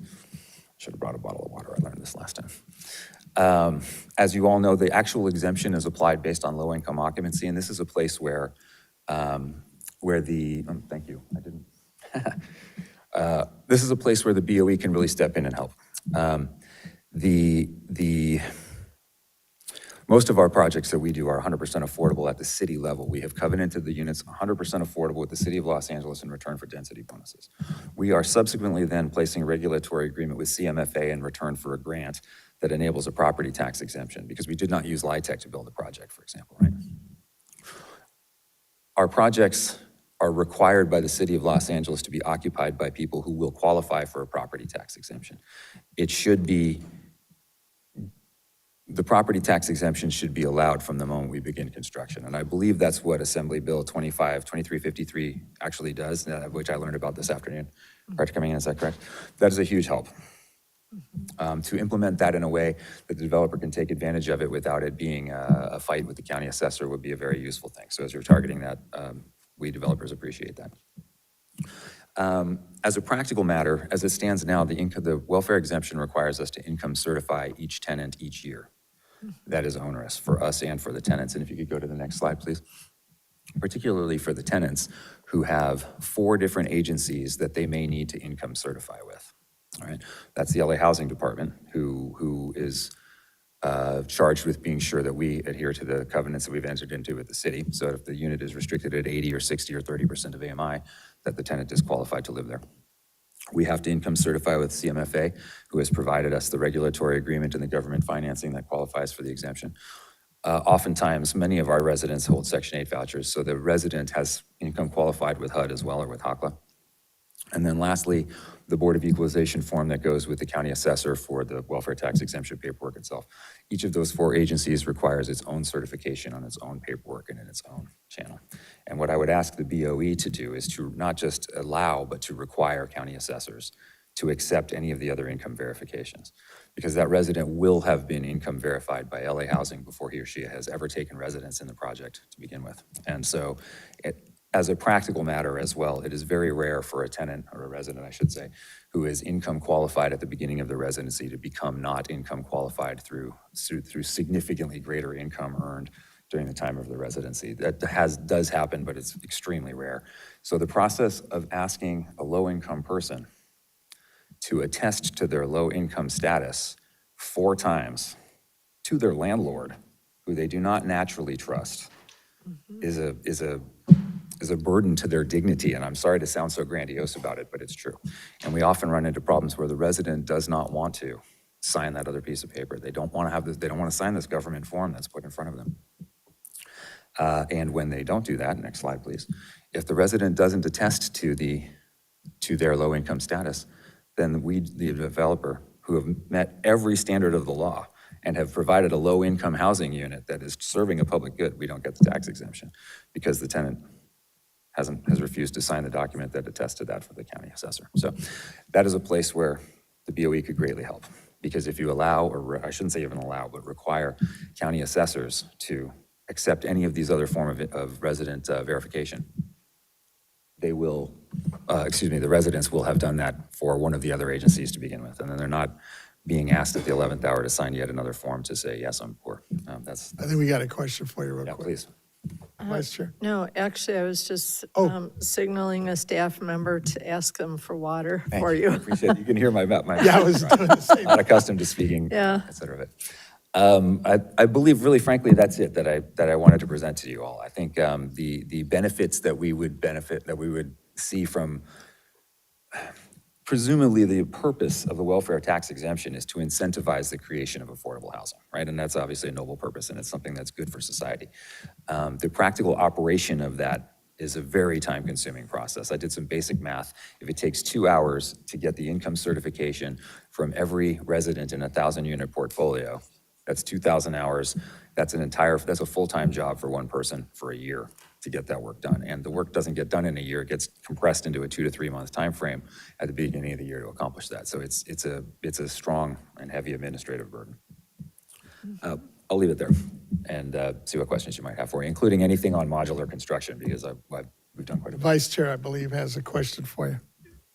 Thank you for highlighting that. Is there, I don't know why we couldn't have one. Why wouldn't you have just one verification that could be used for all 4 agencies? I ask myself the same question all the time. Each government agency has its own protocols and its own, I think it has its own standard of accountability. And so if the LA Housing Department says, we use the HUD's verification as a Section 8 voucher, then they feel as though they open themselves to the liability that they didn't adequately check them. Would that take a statute? I'm wondering if that, is that? It sounds like the Or if it's executive federal director might have and state, I an don't know. answer for us here.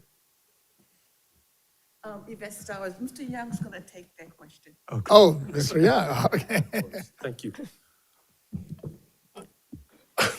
It's a very good question. We are exploring some of the options to see whether some of the requirements actually align, fully align, or partially aligned. But with the 4 that is up here right now, the LA Housing Department, that's very specific just to LA. And CMFA, not all projects are associated with that entity. The HUD, this is Section 8, not all, although many may actually be on a voucher system, not all are. So some of them, they're, if you think of them, they all should overlap a little, but they're not all the same exactly, and not all projects involve each one of those 4 that are up there. And that's why, we, But you're and just assessors verifying- ask for income You're verifying verification. income. Yeah. So I don't know why you couldn't verify income for the individual and have that verification used with all 4 agencies. It's a very good question on this, Vice Chair Gaines. A similar question came up during the assessors conference 2 weeks ago. And one issue that was raised by statute, the assessors are required to verify income on an annual basis, and they verify the income based on the lien date. So they're looking backwards. These other entities are looking forward. Okay. A follow-up question, if I may. Go ahead, Chair Lieber. I think that's going to be a fruitful inquiry from the BOE. Yes. To look at what is available and how much of the state could we knock out with, say that there's a solution in LA that would Right. be very comparable and a solution in part of the Bay Area that would be very comparable, that at least gets us partway there. It gets us, out of being in the pain pit up to our knees, and we're only up to our calves. So I would really welcome having us look at that and see what is possible, even if it takes legislation. Yeah, it's gonna be a multi-step process. One, we gotta sort through what the requirements and all the other entities that play in the space, and then second, whether we will actually need following legislation in order to do so. So, yeah, very. And perhaps if there's something that's county-specific, like say LA County, something can always be a pilot project for 1 or 2 counties. So if it's not, the whole thing, let's try to get ourselves out of part of the hot lava. Thank you. I'd like to say one more thing about modular housing, and then hopefully you have questions for me, and if not, then I'll gladly yield the microphone. You mentioned something earlier about financing. Financing modular projects is very challenging. I'm pleased to say that I've accomplished that for 4 of our projects. But the place where it becomes challenging is in the difference between the traditional stick-built model and modular housing where things are manufactured in a factory.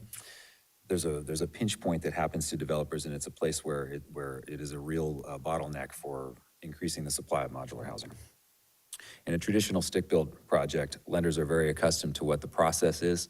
The developer buys lumber, it gets delivered to the job site. As soon as it's delivered to the job site, it is governed under the deed of trust for the property, and the lender treats it as collateral and will then reimburse the developer for the cost of the lumber, assuming all other considerations are met. With a modular factory unit, the units are not delivered to the job site until they're ready to be assembled, as in the video that you saw. They're stored someplace off-site. And in fact, until they are manufactured, they don't even exist as collateral. They only exist as a hope, right? What that requires of a developer as a practical matter is it requires the developer to grossly over-equitize the property, all other things being equal, for some amount of time. The developer needs to buy the units from the factory and needs to pay the factory for the units well in advance of them being set on the project and well in advance of them becoming collateral from a traditional lender's mindset.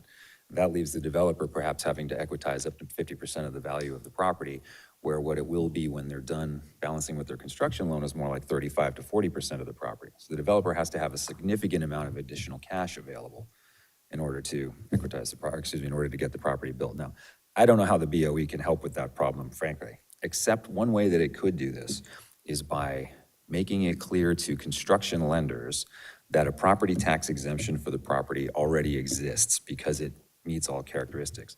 That should therefore allow the construction lender to size the debt according to tax exempted NOI, net operating income, which is used to size loans, right? If a construction lender can rely on the fact that the property is tax exempted, then they can add back the taxes, as we would put it in the jargon, right? Add the taxes back to NOI and then functionally increase the income available to the project and allow a greater loan. And then in allowing that greater loan, that allows the developer to pay for the units. Getting the lender to pay that factory in advance, well, that's my job, and I have to convince them that that's a good idea and that the factory is going to stay in business. Sorry, I'm rambling around on a couple of topics here, but what Mr. Krulak said about throughput is directly relevant here. The two risks that lenders face with a modular project that they don't face with a stick-built project is there's an additional entity that needs to be underwritten, not just the project and the developer's ability to complete it, but the factory and its ability to fill the order for units. Frankly, I don't know how the BOE can help with that, but I want to put that thought in your minds as you're thinking about modular housing, because if you come up with ideas or with an idea that clicks with you, it would be very valuable for creating the certainty that lenders need in order to be able to lend into modular projects. Mhm. Why don't I leave it there? Do you have any questions for me? Go ahead, If Vice I Chair. could, why couldn't you collateralize the material at the factory? You could prepay it. You can do this, and with an entity that is of sufficient age and viability, right? A bank will provide a line of credit for materials purchasing and that kind of thing.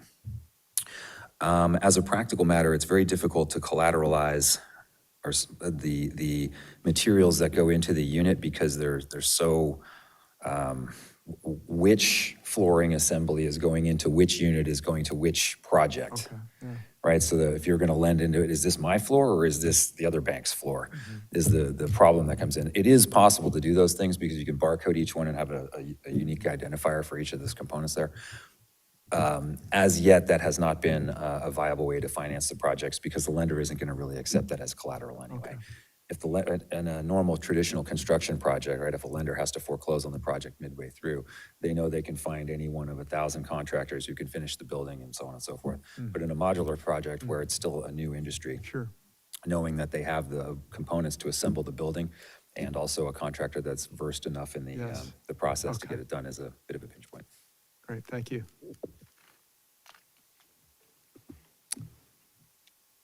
I think we're good.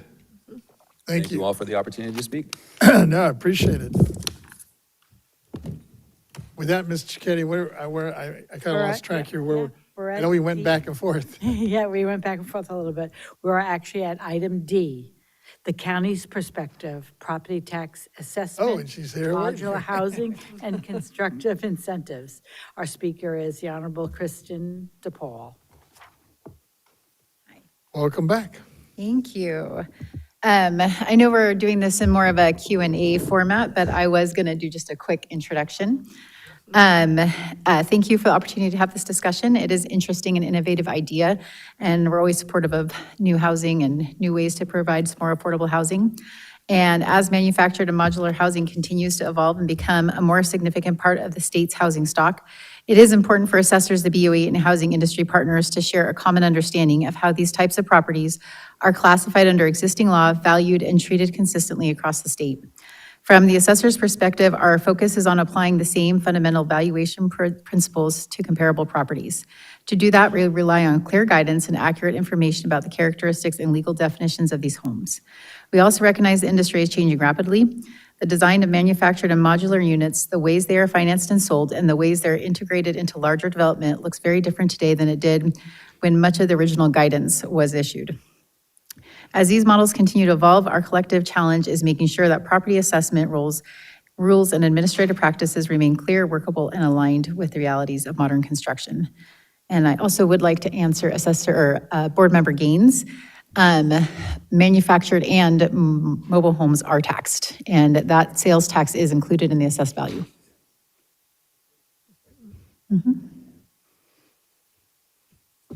Well, thank you for the presentation. I had just a couple of questions, and I'll turn it over to my colleagues if they have any. I guess there's several kinds of construction methods which receive different types of tax treatment. For example, I guess when we were talking about stick built versus modular housing, and then you got manufacturing mobile homes. But I think you mentioned right now that both the mobile and the modular are treated the same?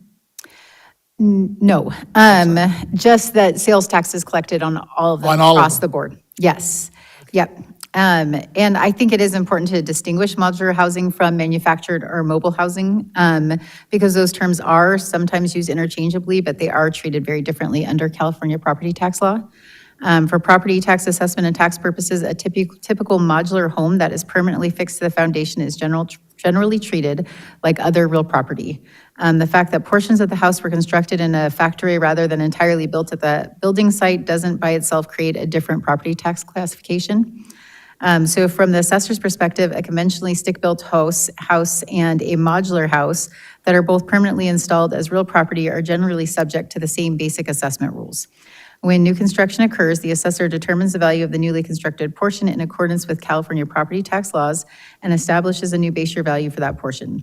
That means we determine the fair market value of the newly constructed portion as of the date it was completed. Importantly, market value isn't automatically equal to construction cost. It's based on what comparable properties would sell for.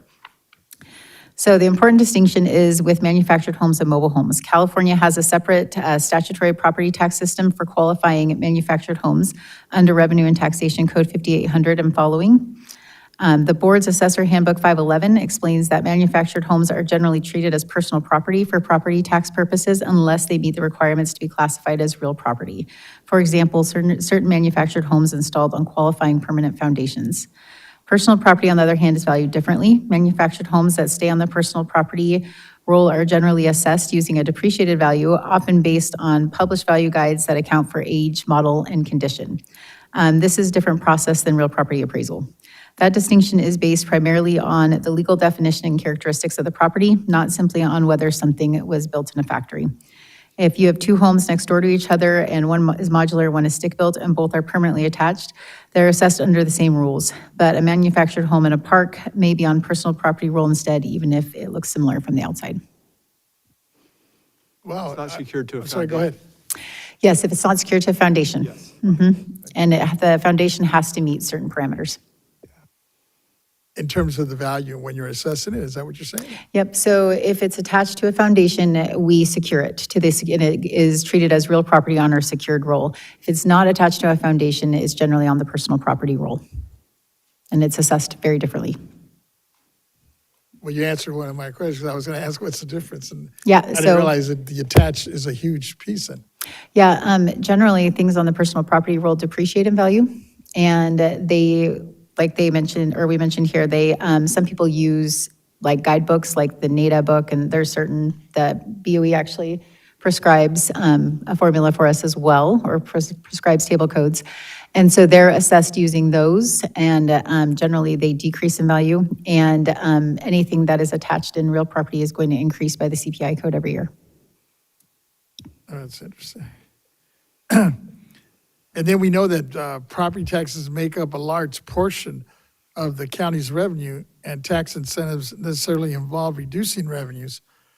Do we know what portion of the construction is being done by modular construction at this point? No. So generally, construction method is not a statewide assessment classification that assessors are required to track in any meaningful way. So county assessment systems contain information about improvements like quality, age, use, and characteristics of the improvement. And so some systems might be able to pull together, if they're coded certain ways, like with use codes, they might be able to produce that. But most of us do not have systems in place that we are tracking that currently. So there really isn't a good way to tell that. And it's a good start. It's good to start talking about a potential tax incentive specifically for modular construction. That's an important, it's an important thing to state. If the legislature does create an incentive, we need a clear and administratable way to determine eligibility. We can't assume the information already sitting in each county's assessment system will necessarily tell us whether a structure is stick-built, modular, or constructed using some combination of the methods. And as to the value, the construction method itself is not a separate value adjustment. So the assessor's job is to determine the value of the property using the appropriate appraisal methodology and the evidence available. California's new construction rules require the assessor to determine the full value of the newly constructed portion. Importantly, that value is not necessarily equal to the cost of construction. So that would have to be taken into consideration if you're thinking of like a percentage.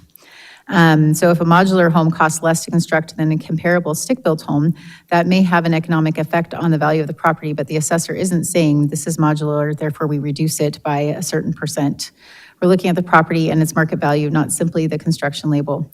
And I think it's actually a strength of the existing system that allows the market to determine the value rather than requiring the assessor to apply an arbitrary adjustment based on how the building happened to be constructed. So what we would need from developers is clear documentation about how the home was built and how it was installed. And that allows us to classify the property correctly, apply consistent valuation principles, and if the legislature creates incentives, administer those programs accurately. And given, I know you were sitting here listening to many of the speakers, and as I looked over a couple of times, I know it sounded like you had some comments or concerns of the speakers that we've heard so far. Is there something that you needed to weigh in or you would like to weigh in on some of the presentations that are already taking place? No, we were talking about some of the different entities that require the same reporting for the welfare exemption. And we're happy to give up any of our certification responsibilities that you guys would like to take on.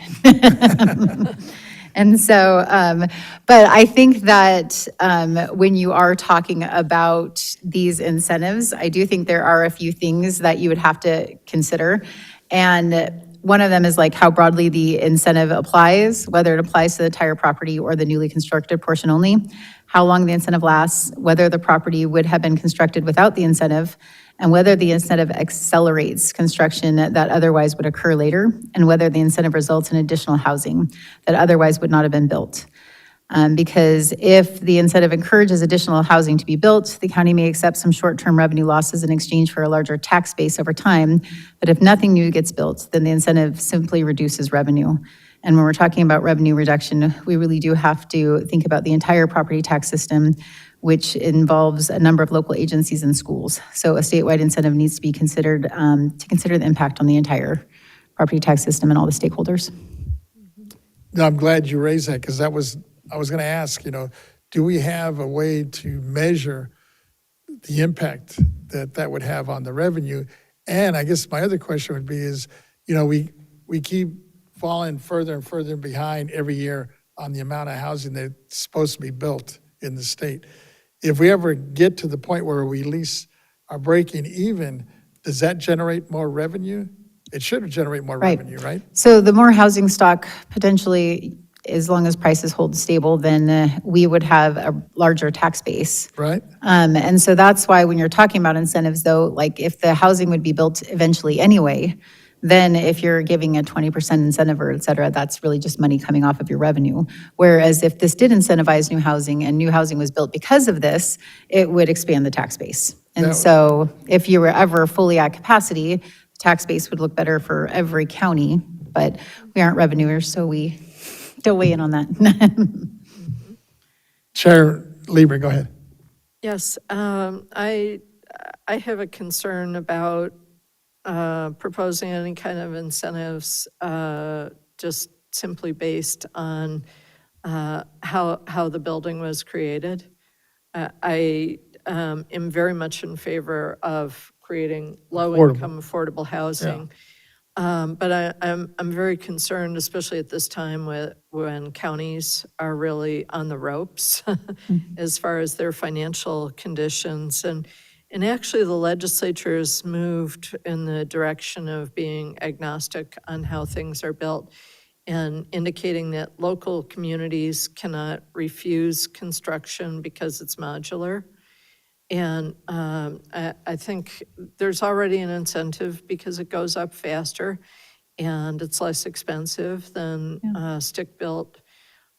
construction, so cost of borrowing money, et cetera, is all less. And, but I do believe in being very protective of county assets and also by extension of taxpayer money. It is something that we need as a state to have more construction by whatever method be occurring. But we got to be careful right now.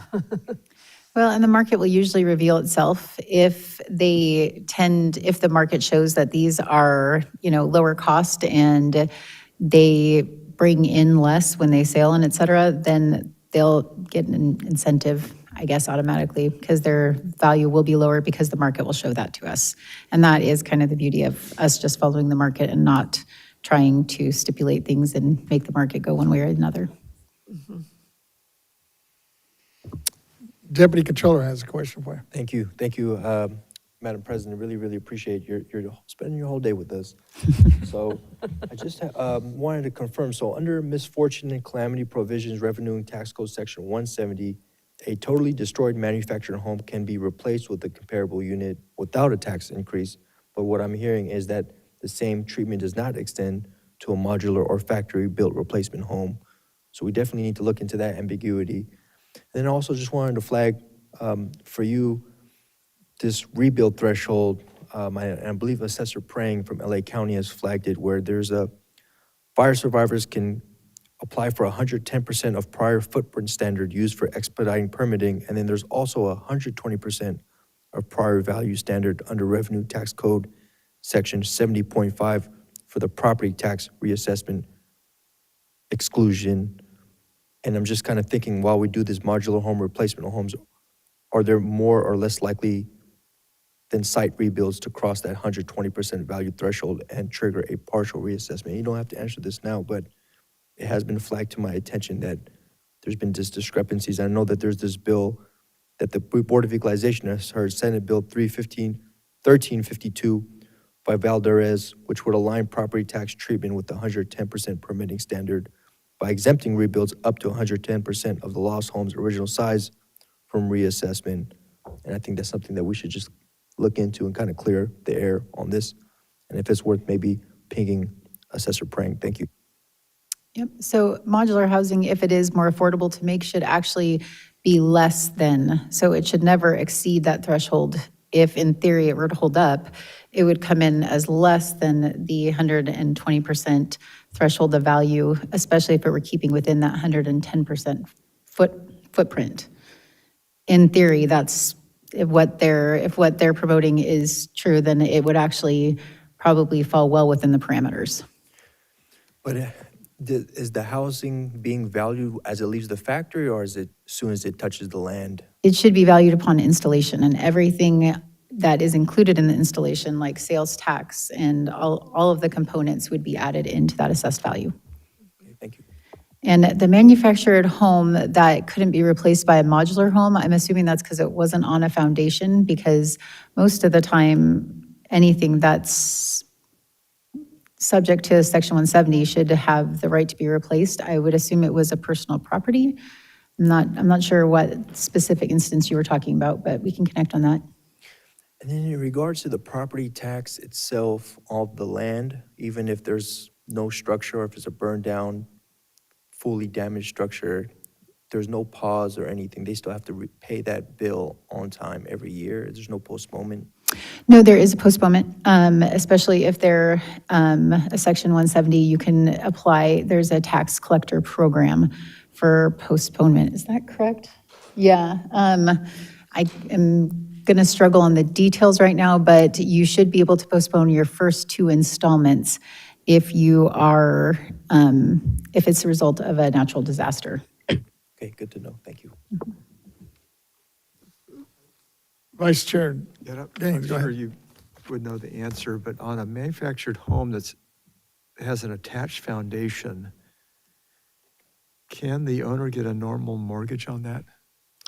So we're going through some legislation right now on manufactured homes and the financing, because it's been a pretty serious issue for people that are trying to finance manufactured homes. Yes. And they're trying to reclassify how their real property status and in terms of the assessment role. And we've been trying to work with them on that kind of issue because it has affected their financing and because it's not necessarily permanently affixed. So they feel that the person, it's not attached collateral, essentially. Yes. But would that include clarification on a manufactured home with a foundation that is attached? So manufactured homes with a foundation don't have the same trouble that manufactured homes that don't have a foundation So they're have. able to get the financing. They're considered real property and Yes. they Okay. usually have a easier time with financing. All right, that's great. Thank you. Before we wrap up, I'm seeing Member Schaefer. I don't know if you had any questions before. Yes, thank you. Thank you, Chair. I had a question. Does the insurance that is available to modular home purchasers, is that consistent with non-modular property? I imagine it would be higher because it's probably not much of a track record going back decades like we have on non-modular. And my second question is, Chair Lieber mentioned county, or would it be city too, might have an ability to veto modular housing, or are they prohibited from that by state authorizing it? I am really unsure about the insurance on modular homes, but I do know that insurance for California is just an issue in general right now. So I can't imagine they're having that much harder time than the rest of us. But I'm not really sure on the insurance on modular homes or restricting modular housing by code with the city. I don't know if Chair Lieber can speak to that. The information that I have is that local governments are prohibited from discriminating against modular housing. It has to be treated within their codes exactly as stick-built. Thank you, Chair Lieber. That's what I thought. I think we're good. Yeah. Mr. Chair, I'm going to go ahead and give some closing remarks, and then I'll turn it over in case anybody else wants to say anything before we wrap up. Wanted to just thank the chair, Ms. Cicchetti, for assisting, and to all the participants who spoke with us today. This hearing has provided, I think, us with some valuable information and ideas to consider. And given the time and the cost savings which can exist, I guess, with modular housing, I believe the BOE should be working with the industry and stakeholders to explore some of these opportunities to increase the supply of housing in our state and to reduce some of the affordability concerns for all Californians. I hope, and I am hopeful that the board members continue to wrestle with this issue on affordability. This testimony presented today can be useful moving forward, not only for what we're discussing today, but hopefully for future board members that'll be coming on board to engage on this whole issue of housing. Because I think when we first, or many of us, when we started this 8 years ago, we kept hearing that, the goal was to at least hit the minimum. And it seems like every year we're falling further and further behind on the demand, or the need, I should say, and the supply for true affordable housing in the state of California. And it's sad to say, but many of our young generations are still struggling to try to move into something that's affordable. So hopefully, moving forward, we can make an impact, or at least make some dent in this thing to help solve or begin to solve some of this problem, this crisis we have in the state of California. With that, let me just turn it over to our chair and anybody else that wants to give any closing remarks. Well, I'd like to thank you and your staff also, Mr. Vasquez. I think that this has been a good 360 of many of the different significant pieces of the puzzle for us, and gives us kind of a good look at it that we can use moving forward. And as I indicated, everybody who's up here is going to be involved in that. So more to come on that. And I don't know if Mr. Emron has comments. He's good. Vice Chair, are you good on it? I just thought it was very interesting, and I loved the testimony that we heard from really everybody, but interesting to hear Bill O'Neill and have him show that video and how efficient these units can go up on this modular housing. So thank you for that, yeah. No, it's really impressive if you ever get a chance to see them going, actually building this stuff. I had the opportunity, I have actually gone to 2 different sites. He has one of them. There's another one that's actually not too far from the downtown area in the Watts area where they're making them a little bit fancier, with real big, huge glass windows and a lot of wood trimming on the outside. They're a little bit more expensive, but this one is real quick and very affordable. And I think at the end of the day, hopefully, if he can start laying the groundwork, not only in the LA County, but throughout a lot of the major cities, he can make a dent in terms of producing true affordable housing throughout the state of California. Absolutely. Well, very good. Thank you very much, Mr. Vasquez. This was a very informative hearing and very valuable. So we are going to take a 10-minute break now at 3:34. We'll come back at 3:44. And then we'll be going to Mr. Schaefer's item 5.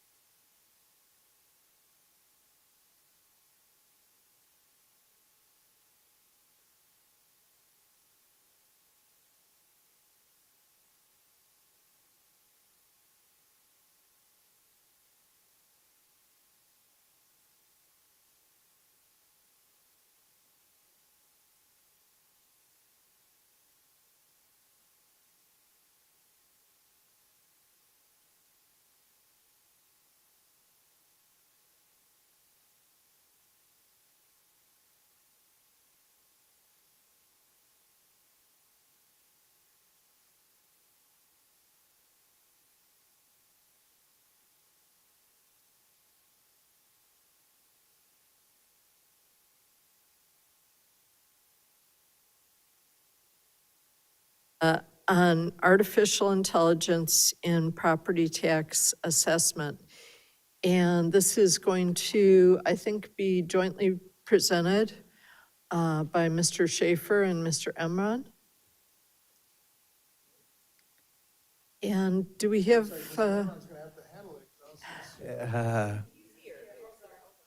there he is, there he is.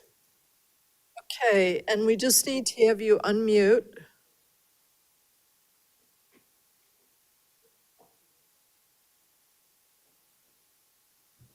You want me mute or unmute? Unmuted, unmuted this I'm time. unmuted now. I understand from my chief of staff that we were going to set this over to December. Well, Can I? yeah, well, we can discuss that. Let me have Mr. Emron start out. Through the chair, thank you so much, Madam Chair. So Mr. Schaefer, we're gonna go ahead and present this for approval today, but the hearing date is gonna be in December, okay? Yes, that would be fine. Okay, so I'm ready when you are, so you can go ahead and kick it off. Well,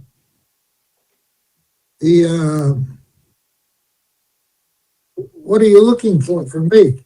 So Mike, go ahead and just explain to the members and the public your proposal for the informational hearing. I can go ahead if you like. Yeah, I would like you to go ahead on that. Cody's didn't think it would be coming up today. Oh, no worries, Mike, Mr. Schaefer. I really appreciate that.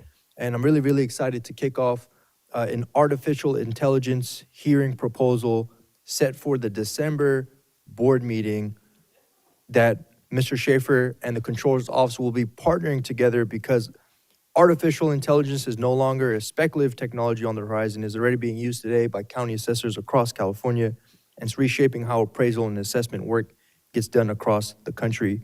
Used well, AI has the real potential to benefit both counties and taxpayers. It can help appraisers process large volumes of data, identify anomalies and errors before they become disputes, speed up routine determinations that currently take weeks, and free up staff to focus their judgment on complex, high-value cases that generally need it. For under-resourced counties in particular, well-designed AI tools could help close the gap in many ways and help out and free up staff. That has real implications for consistency and fairness statewide, one of the board's constitutional responsibilities. At the same time, I don't think this board should approach AI naively. New technology always brings questions about transparency, about data privacy, about the people who currently do this work. That is exactly why an informational hearing is the step in the right direction rather than rulemaking or policy. So we're being asked to create a space to listen to assessors who have already adopted these tools, to the companies building them, to the taxpayers who are affected by assessment decisions, and to the workers whose job intersect with this technology. So I'm really asking and very excited in the AI capital of the world, which I hail from, and in the technology capital of the world, that the Board of Equalization can be a pioneer and front and center in this technology. And Mr. Schaefer, I turn to you if you have any other questions or comments. Well, you've seen Cody's statement on it, which is very consistent with yours and shows that this is an idea, topic that's time has come, and it's good that we're getting aboard. Thank you, Member Schaefer. And I'll turn to you, Member Schaefer. I know you're very particular on the hearing time, so do you want to do 60 minutes or 90 minutes? Well, we haven't discussed that, but I think we could probably say whatever we have to say in 60 minutes. If we go over 15 minutes, that would be tolerable. Okay, so let's go ahead and ask the board for a motion for approval to set an AI hearing at the December board meeting for 60 minutes. That's good. Okay, thank you. And Ms. Towers, does that fit into our December meeting plan? Know that we have certain things occurring then. Good afternoon. Yes, December 16th, 60-minute hearing was perfect. I already communicated with the assessors, and they indicated that they will be available on that date. They are appreciative that we're changing it from November 20th, which was a Friday. Most importantly, because they will be at their conference November 19th n- 4 days before. So the 16th was a better day. We may or may not have some assessment appeal hearings, but considering that we're limited it to 60 minutes, we should be okay.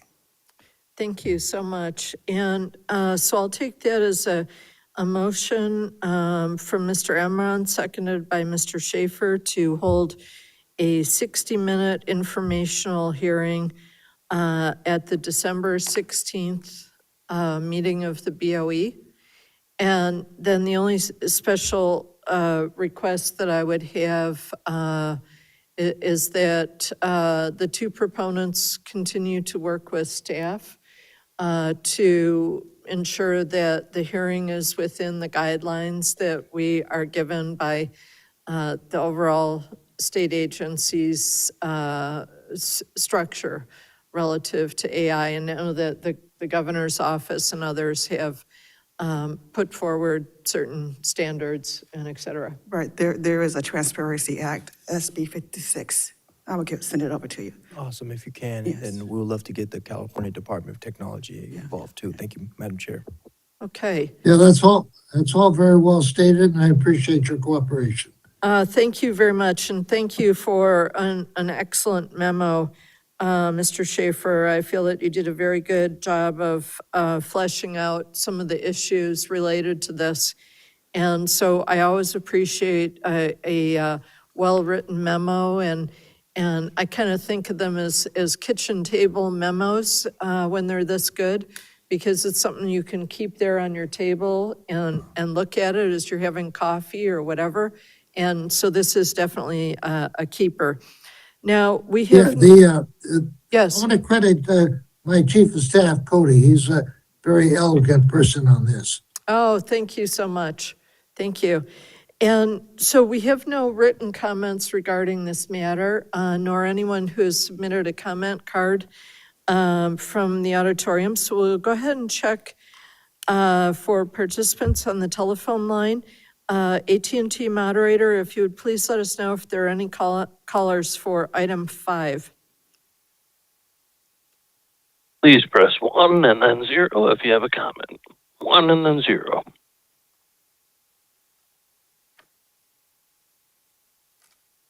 And we have no comments. Okay, great. Well, members, seeing no further discussion, we'll go ahead and ask Ms. Cicchetti to call the roll on the motion by Mr. Emron, seconded by Mr. Schaefer. All righty. Chair Aye. Lieber. Mhm. Vice Chair Gaines. Aye. Member Vasquez. Aye. Member Schaefer. Aye. Deputy Controller Emron. Aye. Excellent. That motion carries unanimously, and we will look forward to December 16th. Thank you, Mr. Schaefer. Thank you, Mr. Emron. And we'll go on now to item 6, Executive Director's Reports. And ask Ms. Dowers to approach. Good afternoon. For today's report, I would like to highlight recent upcoming events. First, members, as you know, August 3rd through the 6th, the California Assessors Association held their summer regional conference in Nevada, Napa County. I'd like to thank the Bay Area Assessors Association Management Conference for hosting the event, especially Napa County Assessor John Tudor. The conference is an important opportunity for BOE and California 58 county assessors to come together, discuss emerging property tax issues, share perspectives, and identify ways we can continue to strengthen our work together. I'd like to thank CAA for inviting the BOE to participate. Our partnership with the county assessors is essential to carrying out our mission on behalf of California taxpayers. Next, the board will hold their annual meeting with the assessors on October 29th here in Sacramento. The letters to the assessor inviting them to the meeting is scheduled to be released the week of September 1st. The chair's office and my office are working closely together to finalize the details of the meeting. Finally, I'd like to highlight the upcoming California Assessors Conference. This conference will be held November 16th through the 19th in Groveland, California, hosted by Tuolumne County Assessors Recorder This annual conference again provides an excellent opportunity for CAA and BOE to further collaborate. Registration information was sent to your office on August 7th, and I will resend it to you again if you need me to, asking you to register by October 2nd so that we can get the purchase order in a timely fashion. Members, I will continue to keep your office up to date on details of future upcoming events. That concludes my report for item 6. I'm available to answer any questions that you may have. Any questions on item 6? Seeing none? Vice Chair? Could I just get clarification on the conference date in Groveland? November 16th through the 19th. Okay, great, thank you. I will send the information back to your team. Great, thanks. Great. Okay, we'll go on to item 7, the operational priorities report, also led by Ms. Towers. Honorable members, the BOE continues to have a low vacancy rate of under 9%. We are actively recruiting for vacant positions, and since our last meeting, we have hired 2 team members, one in our legal entity ownership and one in assessments practice surveys. Both are new to state services. We also promoted 3 team members. Artemis Arstrich from a senior specialist property appraiser to a supervisor property appraiser. Alex Fries from a supervising In property. the audience, there's 2 people, both chiefs of staff. Excuse me, Mr. Schaefer, can you mute, please? Yes, thank you. Thank you. Please proceed. Alexander Fries from supervisory property appraiser to principal property appraiser, and Kimberly Harvey, analyst 1 to analyst 2. And as previously mentioned, Carolyn Steeman was appointed to the CAA position. Congratulations all. As we continue to advance workforce development, our diverse recruitment team is gearing up with recruitment activities for this season. Members, that concludes my report for item 7, and I'm available to answer any questions that you may have. Thank you. Any questions on this item? Okay, seeing none, thank you very much. Now, members, we have already dispensed with item 8, and so we'll go on now to item 9. This is the Property Tax Deputy Director's report presented by Mr. Young. Please. Thank you, Chair Lieber, honorable members of the board. For today, I have 3 reports for you. The first 2 will be given by Ms. Melissa Osborne. She will update you as to what's going on in our letters to assessors and our appraisal training and certification program. I will follow that up with an update as to what's going on in the state assessed properties division. So if you're ready, I'll have her start. Fantastic. Good afternoon, Chair Lieber and honorable board members. I am Melissa Osborne, Supervising Appraiser in the County Assessed Properties Division. Today, I will provide a brief report on letters to assessors. Attached to this month's agenda is a memo on letters to assessors, which provides a list of the LTAs issued since the last report at the last board meeting and a link to the BOE's website, where a list of all LTAs issued to date can be found. As of the date of the attached memo, the agency has issued a total of 26 LTAs for calendar year 2026, and 2 since the last report, or the report at the last board meeting. The LTAs summarized in order as follows. Number 25 was an LTA listing state assessees. LTA 26 was on Proposition 19, intergenerational transfer exclusions, frequently asked questions. This concludes my report on letters to assessors. I'm available if you have any questions. Okay, members, any questions regarding the LTAs? Okay, excellent, thank you. Okay, I will now provide a brief report on the BOE's appraisal training and certification program. For the 2026-27 fiscal year, BOE staff scheduled 35 classes and 2 webinars. Additionally, 4 classes were scheduled with instructors in the county assessor's offices for their staff. Of those taught by the BOE, 1 webinar and 6 courses have been completed since the beginning of the fiscal year. We continue to offer our existing online basic training courses through American River College and California Sacramento State University, as well as additional online courses and self-study training sessions available on the BOE website. This concludes my report on training and certification, and I'm available to answer any questions you may have. Okay, any questions for Ms. Osborne? Okay, seeing none, thank you so much. And we'll welcome Mr. Young back up. Yes, thank you very much. I just wanted to point out the last LTA that Ms. Osborne mentioned. It's a Q&A for Prop 19. That one took quite a lot of work for the staff. I just want to recognize their hard work. I think there's over 65 questions and answers in that LTA, so that took a lot of effort. And thank the assessors too for their participation in that. Indeed, and it was very substantive and very useful. So if members haven't had a chance to check their LTAs, I really encourage you to look at this intergenerational transfer LTA. I thought it was very well done. Of course. Thank you so much. Thank you. A brief update for State Assessed Properties Division. There's two main functions we're working on heavily right now. The first is we're wrapping up some audits. We started it in June. Most of the travel's been done. We've gathered data. Staff is right now analyzing data and finalizing the reports with the goal of bringing them before the board for action later on this year and the beginning of 27. So staff is about half the staff is doing that. The other half right now is actually working on our assessment appeals. We have approximately 25 assessment appeals filed for this year. Staff is scheduling conferences for them, and they're analyzing the documents they've gotten and looking through their appraisal to see where any adjustments, if any, can be made or should be made.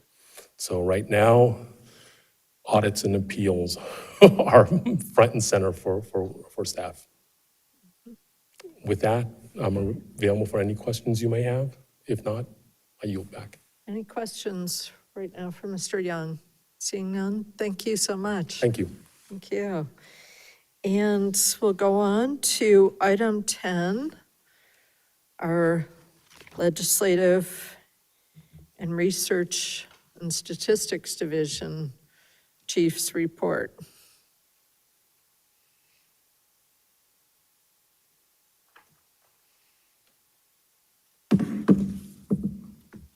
Good afternoon, Chair Lieber and members. Ted Angelo, Legislative Director, Chief of the Legislative Statistics and Research Division. The session's just about done. They are working furiously on the floors of the Senate and the Assembly, so I'm kind of tracking to make sure we don't see any gut and amends that would put new public policy at the end of session that we haven't had a chance to review. So I'll be looking for that, and we'll keep you apprised if anything pops up. Let's see here. I've updated you with the most recent analyses, and as I noted, looking for floor amendments that might impact BOE. Our board-sponsored bill, SB 1437, I mentioned, was signed by the governor on July 6th. I just note that again for the record. AB 672, I'm just going to go briefly through. There was about 30 bills that we were tracking, either that directly impacted, maybe even a few more, or on our watch list. Now there's about probably 11 that are still moving forward. AB 672 Caloza, the welfare exemption sunset for community land trusts. That bill has technical reporting amendments, and sometimes when they do these reporting amendments, they're pursuant to Section 41 of the Rev and Tax Code, where they have to have a purpose for any new taxation mandate. It's called boilerplate language that they put in bills, where it's a standard requirement that either is required by the code or the committees. Sometimes the committees put them in, even though the statute doesn't necessarily apply directly. So some of these bills are being amended late, and then they're referred to the policy committees for kind of not a rubber stamp, but a hearing on issues that weren't previously in the bill. Those are being done, so some bills are being pulled off the floor from third reading before they're either voted on and moved forward to the governor. 672 is one of those. So it has a reporting requirement. AB 1294, Haney, is the moderate income welfare exemption, a scaled back approach from a bill earlier in the year, that 1415, that was held on suspense. This one is just Alameda, Sacramento, and San Francisco counties. That bill is moving forward, but I believe it's on the Senate floor for concurrence. AB 1668 Pellerin is the open space land welfare exemption. That's gone to enrollment, so that'll be headed, that passed the legislature and headed to the governor, supported by the board, AB 1668 Pellerin. AB 2089 Ward is the e-filing, somewhat to what we talked about today for the welfare exemption. It allows and authorizes assessors to receive income and other welfare exemption support material. That bill has technical amendments. It's on the Senate floor and should be up for a final vote this week. AB 2167 Machado, that's the documentary transfer tax, is on the Senate floor. This is the one where wholly owned subsidiaries of tribal entities. It's a technical cleanup to the other bill that was signed at the very beginning of this year for open space land reacquisition by tribal entities. So that's on the Senate floor. Let's see. Unfortunately, as I had mentioned and was discussed today briefly, SB 288 was the probate fix for Prop 19. You had mentioned to some of the folks that were testifying during the Taxpayer Bill of Rights hearing. The board supported it, but it was held on suspense in appropriations, so they will have to pursue that again next year if they're going to try to do something. Again, there's a lot of options that they can try to do, but those that amend the Constitution have to be through initiative or through ACA or SCA. SB 296 Archuleta is passed to enrolling and headed to the governor. This is the bill that was AB 2022 that the board supported. They took everything in that bill and put it in SB 296. So all the folks that were supporting that bill are now supporting SB 296. So the board is reflected in support of that. It is the enhanced disabled veteran proposal that gives 50% of the home value up to $1 million of property value. That's the only new part of that proposal that wasn't in AB 2022. And it has to be as favorable to the disabled veteran. Otherwise, they would stick with existing law. Some of the other veterans' proposals didn't make it this year. We've talked about those today, but this is the one that has the chance, and it's going to the governor this week or next week. AB 2172, supported by the board, is the Single Assessment Appeals Commissioner bill that we've discussed. That's going to be headed to the governor. That went for concurrence, I believe, yesterday by Chair Gibson in the Assembly Rev and Tax Committee, authoring that bill. Let's see, SB 420 by Senator Padilla is the detention facility bill that we've discussed. So no welfare exemption clarification for detention facilities supported by the board. It's going back for concurrence, but may have to have a hearing off the floor because it was amended in the other house, and we'll have to go back for concurrence, and probably because it has new subject in it from the amendments, have to go back to Senate Rev and Tax. The board supports that bill. They are aware of that. SB 974 is the Special Needs Trust Bill clarification. That one is in Senate for concurrence and should be headed to the governor soon. And that does it for me. I was trying to power through, so I know it's been a long day. So if there's any bills I didn't cover, I have the full list here, and I can cover it now if you have any questions. Otherwise, I will be updating you next month. Okay, any questions, Vice Chair? I just wanted to follow up on the Veterans Bill, Senate Bill 296. Yes. So can you tell me, what was added to it? I guess because I guess the bill that we had supported earlier got, I guess, amended into this bill, is that right? Yes. So- The only difference between the two bills is, and it was one of those coming off of appropriation suspense file. So when bills are amended on suspense, you don't get to see what the author was proposing in advance. They just read through it and they say, do pass as amended, a roll call, which means everybody supports it, with a cap of $1 million on property value.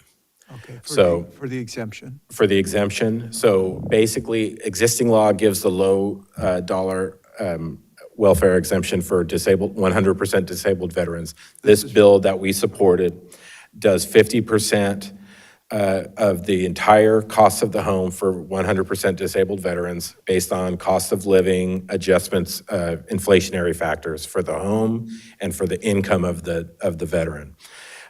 All of that was moving in 2022. That bill was held on suspense in the Assembly side, and the entirety of 2022 was put into SB 296, like as a mirror image bill. So it's the same thing the board supported.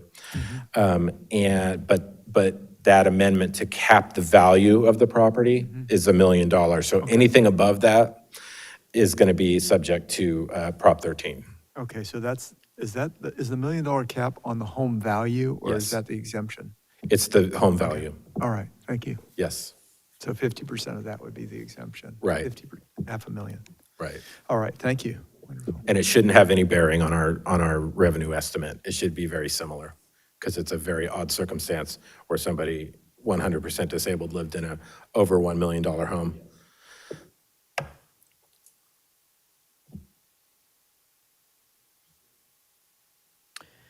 Okay, any further questions, Mr. Vasquez? Just a quick one, I know this happens often when things get merged or they get gutted. Is there anything that the BOE in the future could do to, because sometimes you want to support them, and sometimes you don't, to take action, because usually it might be happening in between our board meetings, so you're kind of strapped. Yes, and I think that's good food for thought for another discussion. I know we've had discussions about how the board takes positions on bills, and I know we've had discussions about bills that are amended, and if you still support them, and the lack of being able to be nimble because you have to put it on the agenda for Bagley-Keene purposes, things like that. It's something that we should discuss going forward that wasn't previously covered under the rules for flexibility purposes, for ongoing support of changes that weren't so substantial that you'd question whether you want to still support or change your position on a bill. Okay, well, thank you very much. Thank you. I did my best to curtail my. Yeah, you're going to have some work to Yes. do this. I had a question, Very Madam Chair. extra. Mr. Schaefer. Yes, Mr. Angelo, we probably don't have a position on it, but AB 1827 changes the jurisdiction for small claims. Do you know what they're contemplating of doing?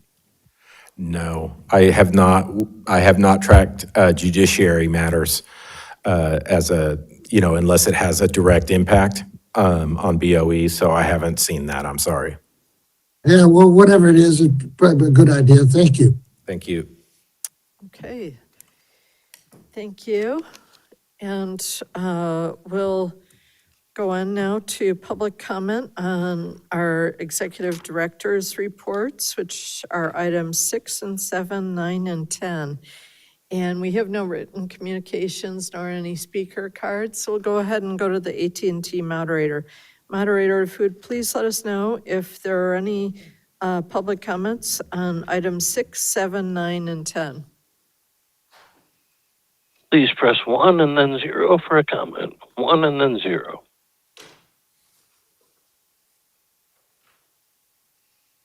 And we presently have no one in queue. Okay, thank you. We'll bring it back to item 11, public comment on matters that are not on the agenda. Persons who wish to address the Board of Equalization regarding items that were not on the agenda may do so under this item. Please note that the board cannot act on items that are not on the agenda. However, the board can schedule issues raised by the public for consideration at future meetings. We have no written communications, nor any speaker cards. So we'll go to our AT&T moderator. Moderator, if you'd please let us know if there's anyone who would like to make a comment on item 11. To comment, please press 1 followed by 0. And there are no comments. Okay, thank you. So the last item for today is closing remarks and adjournment. Does anyone have any closing remarks? Vice Chair.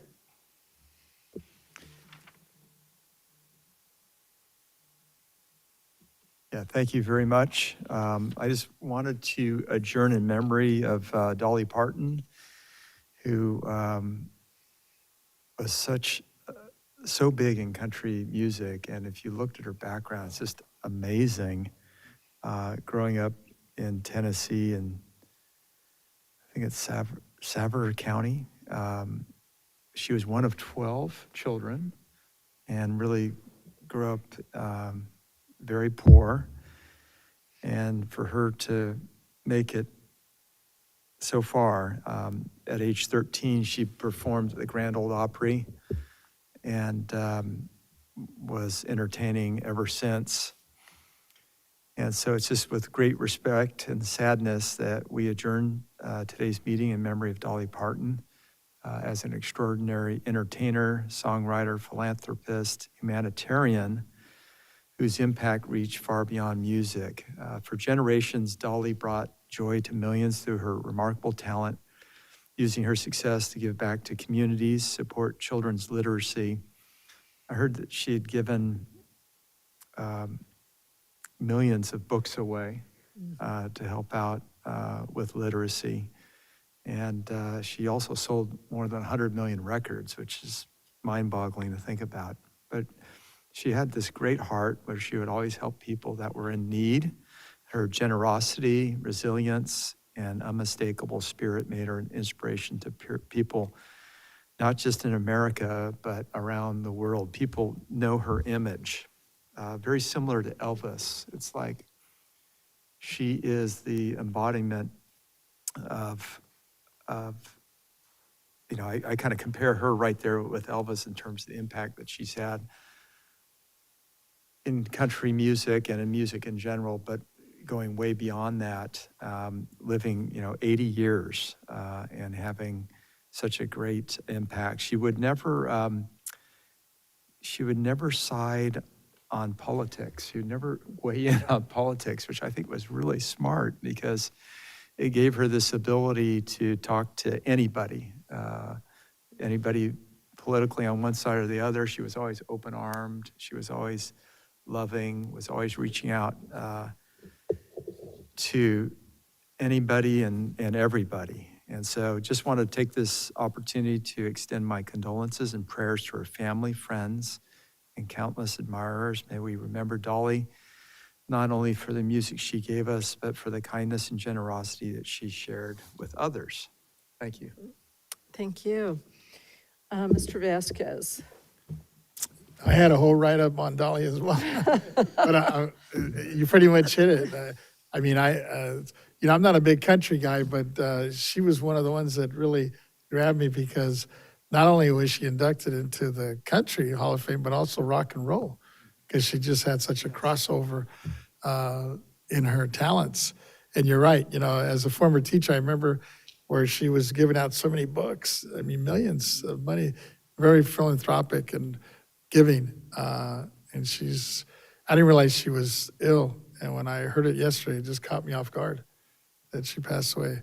Because she was only 80. I thought, when I see some of these other folks that have been around, I'm thinking of Mick Jagger, some of these other entertainers that are in their 90s and still surviving.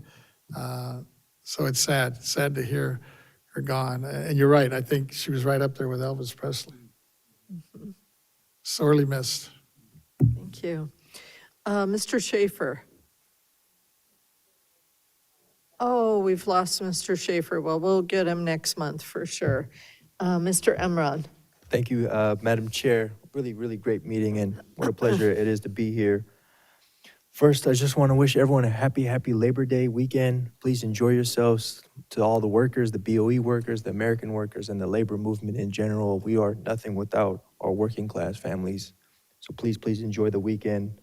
And then also too, it is the first day, first week of school here in California for millions of school children across this great state. I'm a proud public school kid, and what a delight it is to be back in school with new textbooks, new facilities. Thank you to the BOE and everything that is so great. And lastly, it's not an in memoriam, thankfully, but I do want to give my thoughts and prayers. There was a San Jose police sergeant who was shot yesterday pursuing an armed suspect into a home that had a family in it, including young children, and the brave officer and his partner went inside, and luckily, they were able to save that family's life, but the officer was shot. He's in critical condition at Santa Clara Valley Medical Center.